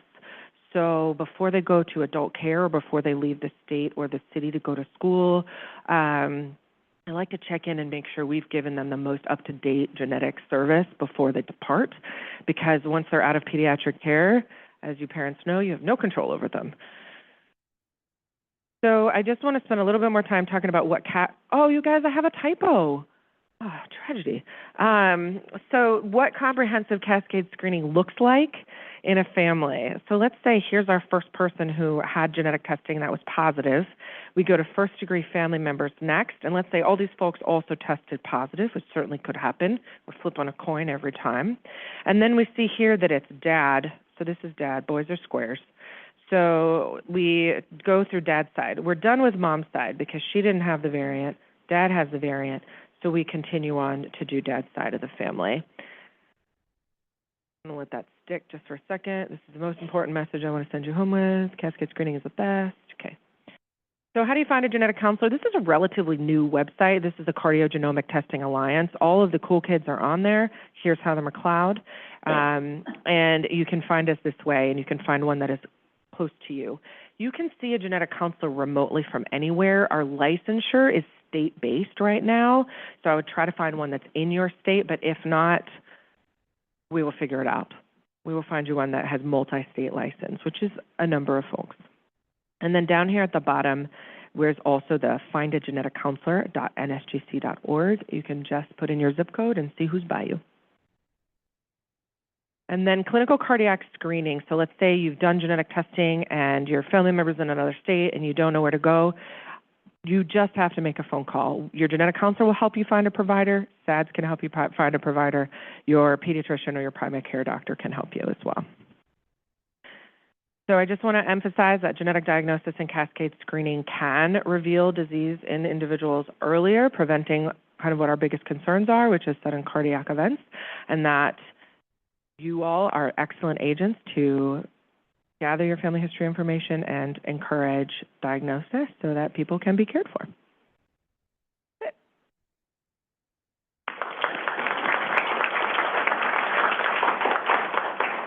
So, feel that it's up to the patient to kind of follow up on various different genetic testing that they've had. In my case, I had a VUS. And, I'm not sure, but there were like 300 things they tested. I mean, is there any guidance as to how often we should test? Because my genetic counselor is at Hopkins, and I don't see them, Yeah, so you can still call them. I think it's nice to have ownership over your own care. So I would not say that it is up to you per se, but I think it is an opportunity to kind of be in charge of what information you are gathering. We generally update variants every 1 to 2 years. I think, I'll be honest, I think that all of us in the genetic counseling field perhaps wish we could be more efficient and comprehensive about that. And so I think it does kind of behoove you, if that is something you're interested to know more about, is just to ring her up, even though she's in another state. I mean, Hopkins is a great place to get smart, up-to-date information. But you're right that gene panels can be quite large, right? So they can test anywhere from, so for like a long QT panel is about 15 genes, but now we're doing these large arrhythmia plus cardiomyopathy panels that are 150 or more genes. And the more genes you test, the more uncertainty you get. And so how do you know which variants are meaningful and which ones are not? So I would say every couple of years, let's take another look and see if we've got anything new. If one of your variants was kind of the answer, like you had a slam dunk yes, and then you have other variants, then perhaps the other variants are not as important. I hear myself saying that, and I don't love what it sounds like coming out of your mouth. So my mouth. So I would just say, if you're curious, just give them a call, and then if there's more, if it's more than they can do at the time, they'll refer you to somebody in your state.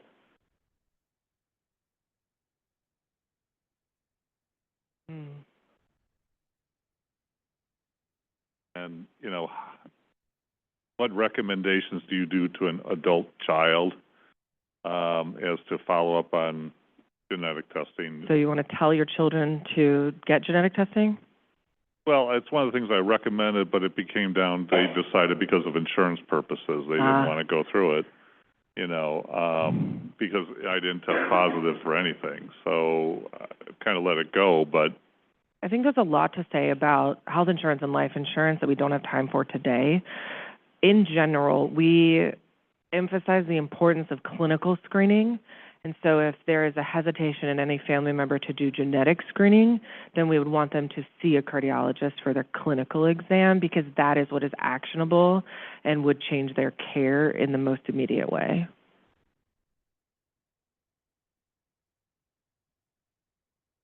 All right, well, it is a special talent to take over someone else's talk and deliver it, so thank you to Sarah Cherney for not only delivering her own terrific talk, but one from someone else as well.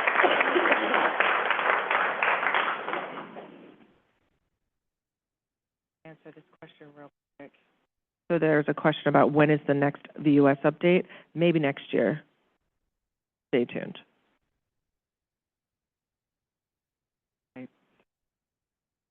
Okay, we've come to the conclusion, and we have a couple surprises here at the end. One thing I would like to ask everyone to do is, if you take out your syllabus packet, the one that has this nice, the agenda on it, and the next page following that agenda is an evaluation, a front and back page. And if you would start completing that now, we'll collect those at the end.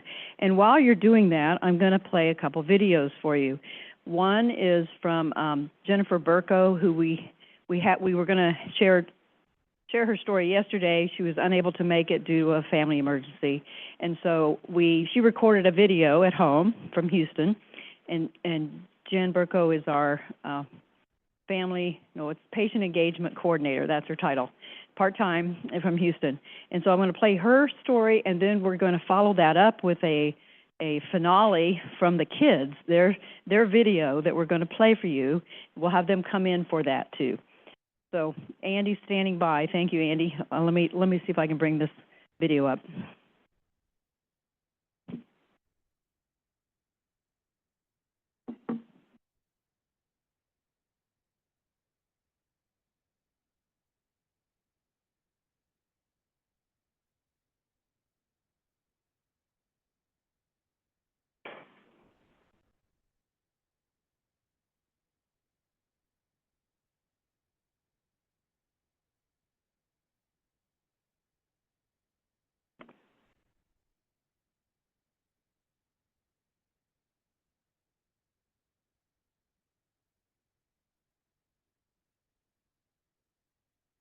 Evaluation.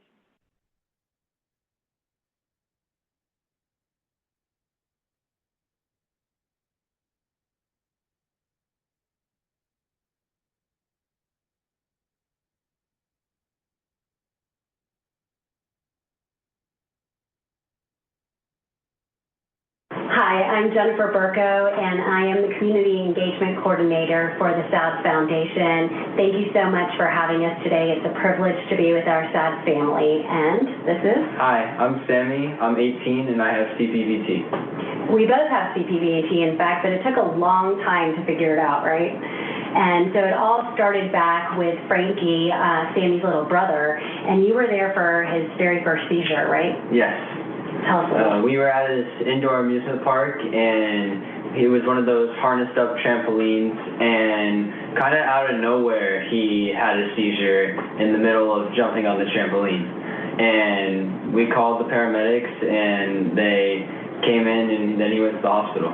There was a second seizure that happened, and you were there for that one too, right? Yes, we were playing basketball at Dave & Buster's, and I looked over to my right, and I saw him on the floor seizing, and I was able to get my parents to come over and like help him up and kind of get through it, but it was definitely a crazy thing to see. But there was a third seizure, and what happened that time? That one was more severe.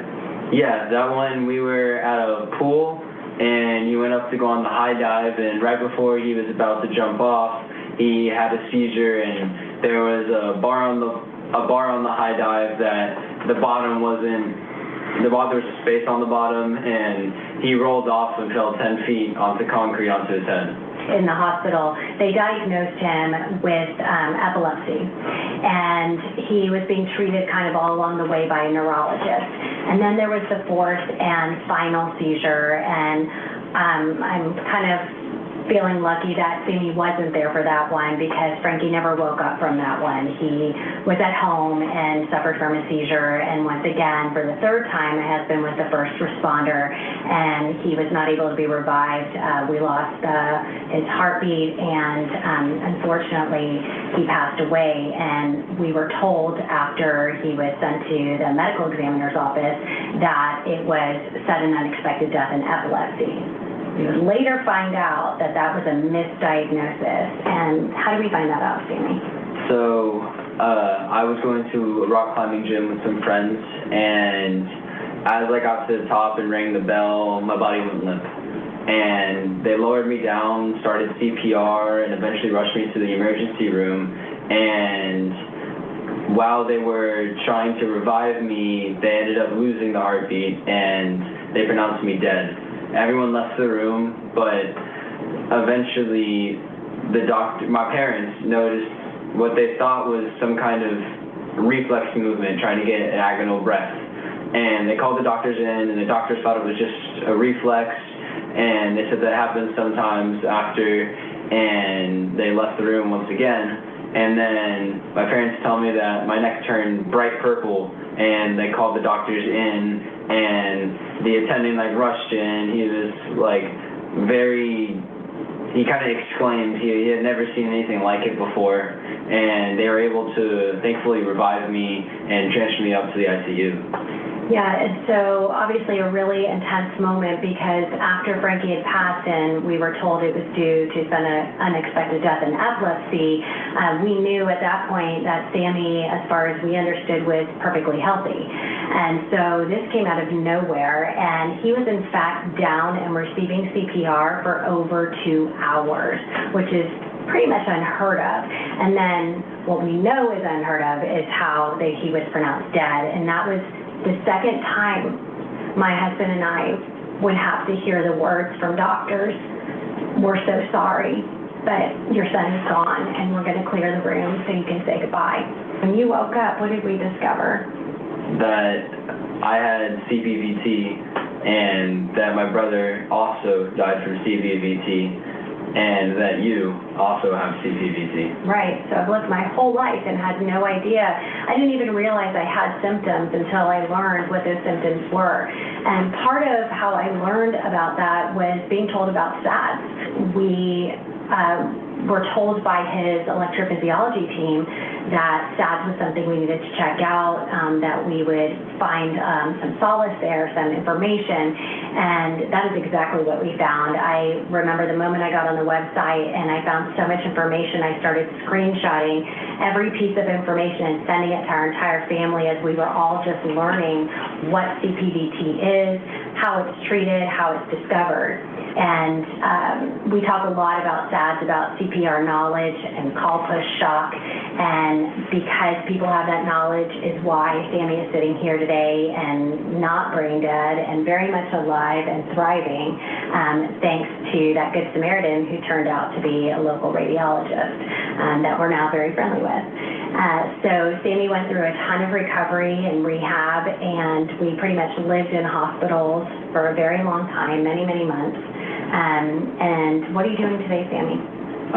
Today I'm getting ready to graduate from high school and go off to college. I'm the captain of the whole percussion section in my high school band, and I hang out with friends, play video games, listen to music, and whatever. Yeah. So we are more than proud of our son, Sammy, and I am more than privileged to be able to use our story to inform others, to advocate for our SADS community, to work for our SADS community, and engage with all of you. Thanks again so much for having us. Thank you.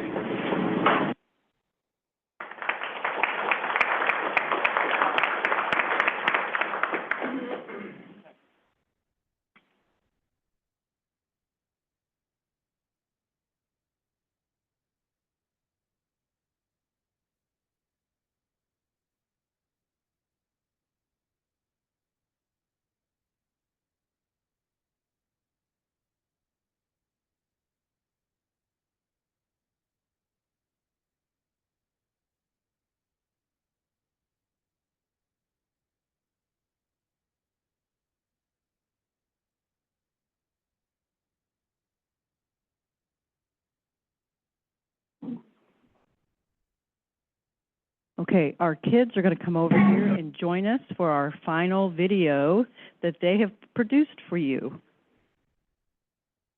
We're going to adjust the sound here, so just a moment. We'll start it in just a minute.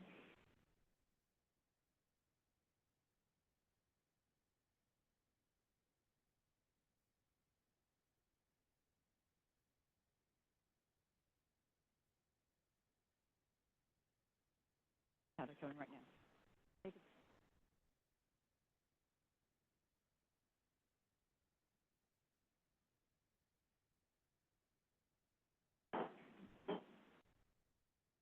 You can even take a seat in one of these empty rows here until we finish, and then you can join your parents.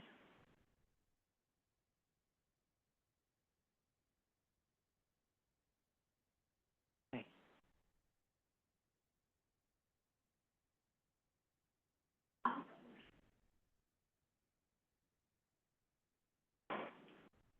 Okay, drum roll. Are we ready? All right, here we go.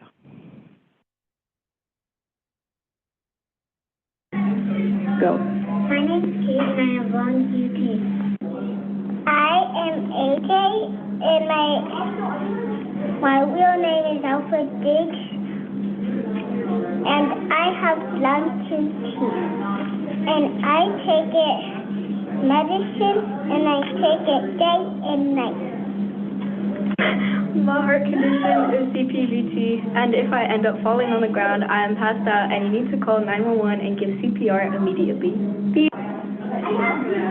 Hi, my name's Nathan, and when I was a baby, I had an EKG when I came to the doctor, and they put like wires on my chest, and that's all I can remember. Ready whenever. My name is Meg, and I have CPVT. CPVT is something that affects your heartbeat, like you can't get too mad and you can't laugh too hard and you can't really run, but you have to take pills to make sure you can do that stuff. And if you don't take the pills, then if you do those things, then it might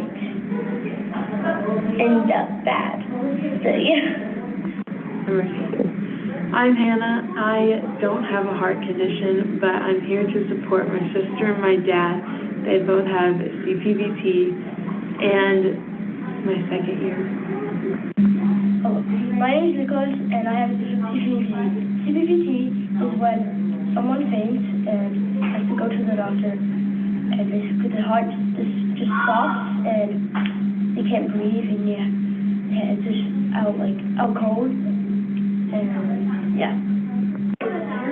My name is Olivia and I have Brugada syndrome, and the way I got it is I was born with it and I had a swab in my cheek and they said I have Brugada syndrome.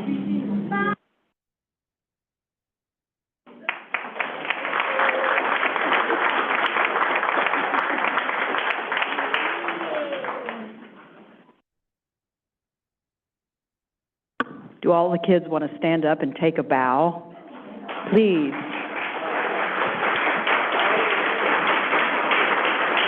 Including siblings, yes.